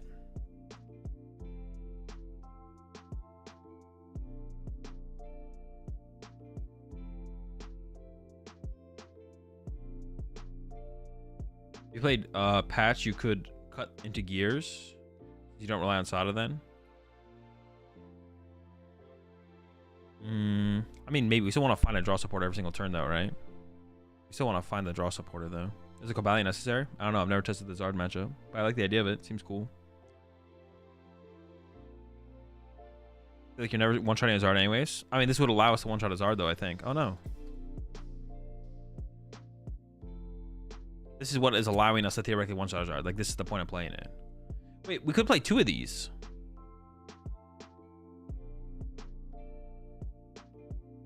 All right, what about now? Now do you think we can one-shot the... Like, no memes. If this deck beats everything else except Charizard, you could just play, like, 2 Cobalions, right? Why not? I'm kind of down, to be honest. I don't know if it's worth it, but I'm kind of down. I like the idea of it. If we play 2 of these, we should be getting that late game 1-hit KO, right? Have 4 gear and an Explorer.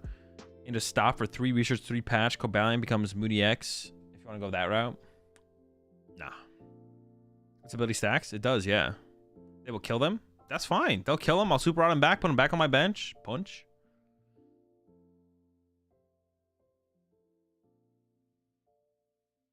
The fact that this has next to no results in Japan scares me. I mean, it shouldn't scare you. The deck is probably just not that good. Or maybe it's just waiting for someone to make the right build.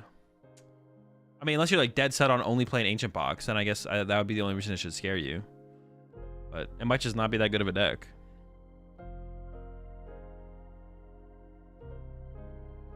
Right on his bait. Oh, it's definitely a pretty good early game attacker. But you could just go like full Dark plus Moon, I guess. I guess I don't hate the idea of like Moony X plus just Dark Energy. Seems okay. But I guess if we're going to play a 1-prize build, then if we're going to play a 1-prize build, we definitely need to keep the Koraidon, which I like the idea of building a 1-prize build, so... Wait, I don't know if we want 2 Cobalion, so we'll just start with 1. But the idea of 2 Cobalion is definitely interesting. All right, I think this is the 60. I think I'm going to leave it here.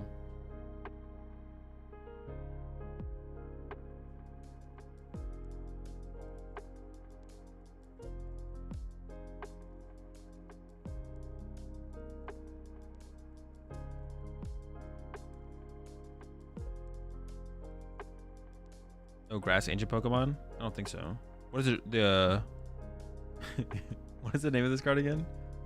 Oh, this is in Japanese. It's called Awakening Drum. What is the drum awaken inside of you? It's a good question. The Awakening Drum awakens something different inside of all of us. Rebellion worth because Moon gains plus 10 and Koraidon max 180.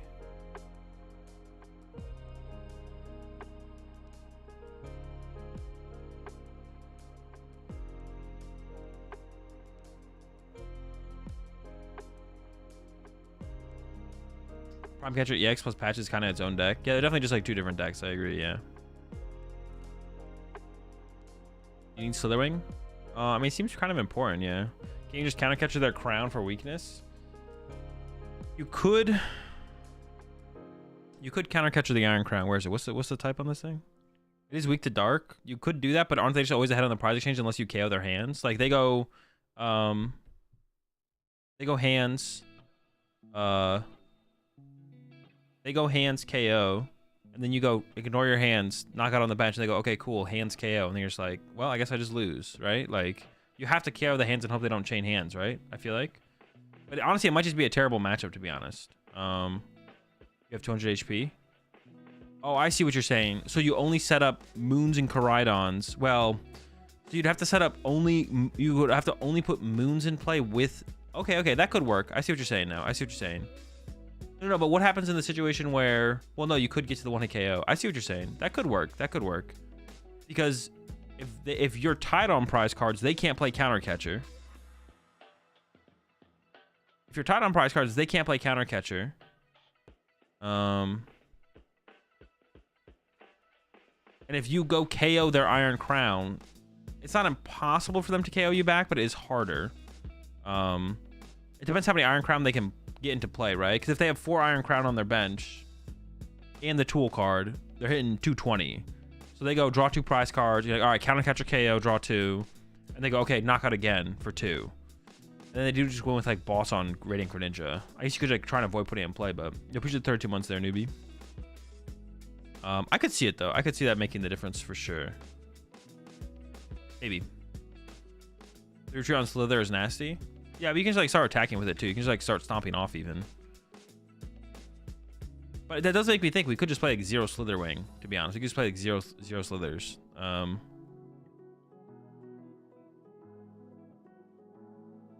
it almost feels like we may as well play some. All right, we'll leave it like this. All right, this is it. I'm done. We're cooked. This is cooked enough. We're a Pokestop build now. And I want to go back to Artisan. We were at Artisan though.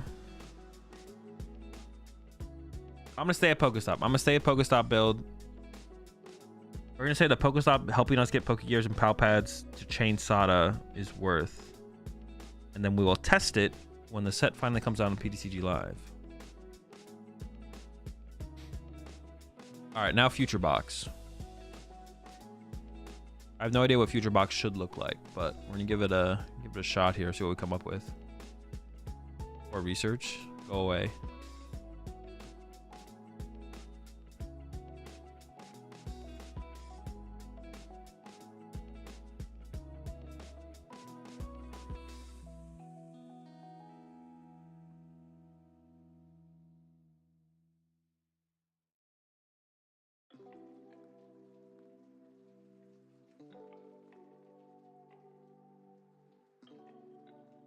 A couple of these.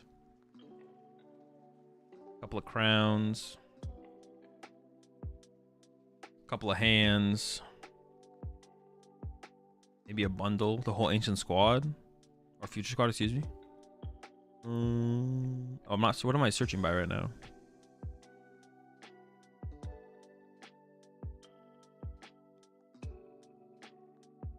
What am I missing here?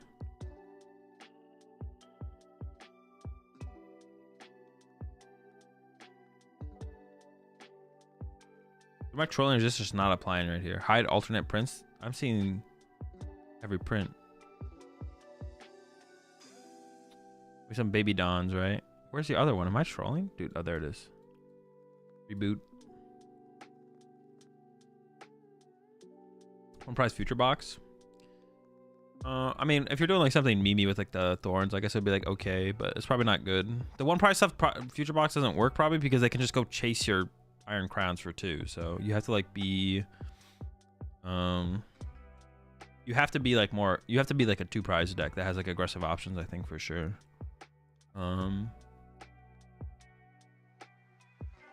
Someone's using Iron Boulder.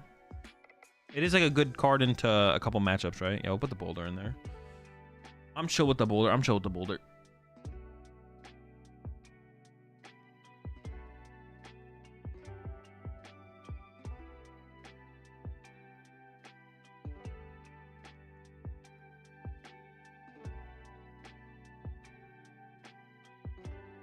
Kind of look like Iron Boulder. That's true. Only 2 Miraidon. I don't know. Do we need more than that? You're gonna use 1 to set up initially, and then you just kind of go from there, right? I don't know if we need more than that. We might. But we have 2 of them. I don't think we're ever attacking 3 times with Miraidon. Maybe we are. Heavy Baton. 3 retreat cost. That kind of sucks. This guy's got 4 though. We could play some account of Baton, I guess, because Hands is probably a pretty good attacker.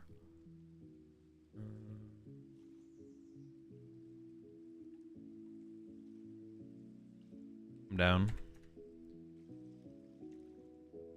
I'm just gonna go ahead and assume this is a Baton. XP share. I don't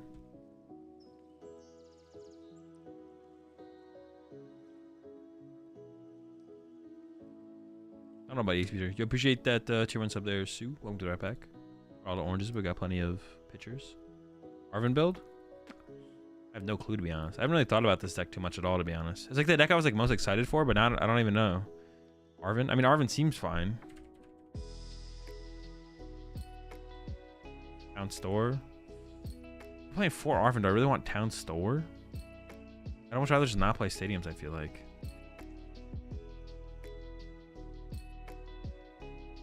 Yeah, I don't even know what we're trying to do with this deck. It feels like Iron Hands is just our best attacker, and then we just play the Verzian in here as well.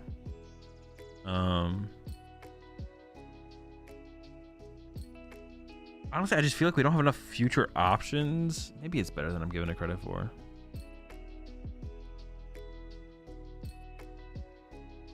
Arvin seems kind of broken here, to be honest, because it gets like our switch card plus anything else. Let me do this again real fast. Is there really no other future Pokemon to even consider here? Is this it? Because these one prize things don't do enough damage, right? Like this. If you played a future supporter card from your hand this turn, you do 200 damage. So 220. You could hit cap out at 300. This thing does what?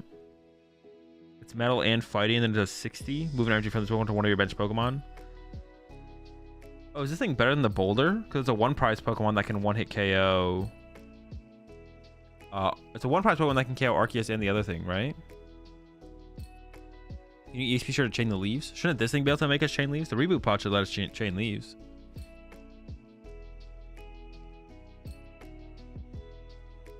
This thing also one-shots Chi and Pow as a basic. The Treads is kind of broken. Let's get a Treads in there. Treads is the move for sure. Then you need metal and fighting energy? Oh, true. I didn't even realize that. It's true. No, you don't. You should need metal energy. Oh, wait. You're saying if I played both, I would need both. I see what you're saying. Moth because of its ability? This thing? This thing? This guy has to suck. There's no way.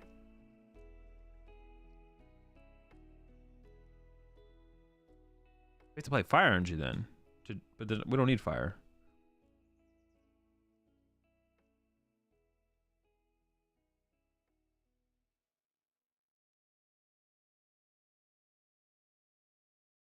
The main advantage Boulder has is the damage challenge if they attack.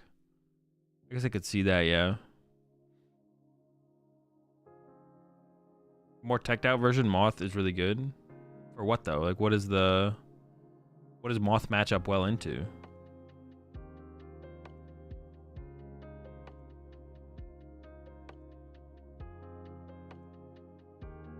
Golden Go? I guess there's a one prize that KOs a Golden Go. We lose all of our energy from it, but it is like maybe it's enough to trade off to get us ahead in the prize exchange, I guess. I could see it, I guess. Golden Go's not going to be Golden Go's a terrible deck. There's no way we need a tech for Golden Go. I don't think so. This thing ever worth playing? 50 damage for 3 of your opponent's Pokemon that have any damage count on them? No. So this is it. The only other attacker we would play would be one of these as well, right? Like, it's like, this is it. We never play any other attackers, though. This is it. There's a future Miraidon EX. Oh, I guess there's that thing, actually. Yeah, it's true. There's one more thing to look at. What about this guy? 180, 160? This is bad. What about this guy? 20 damage to one of your opponents. That's bad, yeah. This Pokemon can't use Mind Needle. 120?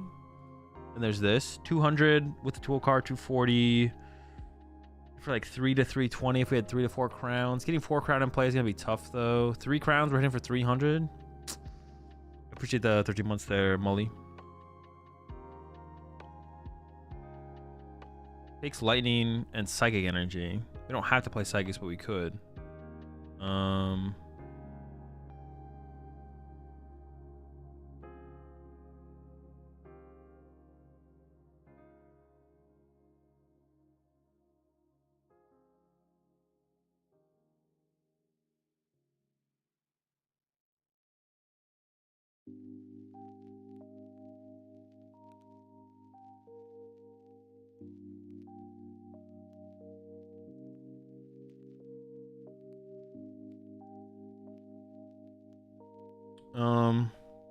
What was I saying? This is a heavy hitter that we don't really have neutrally in the deck, though. And it lets us play psychic energy as well, so maybe we do like play one of these. Yeah, maybe we should add one. I'm gonna cut this guy for now. We'll play this guy. We can play like a lot of different energy types, though. This guy's probably not worth it, right? What does this guy hit for? 200 damage as a one prizer. That's kind of good. I mean, this thing plus a future booster capsule plus triple crown does like 280. Also, it's also like a one prizer that like KO stuff like. Well, I was gonna say like Roaring Moon and Miraidon EX, but I don't even know if that's relevant to be able to win a KO, to be honest. I just don't know what the. I guess we just don't know really yet. What is the meta? I mean, besides Charizard, of course.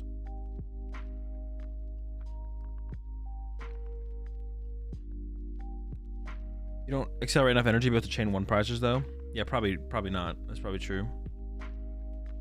Why would you play Boulder over Treads? I don't know. I don't know what the better situationals are, to be honest.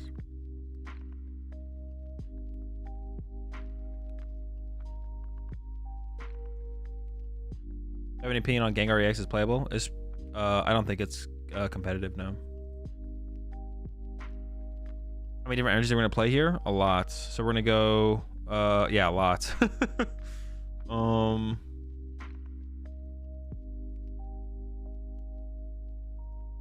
right, we'll leave it like this for now.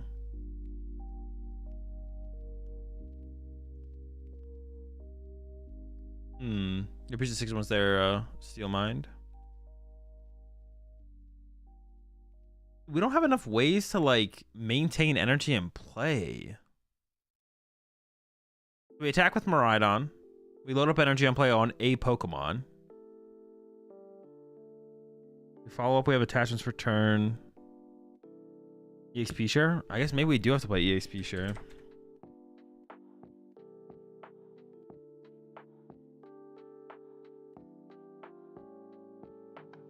Has to be EXP share? Dude. That means you probably come down on this by at least 1 then. We're doing like that.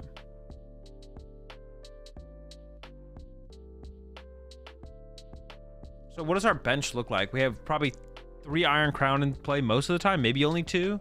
2 to 3 Iron Crown, and then the rest of the attackers that we need, I guess. Sure. Heavy Ball seems pretty good. As we're playing this many tools, now I kind of do like the idea. I didn't like the idea of Town Star to begin with, but if we're playing this many tools, like, I want multiple tools at some points.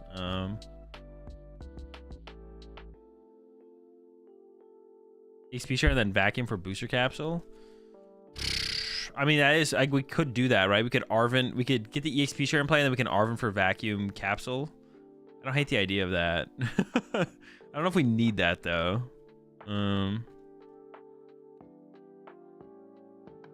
Iron Valiant is just better than future Miraidon EX outside of killing Alolan Vulpix. Oh, I guess maybe you're right? Because they both do 220. Oh, this one takes 2 psychic energy though. Does that make it worse though? I don't even know if that does make it worse. I actually might just make it the same. Well, this thing taking a lightning energy instead of double psychic. Actually, I kind of like that. Maybe that doesn't matter too much though. All right, so we need to play. I don't know. We just need like let's get some energy in here. Why can't I find energy? Oh, because of this thing. Reset. Energy switch. Play 1 energy switch. What, like 4 grass, 2 lightning, a metal, a psychic. Oh, we still have a lot of room for energy still. We can still play quite a few more here actually.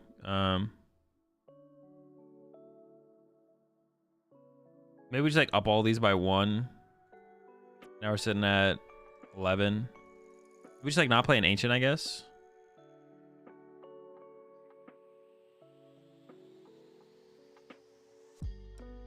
Gift? Is Gift the move in here?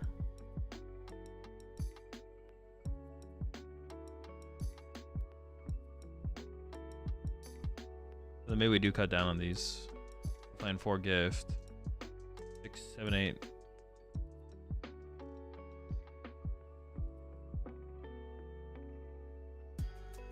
Is it worth having Iron Treads to deal with Chin Pao? I mean, we have one in here. I don't know if it's worth it, but we have one in here. Lightning hand centric deck. What are we doing? I mean, you only need 1 lightning to attack with Iron Hands. 1 lightning, 3 colorless. Looks like you need Vessel. The energy being in our hand doesn't do anything. We need the energy. The energy comes to our Pokemon from the Miraidon. We attack with Miraidon. The energy goes to the Miraidon, or goes to the Iron Hands. Then we go from there. I don't hate 1 Vessel, but I wouldn't start with a Vessel. You still want to attach return? Oh, we got 12 energy in here. I feel like we're gonna attach. Need Greninja? We would want to play more energy. Well, do we have bench space? The question just becomes, do we have bench space for Radiant Greninja? I actually just don't know. It does combo with Reboot Pod as well, I guess. The question is just bench space though. Like how many of these things do we generally have on our bench? Let's say we have usually 2. We usually have 2 Iron Crowns on our bench, and then we could also have Greninja. That'd be 3, and then we'd have 3. We have Miraidon plus 2 attackers. I don't hate that.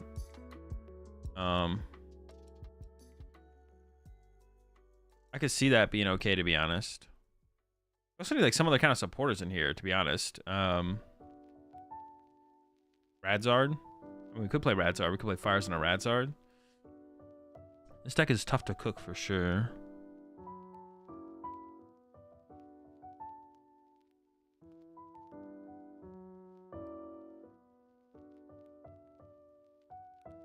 No way to find Greninja?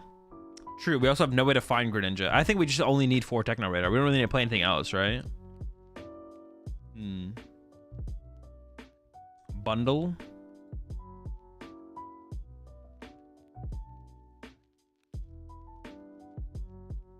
Two Nest is still good. I'm gonna try with 0 first, though. Ninja plus Squawk plus Nest Balls? Nah, no shot. Mew EX? Maybe.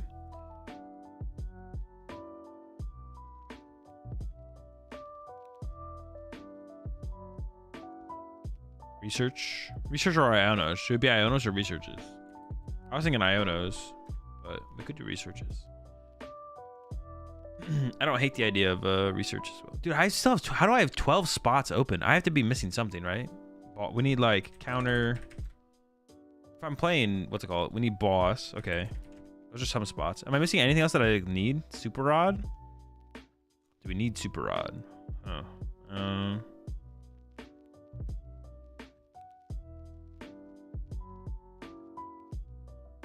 Nest Ultra? I want to just do 4 Technos. I don't even want to play any Ultra or Nest.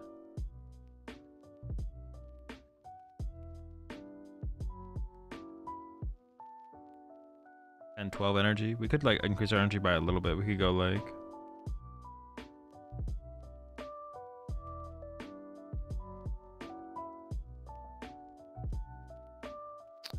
gear, 1 gear. E-switch. E-switch could be okay. I'll do 1 E-switch, 1 energy switch.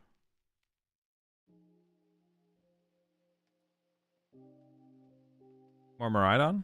I don't know, 2 seems okay. We don't want to attack with Miraidon too much, right? Maybe we attack with Miraidon twice, but we're never attacking with Miraidon more than that, I don't think.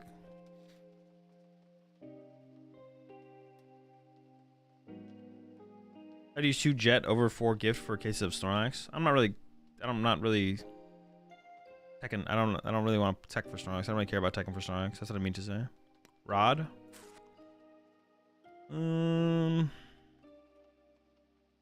Rod depends on like if we want to recover attackers, I guess, or not. I think Rod makes sense. You might run out of lightning if you prize when it's rough. I mean, theoretically, we retain the energy and play with the heavy baton or the EXP share, and we have the reboot pod.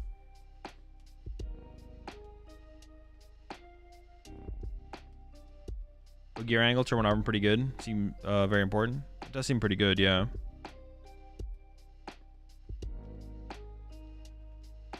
Energy switch seems solid with pod plus EXP share. You can EXP share to shitters and move them off. That is true, yeah.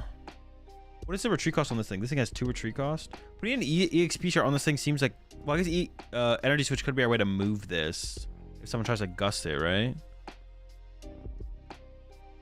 Try to grab bundle again with radar. I mean, I don't know if we need to use bundle twice, so that would be a question. I kind of want to play. I kind of like the vacuum idea. I don't know who mentioned the vacuum idea, but the more I think about it, the more I like the vacuum idea. Because you could also like, if you have like a Iron Crown on your bench, if you have Iron Crown on your bench with a EXP share and they boss it up to try and stall it, you can go like Arvin for vacuum, energy booster capsule, and then vacuum off the EXP share and retreat, which is kind of cool. I kind of like that.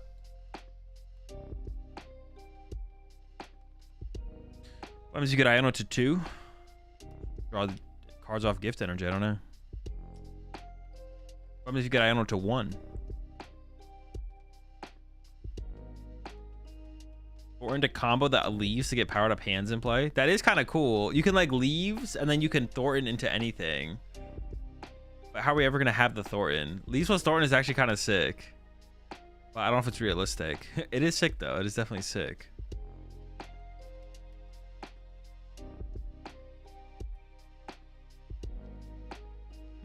That's kind of cool. All right, I need to run and grab a snack. So I will be right back. I'm gonna run. Actually, I'll give you all 1 minute to get in on the current giveaway. The current giveaway is for what was I giving away in the current giveaway? I actually forgot what it was. This. Yeah, current giveaway is this Full Art Torterra EX, Special Art Snom, and then Full Art Cypher Maniacs Code Breaking. Exclamation point ticket in the Twitch chat. The subs have maximum luck. So if you're sitting on that Prime sub right now, may as well put it to work and enter the giveaway. I'll give you all 30 seconds, and I'm going to run this giveaway and then load up another giveaway, the final giveaway. Actually, no, we have 2 more giveaways to do from the cards. 2 more giveaways to do. I need to go to snack, so I'm going to run and get that real fast.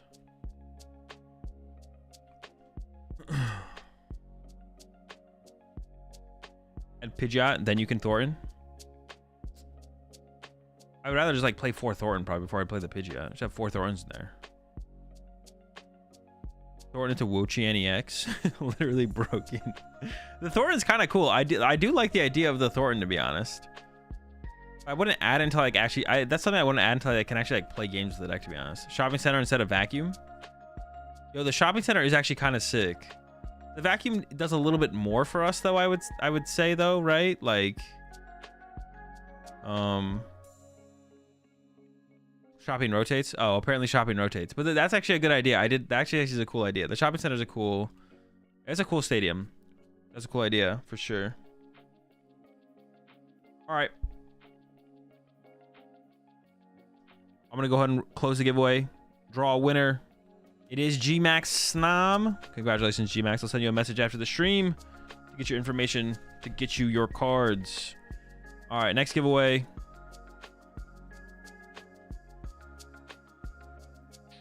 Next giveaway is going to be Gold Iron Crown Master Ball Chatot.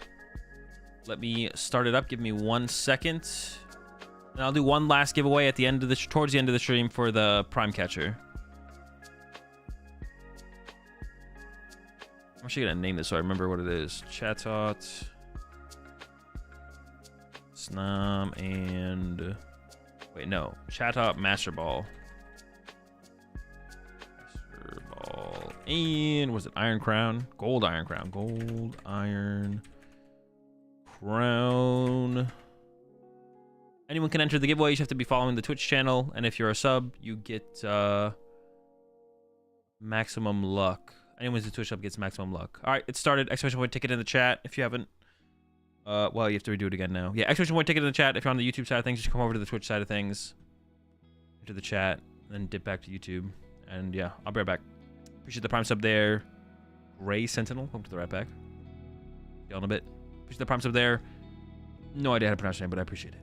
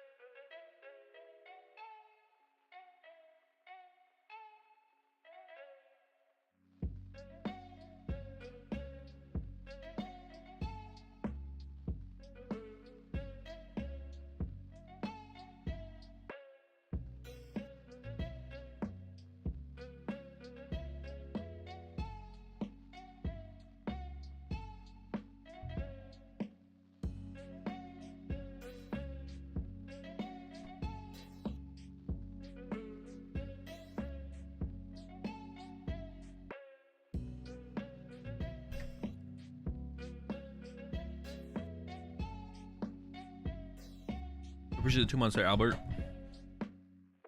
All right, let's get back to it.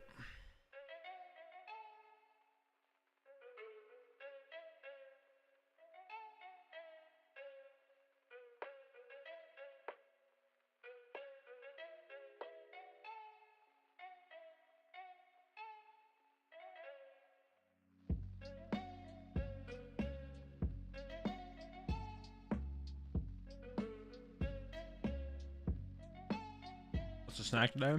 I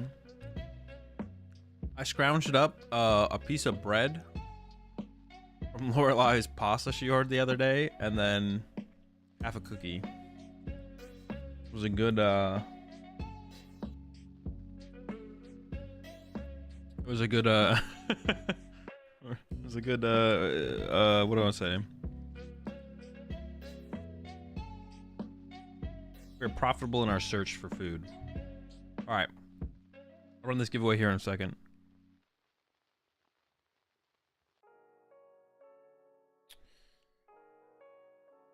Yeah, this deck's definitely a hard cook, to be honest. I appreciate the prime sub there, Hadouken. Welcome to the Rat Pack. We're all out of ice. We got plenty of refrigerators. It's a tough one, man. This is a tough cook. 6 spots open. We just need more energy, probably, right? If we did this. We also need like our energy to be in deck.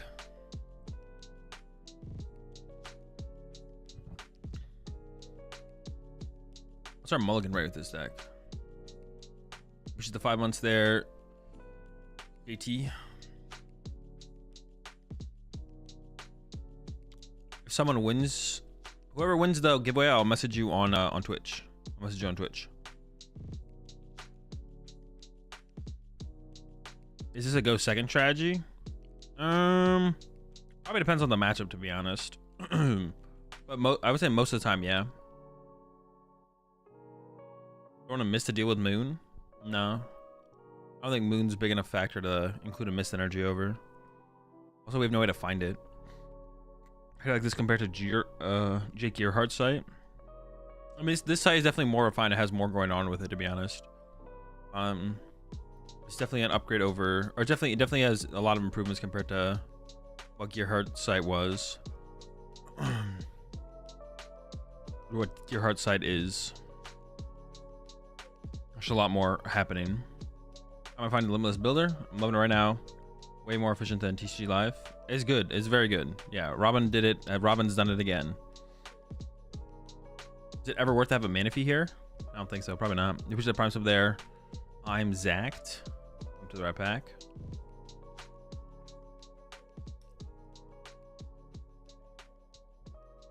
Oh, hang on. That reminds me. Let me do this real fast.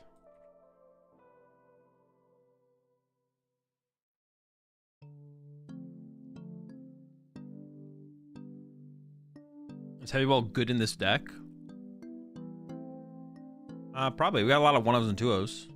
And like there's matches where we want to like chain our Verzians and stuff, so probably correct to have a Heavy Ball. Where do you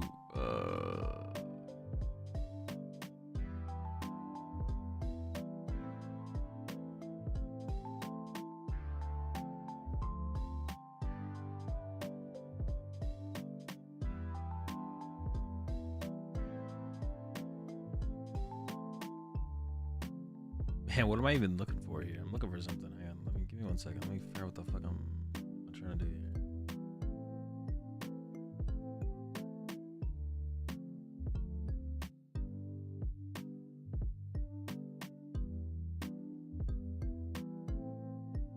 Oh, here we go.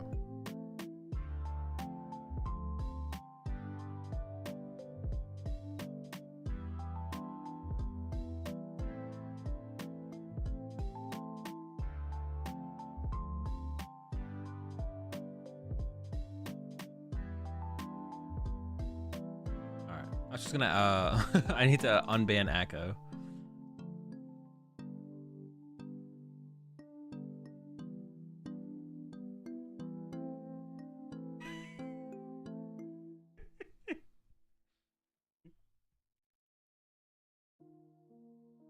Dude, so I banned someone over the weekend. I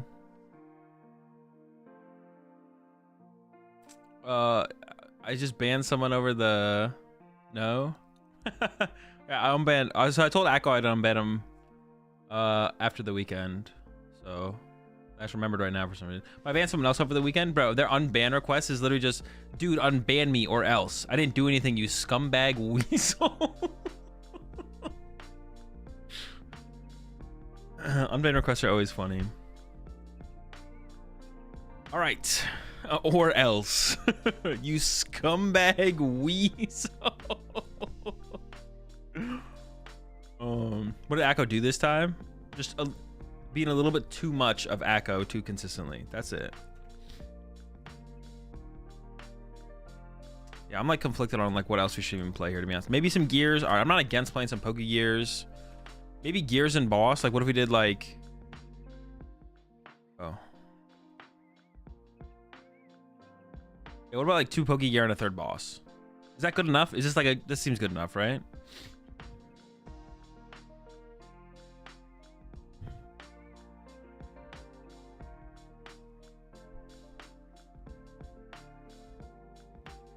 You don't need switch cards? No, this is the switch card, the future booster. Well, I don't know. I guess we could play some switch cards, right? Like, cause like if we attack with a Miraidon, if we attack with a Miraidon and it's in the active, it's 2 retreat costs, and then like next turn we want to attack with I push the raid there, McCalmick. We want to attack with something else. That's a tough one, to be honest. Yeah, if I attack with Miraidon, and then like I do want to move it and attack with something else on the next turn, I kind of can't. Two pushes the primes up there. Pokemon Trainer, Grasso. I push the 6 months there as well. Shellfishes. Are we testing or just theory crafting? Just theory crafting. Testing will happen next week, Thursday. Wait, next week already? Really? Dude, Vancouver is so soon, bro. What the heck? Whatever. Targeting energy in the discard. Miraidon accelerates from the deck. Yeah. Wait. Okay, you had me second guessing, but I was like, wait, I'm pretty sure. Yeah, Miraidon accelerates from the deck. Otherwise, we need to play something like Greninja or Ultra Balls. Pod is from discard? Yeah, but pod, we don't use... The pod is like... I think we use pod... Like, because like, we use Miraidon, we set up our first attacker with Miraidon, and then we use pod eventually. I don't think we're using pod aggressively. Yeah, pod is like for the... Yeah, for the refill. Yeah, pod is like mid-late game recovery, I think, more so than anything. Like attack with a Virizion and then go pod Virizion again or something like that against Charizard. I don't know, this seems like a fine place to start, to be honest. I'm okay with this. I'm okay with this. All right, I'm gonna run this next giveaway, chat. I'll give y'all 30 more seconds to get in on the giveaway. Twitch chat, ! ticket, subs have maximum luck. Go ahead. And what other decks did we say we were gonna play with to build today? Is that it? Is there any other deck? What did we? I said future ancient, something. What else is there in this set? To be honest, I like just look at the newest set.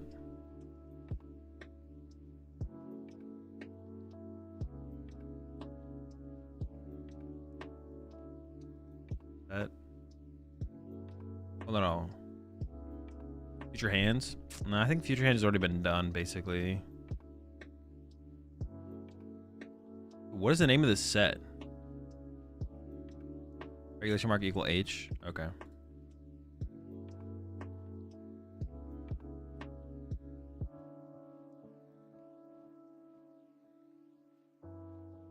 So all comes out in the set. Oh, Torterra. We can make a Torterra deck, yeah.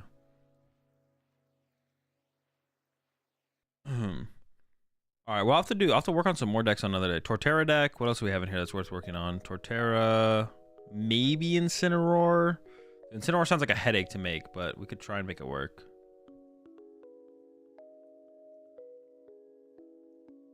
Miller Control. Nah. Great Tusk Mill. Already did it. It'll be up on the YouTube channel soon.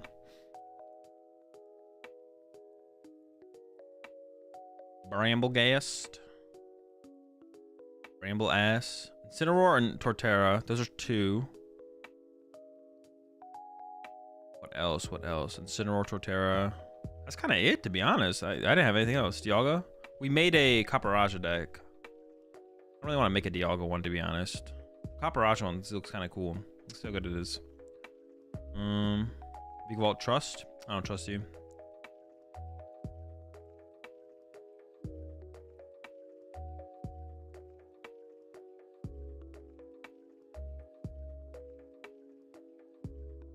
Is Iron Valiant EX worth trying to build still? I think without escape rope, probably not, no.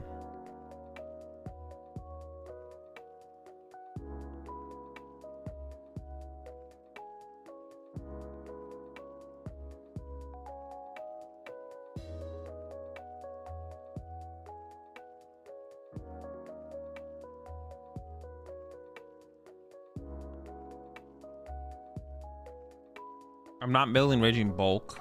All right, let me close out the giveaway here. Our winner is More Sum. Congratulations. I'll send you a message after the stream on Twitch to get your information.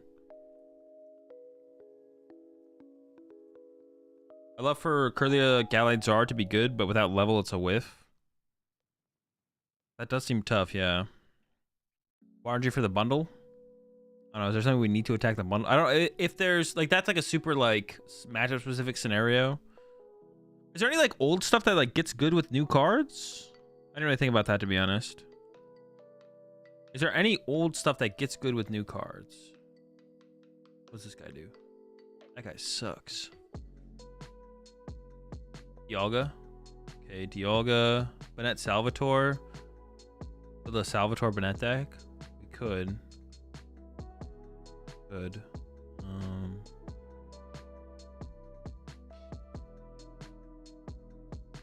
I don't think I'm gonna build any more decks today. I'll maybe do one more deck building stream before the new set comes out. Maybe I won't. We'll see. I might not do any more deck building streams before the set comes out, to be honest. We'll see. I might though. I might. We got through a majority of like the relevant stuff though. What's this guy do? Not this guy. What is well, now I can't. This guy. Turn up to 2 metal energy from this Pokemon. This attack does 120 for each of those discarded. For each energy discarded this way. So you can do 240. That's it. You cap at 240. Can you run the? Can you turn on that magic a tad bit? Sure.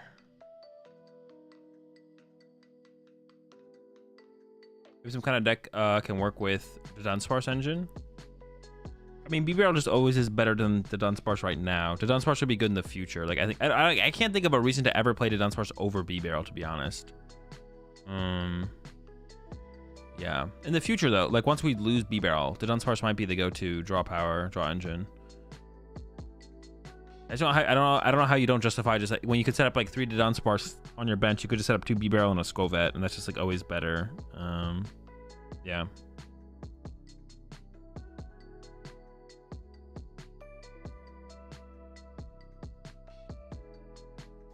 We'll go to Dunsparce is the only deck that makes sense. The only deck that it makes sense in. But even then I almost feel like if you're gonna commit that, you still play B-Barrel.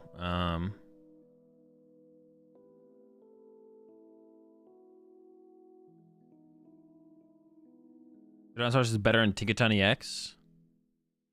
I don't even know if it is. But well, it's not better than Kirlia though, right? You still always play Kirlia before. You still always play Kirlia before the Dunsparce, right? Because you're like benching 2 cards to gain 1 to draw 3, which is just like a +1. Or Kirlia is also a +1. The Dunsparce is just kind of like, I guess like the Dunsparce, like it's burst, like it's getting to a higher number without potentially benching it back down is like higher. So Kirlia is like a +1 constantly, whereas like the Dunsparce is like a +3. But then if you rebench it, the stuff back down, it's not really a plus. It's only like a +1 effectively at that point. But I guess I could see the Dunsparce being better in Tinkaton though. I guess that maybe is possible, to be honest. That could be possible.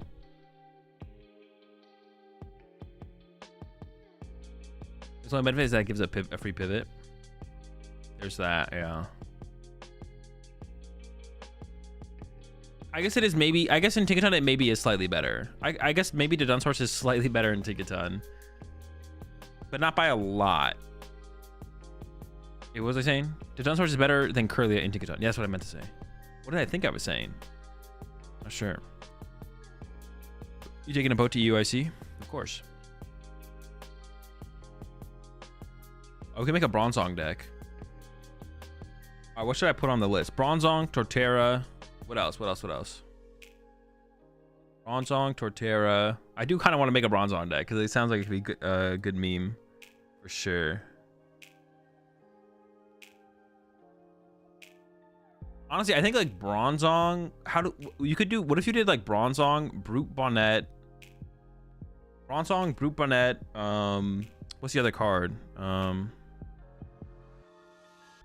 Bronzong, Brute. Well, with the new stadium, so you do a ton of poison damage while stopping them from being able to evolve. That honestly doesn't even sound terrible. Like, yeah, Radiant Sneasler, Brute, Stadium. Honestly, it doesn't even sound terrible. I'd be anything but Zard. What do you mean? Doesn't everything evolve in the format currently? Well, you lose to, like the Iron Hands deck probably. You probably lose to Iron Hands. Well, yeah. How many like evolution versus non-evolution decks are there right now? You could definitely beat Arctina, stop the evolving. Beat Lugia, stop them from evolving. Beat Charizard, stop them from evolving. Maybe beat Control. I don't know. What about a Poison Banette deck as well, though? What about Banette? Turn 1 Banette plus Poison. Item lock plus Poison. That sounds kind of cool.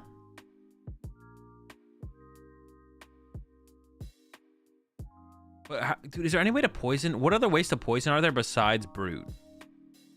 I kind of want to poison, but not with Brute. Is Brute the only way to poison them, though?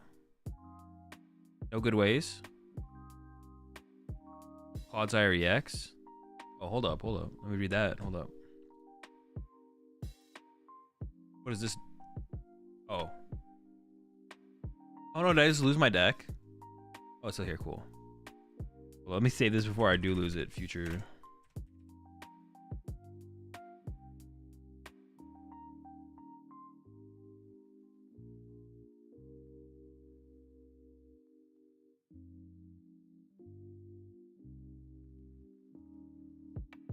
What's the homie do?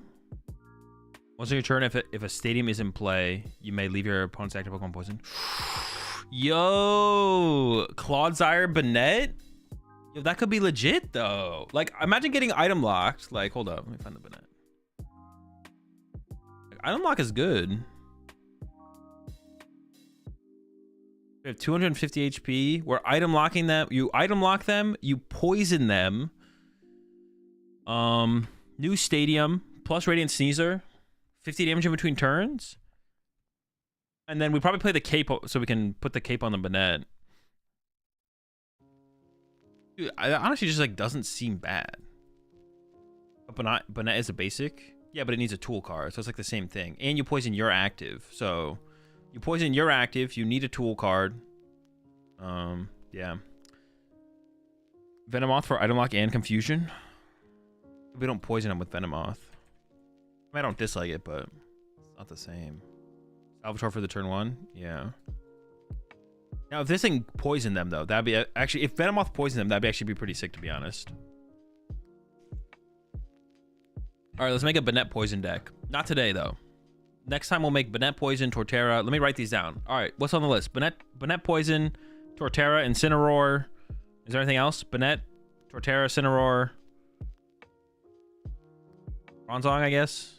Bronzong, Banette, Torterra, Incineroar. Big Ancient box. I don't know if I'm that intrigued by Big Ancient, to be honest. Walking Wake. More like Walking Trash. Mismagius, or however you spell it. Well, I'm just going to make a Mismagius deck in the current standard. Gouging Fire deck? No, Gouging Fire is just a Tech and Charizard. That card just ain't it. Alright, so Torterra.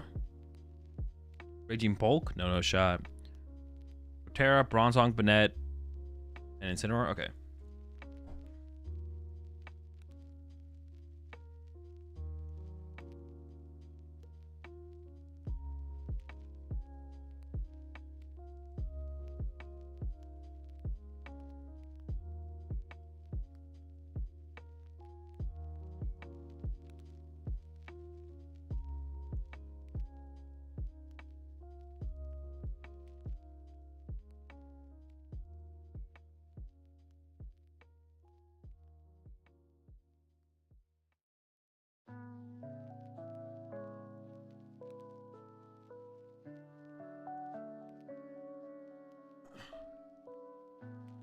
All right.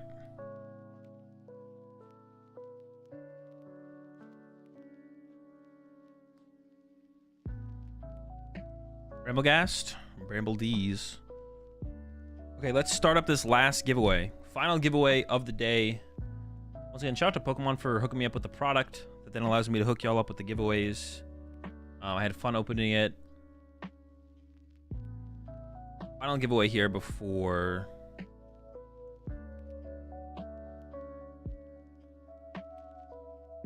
be the prime catcher. All right, I started the giveaway. It's up on Twitch. Exclamation point. Exclamation point. Ticket to enter the giveaway. What was that ding? Why did I just get dinged?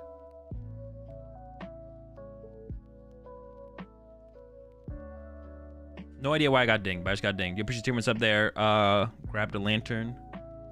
Over to the Rat Pack. We're all out of video games. We got plenty of rugs. Appreciate 2 minutes up there as well. Super X Me. Welcome to the Rat Pack. We're all out of cookies. We got plenty of peanut butter. Yeah, Prime Catcher giveaway. To enter the giveaway, in the Twitch chat, put exclamation point ticket. And then if you are a Twitch sub, you have maximum luck to win the giveaway. So if you're sitting on one of those Prime subs, may as well go ahead and use it, put it to work in this giveaway. And I'll run this giveaway at the end of the stream before I get off. Appreciate 2 months up there, Red Dragon Flight. Welcome to the Rat Pack. Roll of spinach. We got plenty of broccoli. Oh yeah. Once again, just want to give a big shout out to just Robin for like doing all this stuff for the Pokemon community and checking out the site. So if any of y'all want to use this site, I'm gonna drop the link for the site in the chat right now. Both chats. Actually no, I can just do it over here. What am I doing? So go ahead and check out the site if you haven't already. If you're looking to make some decks, the site is dope. I just want to give a big shout out to Robin for everything he does for the community for sure. Because the site is absolutely sick. Put in the resource channels of your Discord. Yeah, I will. I haven't done it yet. It's pinned in Twitch chat. Oh, I didn't know that. Yeah, I'll do that. I'll do that for sure. I need to like add some more stuff to the resources channel in general, to be honest. All right, last thing we're gonna do.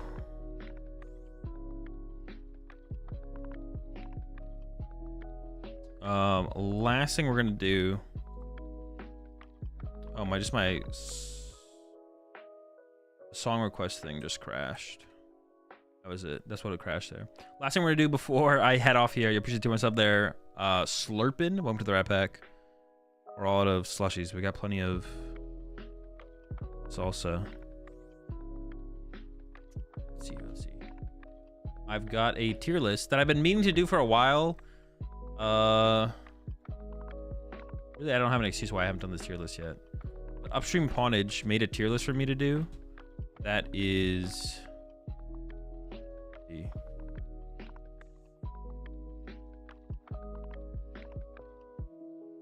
that is literally all the decks that won tournaments last season, and I'm gonna tier list them.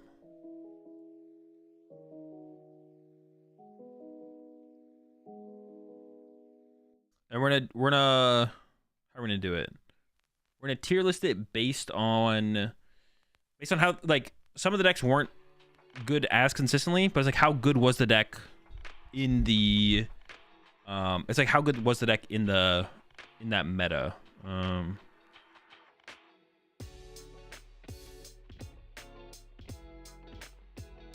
So like specifically that meta that the deck was played in, where would I put it on a tier list at that time? Or like even more so, not just at the time, but like post the tournament, looking back on it, how good was the deck? How good of a meta call was it? Is how we're gonna do this here.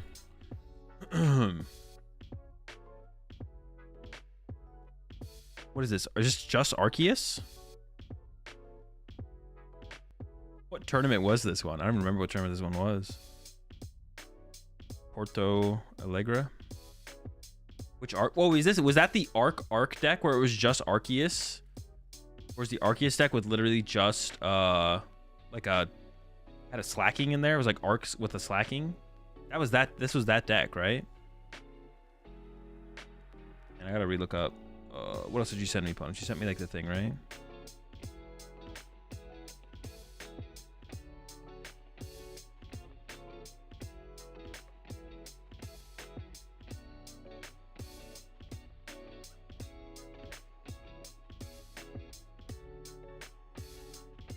That was this deck. I remember this deck. I remember this deck.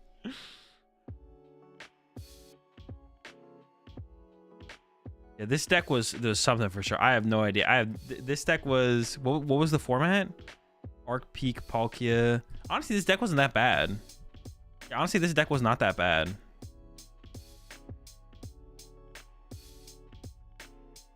I don't know how I would rate it. I don't remember that one initially. I don't know how I'd rate this. How I'd rate that deck, though, to be honest.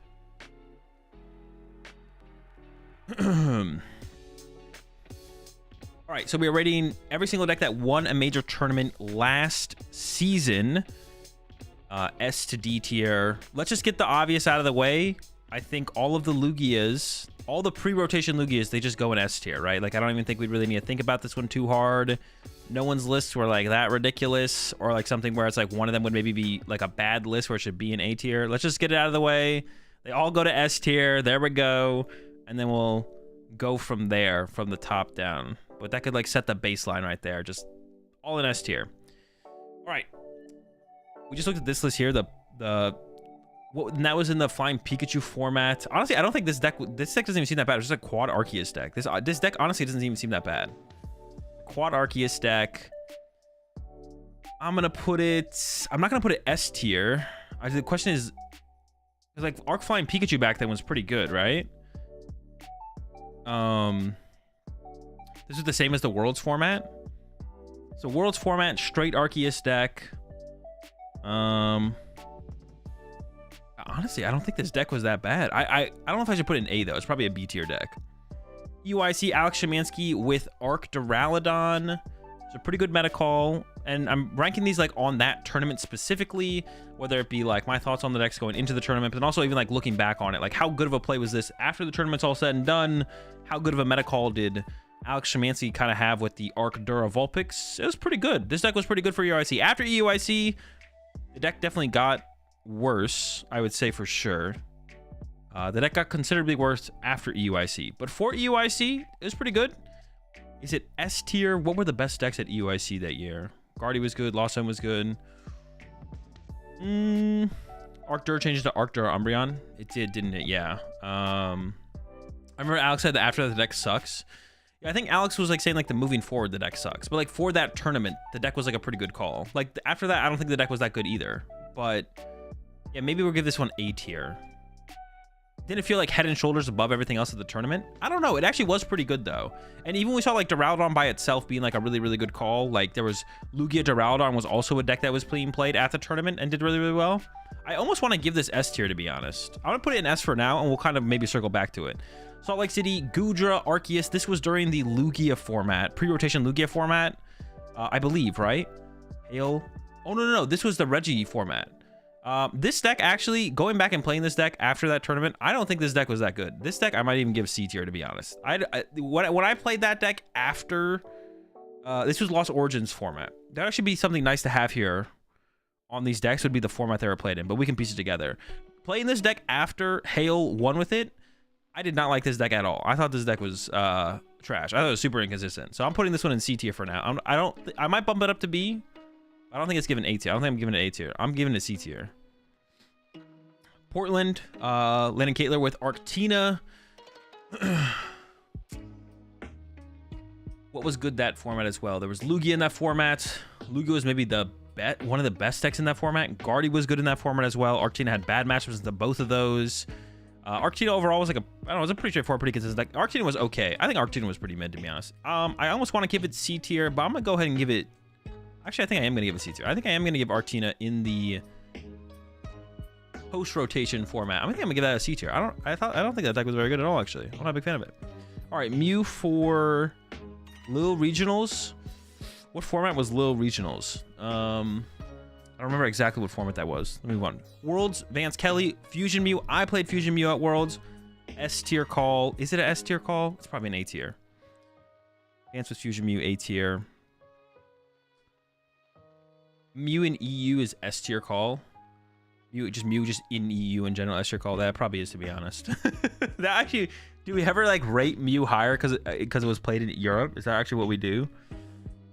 Maybe that is the play. Is that what we have to do? Everyone seems to write off Mew for Worlds. A little bit. I think it's an A tier. Like in the format, it was like an A tier deck. It wasn't like head and shoulders above everything else though. It didn't feel like that powerful of a play at the tournament. Like Alex Szymanski's play at UIC that year, that felt like a really powerful play. Is it S? Maybe it should be A. I mean, playing Broken Lugia is always an S tier play. Like Lil regionals. Lil was almost lost Origin week after Hales Salt Lake City. So there was Reggie's. There was Tina with Drapion. Honestly, how did Mew win back then? Now I have that question. How was Mew winning a tournament back then? I'm gonna pull up the tournament for this one and actually look at it real fast. Was Lil? So this is okay. Paul can't tell you. So this was Lost Origin format. Nah, Mew was doing pretty well. It looks like overall. I mean, you have good matchups against your Tina matchup was fine, but unfavored if they had Drapion, right? If I'm remembering correctly, you're fine, unfavored if they have Drapion, but if they don't have Drapion, you're favored. Palkia matchup was fine unless they had a tech. So it really just came down to who was teching for Mew, right? So Mew wasn't like a big standout deck in that format. I'm saying Mew's a B tier deck in that format. And then this one is Liverpool. Let's see here. And Liverpool was broken Lugia format. I felt like Mew was one of the few decks that maybe could stand up to, but you couldn't beat any of the Lost Zone decks, or they were tough. Your tough matchup against the Lost Zone decks. Your Lugia matchup was fine, I would say overall. Was it just? That was like back in the. That was your strategy was what? Judge Path. Man, where would I put? What would I put? Liverpool Mew.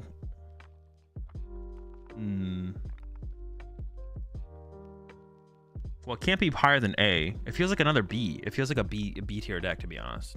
It can't be S tier. It doesn't feel higher than A. It feels like a B tier play at that time.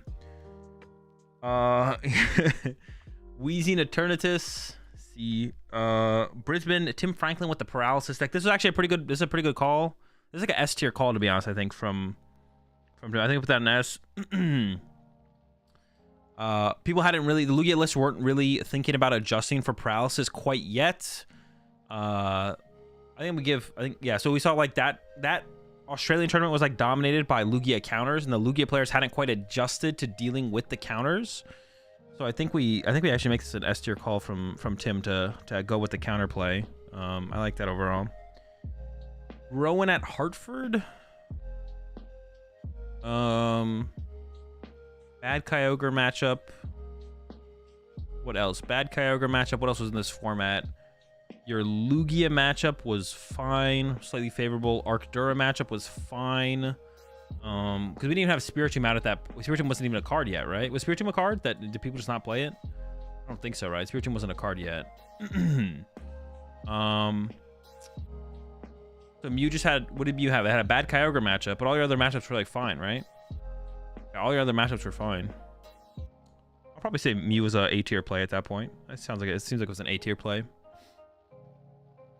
Malmo, this is the same format, right? We might do the same. Find Malmo real fast. Where's Malmo the previous format? Find Malmo.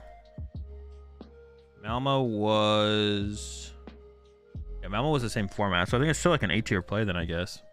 Yeah. Milwaukee, Guardy at Milwaukee. Okay play.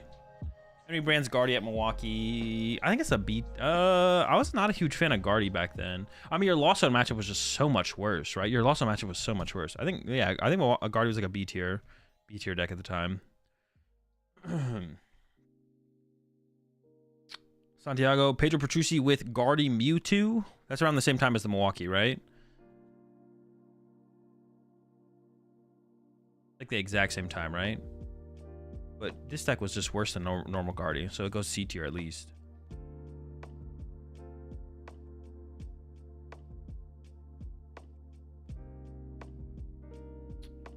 Baltimore Piper with the Inteleon Charizard deck. I'm trying to think about. Let me go look at the meta for that. Baltimore. What were the decks in that meta? The Palkia deck. Favorite against Palkia. Your favorite against Mew. Favorite against Palkia. Favorite against Mew. I mean, it's literally the whole tournament is just Palkia, Mew, and a couple Arceus. I mean, that sounds like an S tier play then, right? The deck was a pretty good play at that tournament for sure. I was literally hoping to hit. I was literally hoping to hit him all day because I was playing Mewtwo Control. Flying Pikachu is your worst matchup, and it was 50-50. Yeah, because you could beat Flying Pikachu as well. You appreciate the 41 months there, Jake. Some of these Lugia should go down a bit. IMO deck was nuts, but the mirrors weren't great, so they can't be in the same tier as something like Sanders, NAIC, Mewtwo V Union. But like, it was just like the way I'm tiering it is not like how good of a play it was that the player played it. It's just like how good was the deck at the time, and they were S tier decks. Like it was just like one of those metas where it was really easy to play an S tier. Like very little meta prediction had to happen for you to like. No matter what, if you showed up with Lugia at the tournament, you were still playing S tier deck. Caleb was 801 after day one. Yeah, I know, dude. Caleb choked. He beat me, and then he choked the lead. But yeah, we were hoping to hit again. We were hoping to hit you and Moffat all day with the Zard and Teleons. I hit one Zard and Teleon, but it wasn't either of you. But this was a pretty good play. I think I put this S tier. Fresno Reagan, the Lugia T-Tar deck. That's an A tier deck. The deck was good. Fort Wayne with the Goodra Lost Box. This deck is B or C tier. I want to say it's a little bit. This deck actually had like for how popular the Goodra deck was, that deck had like so much success overall, to be honest. Like Stefan got like a top 8 or a top 4 in a finals, or a first place and a second place with it. And then Maxwell won. The Lugia matchup was unfavorable though. So I don't even like, if you have an unfavored Lugia matchup, so many decks had unfavorable Lugia matchups. Was the Lugia matchup actually unfavored, or was it like a 50-50? Because if it was 50-50, then I would probably put this in B. But if I think it's actually an unfavored Lugia matchup, then I'd probably put it in C.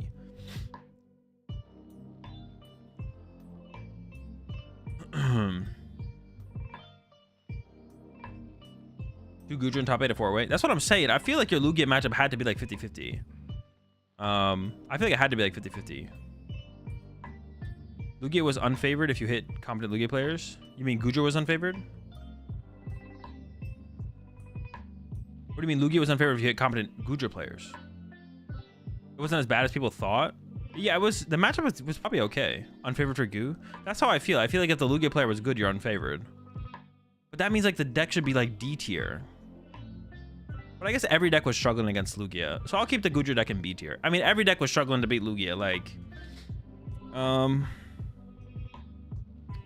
all right, Derek and Perth with the Lost Zone Raikou deck. This deck, I don't think that was that good. It had no it only had Raikou, right? There was no Rayquaza. Yeah, I don't think that deck was actually that good. Let me look at it again real fast. Perth. Dude, there was 96 players at this tournament. What? What? 96? I was gonna say maybe I should downgrade this deck. 96? Yeah, we'll go B tier.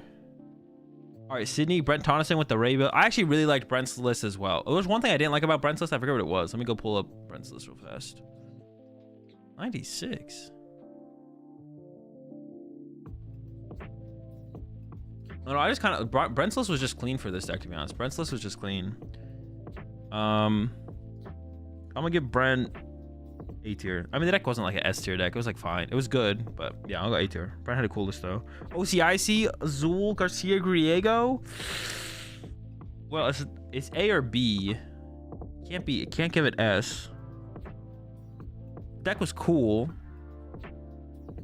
I mean, just another Lost Box deck. Was it the best Lost Box deck at the time? Would be the question more so than anything. If it was, I give it A. But if I look back on the tournament, I'm like, the deck was like okay. Then I give it B. It's A or B, but it wasn't like a ridiculously cool, like ridiculous play at the tournament or anything. It was just another Lost Zone deck. It's what we thought was the best way to play Lost Zone at the time, but it doesn't mean there wasn't better ways. It was a cool-ish Lost Box deck. We had some missing pieces, though. The list was definitely could have been better. The big thing was we didn't play Raikou. We should have played Raikou. I don't know why we didn't play Raikou. That was terrible. We definitely should have played Raikou. I'm gonna give it a B tier. I'm gonna give it B tier. Sao Paulo. Let me look at this one real fast. Sao Paulo, Felipe, Guardi, Lugia. This is post rotation. Say no. This is. Wait, is this with broken Lugia? No, this is single strike Lugia. So this is after rotation. Did Sky Sealstone? You play Sky Sealstone? Yeah, we played Sky Sealstone, but no Raikou. We were confident in our Lugia matchup already, which is double choice belt Zeraora, but we definitely should have played. The list was fine.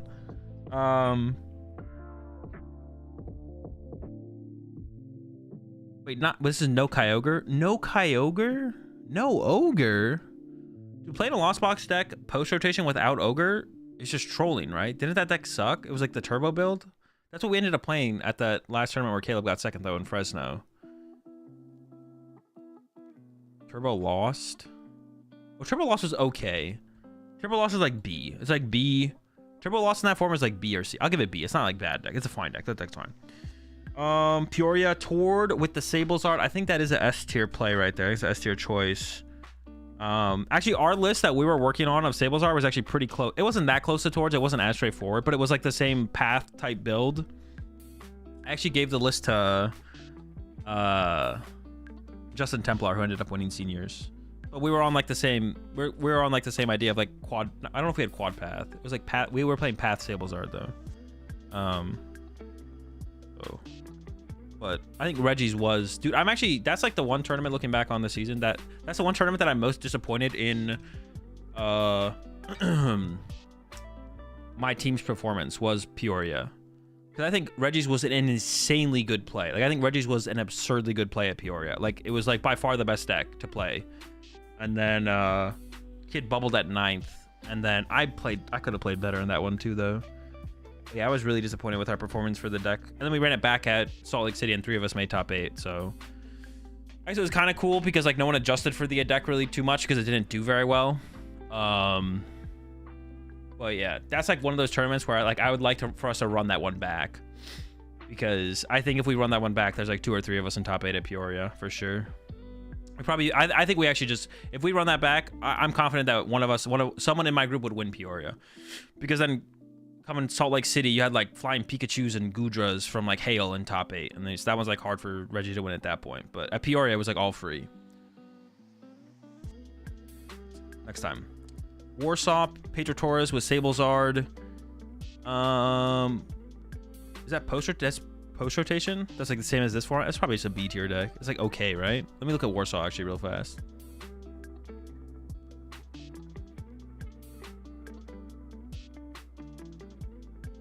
Warsaw. Right before Lugia? Oh, before Lugia. Oh, this is Lost Origin format, so same format. Oh, so it's a little bit better than that. It's like an A tier play. Sablezard was... Well, wait, why did Sablezard fall off? Why was Sablezard... Because Tord won with Sablezard and Peoria. Pretty good deck. Then after Peoria, it kind of like... Not that many people played it. Salt Lake City had 4 Reggies all. Yeah, we had 4 Reggies. There was 4. It was 3 of them were my group. But like we should have been, like I feel very confidently that we should have been able to like have that result at Peoria, like the tournament before. But yeah, what happened to Sablezard? Why did it all of a sudden? Why did it all of a sudden fall off? Oh, because people started to tech for it, right? People had like Lost Cities in the Palkia deck and stuff like that, right? If I'm remembering correctly, people were doing some stuff to try and counter it a little bit. It definitely became worse. I guess because Palkia got more popular and that matchup was a bit tough. Was it really, though? Reggie's also became more popular as well. I think I would still probably make it a... I think I would still make it an A tier. Maybe it's not. Maybe it's B tier. Is it A tier or B tier? Dude, I don't have anything in D tier yet. I think I gotta put something in D tier.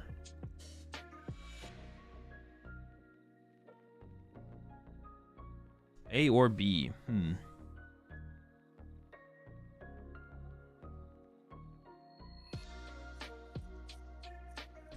Yeah, I think it was still a good deck. It wasn't like a ridiculously good call though. It was like fine. The deck was fine. There's a lot of Reggies, a lot of Palkia. Let's give it B. I'm gonna give it B.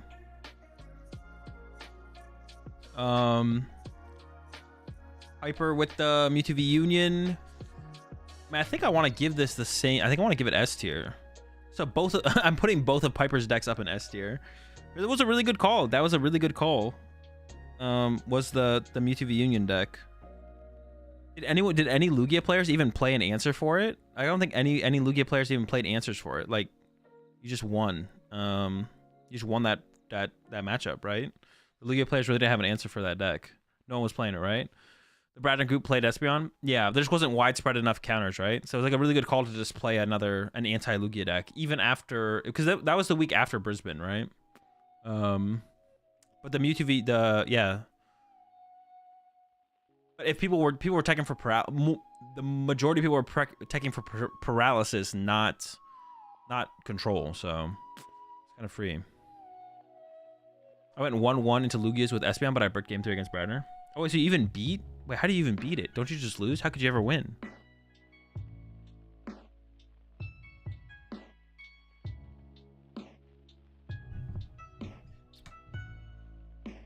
If they set up, ooh, did they just not get the Espeon set up? No, Espeon just sucked. Okay. It just wasn't that good. All right, NAIC Cyrus with Rapid Strike. Honestly, overall, I just don't think Rapid Strike is that good of a deck. So even if it's like a good call for the meta, which it was, it's hard for me to want to give it S tier. But I think it is at least an A tier play for it. It was definitely an A tier play for sure. It's hard for me to give it S tier because overall, I just don't think Rapid Strike's that good of a deck. Even back then, I don't think Rapid Strike was that good of a deck. And you did have a tough time against Arcdur if they set up. But sometimes they don't set up, as we saw in the finals. So good Guardy, good Lost Box matchup. That's what you hope to hit. You can beat Arctina's a free matchup.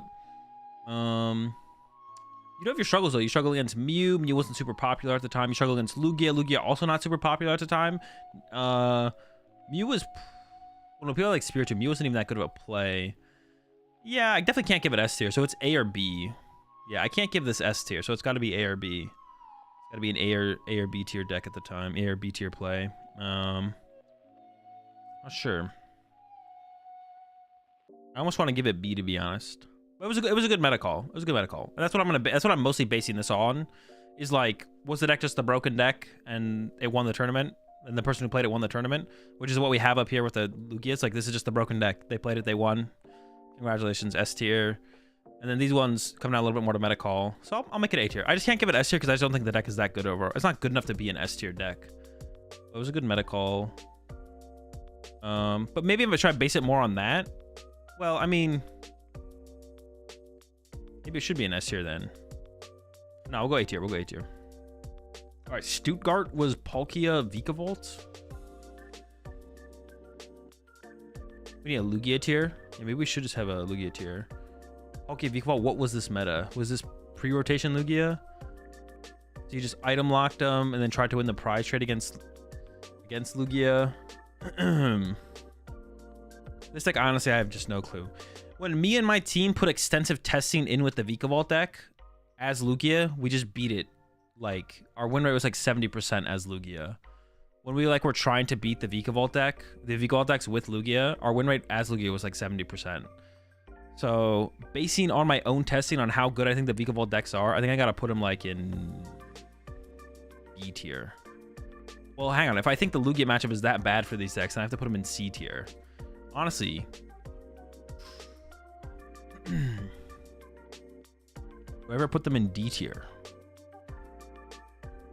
Because yeah, me and my group actually did do some extensive testing with Vikavolt decks up against Lugia, and our conclusion was that the matchup was solidly favored for Lugia. And I know they won, but that almost makes me want to put these in D tier, to be honest. Something's got to go in D. We do have to put something in D. Honestly, I think I'm gonna go with the Lugia decks or the Vikavolt decks. I'm gonna put the Vikavolt decks in D. It has to be. Put your Lost Zone in D for the sake of humility. No, the deck was fine. It's in B tier, bro. It's not like I don't even have it in A tier. Like, the deck was like a fine Lost Zone deck. It could have been better. And dude, the list that we played, the Lost Zone list that we actually ended up playing at, what was the tournament? We played in the tournament after. Not Knoxville. Not Knoxville. Although I liked that deck. Charlotte. So it was actually a couple tournaments after. The list that we played at Charlotte, I actually think was the move. For sure. Wait, it wasn't that list though, was it? We played a Zamazenta in there? Why did we play a Zamazenta? Alright, I don't know why do we have a Zamazenta in there? What the fuck? Because we added the Raikou and then we added second boss. Bro, second boss was disgusting. 2 boss in that deck was gross. One of the main reasons was everyone thought you played 1 boss. So I would like Lost Zone my first boss and then my opponent would immediately like play as if I am at a boss and I just win on the next turn. So that was kind of funny. But going back to this list, why the fuck did we play a Zamazenta? What was Zamazenta for? Just a heavy hitter? I know I had a reason for it too, because I'm the one who put Zamazenta in the list. I like made all the changes for this list. I was like, we're playing Raikou, we're playing 2 boss, and then I was like, and Zamazenta. But now that I'm thinking of it, I can't come up with why we played Zamazenta. Didn't it respond to Stalin V? Oh, that is why. Yes, that is why. We don't have Choice Belt in here anymore. There's no Snorlax or Choice Belt. It's Zamazenta respond to Stalin. Yes, exactly. Perfect. Yes. Yes. But honestly, dude, like thinking back on it, and I actually talked about this with someone recently. Dude, why were Lost Zone decks not playing Pokestop? Was there any real reason? Like, why was Turbo Lost Box with Scoop Up Net with Pokestop not a thing? There's just not a reason, right? Fear? But that was the way to play it, right? For sure, the way to play it was double vac, like double triple stop, just go, right? There's no way that wasn't the best way to play the deck. I think Lost Zone decks were really underdeveloped back then. At first, because you could also Pokestop into tool cards. You could play your 4 Sealstone and your other one, and you could just Pokestop into them. The 4 Recycler list we played, 4 Recycler was like optimal. You didn't even need vacuums. You into 10 was so easy with nets. That's also true. Yeah, you had nets, so you maybe still play like 1 vacuum, but yeah, exactly. You could Pokestop into your tool cards because they weren't tool cards yet; they were item cards. You had Scoop Up Net. Pokestop was insane, and just no one played it. So looking back on that format, I think Lost Zone was really underdeveloped. I think Lost Zone was super underdeveloped for sure. Yeah, we still had Air Balloon as well. Yeah, you had Air Balloon. Oh yeah, because you could Pokestop into Air Balloon too. What the fuck were we thinking, bro? What the heck? Also, like when you're doing like Choice Belt Snorlax to counter, the thing, you can Pokestop into your freaking Choice Belt.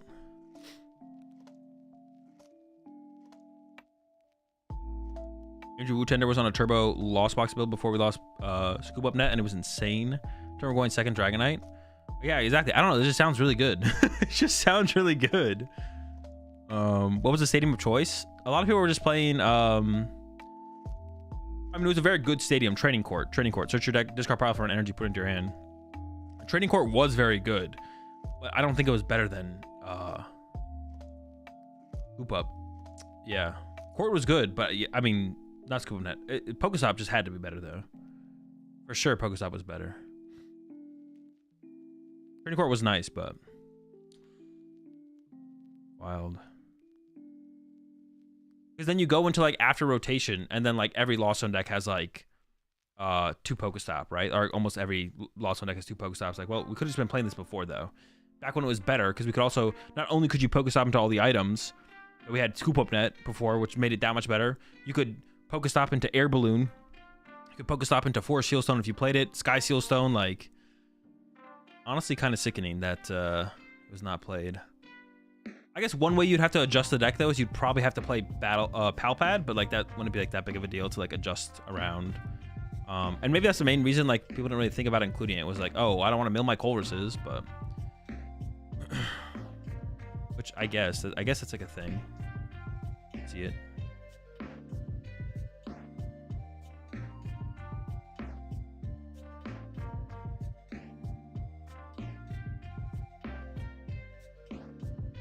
Here's his list. Wait, there's no Pokestop in here though. There's a extreme lack of Pokestops in here. I was promised Pokestops.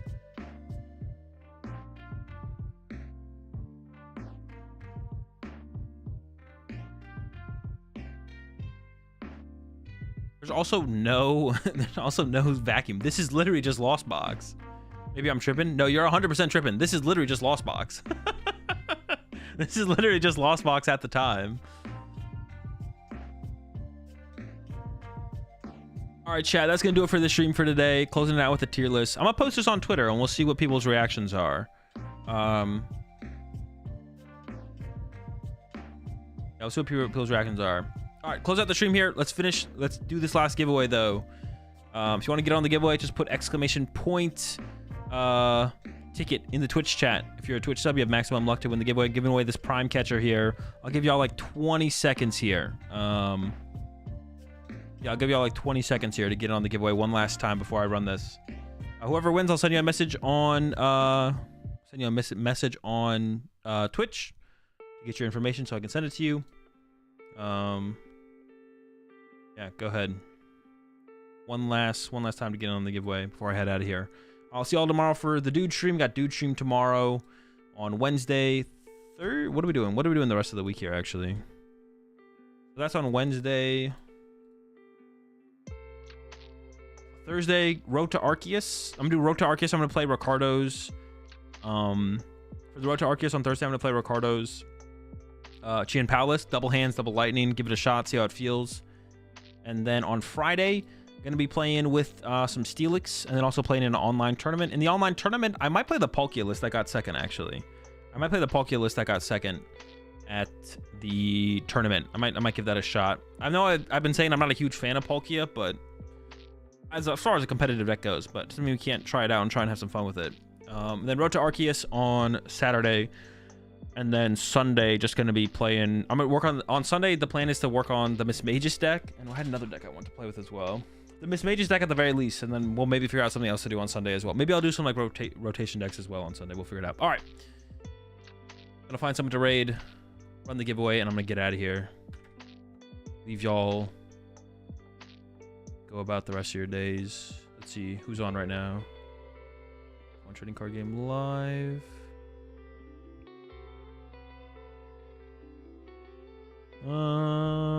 We are gonna raid. He's in the Pokemon trading card game category.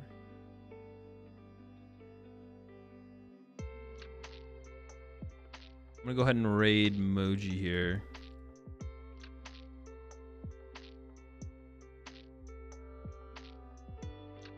All right, chat. Have a good one. We'll run this giveaway. Our winner is Dabs for Jesus. Congratulations on winning the Prime Catcher. I'll send you a message on Twitch at some point later this evening to get your information, to get you your Prime Catcher. And anyone else who want to give away as well on the stream today, I'll be sending you a message as well to get your information. I'm sending you a message on Twitch. All right, chat. Have a good one. See you tomorrow. Peace.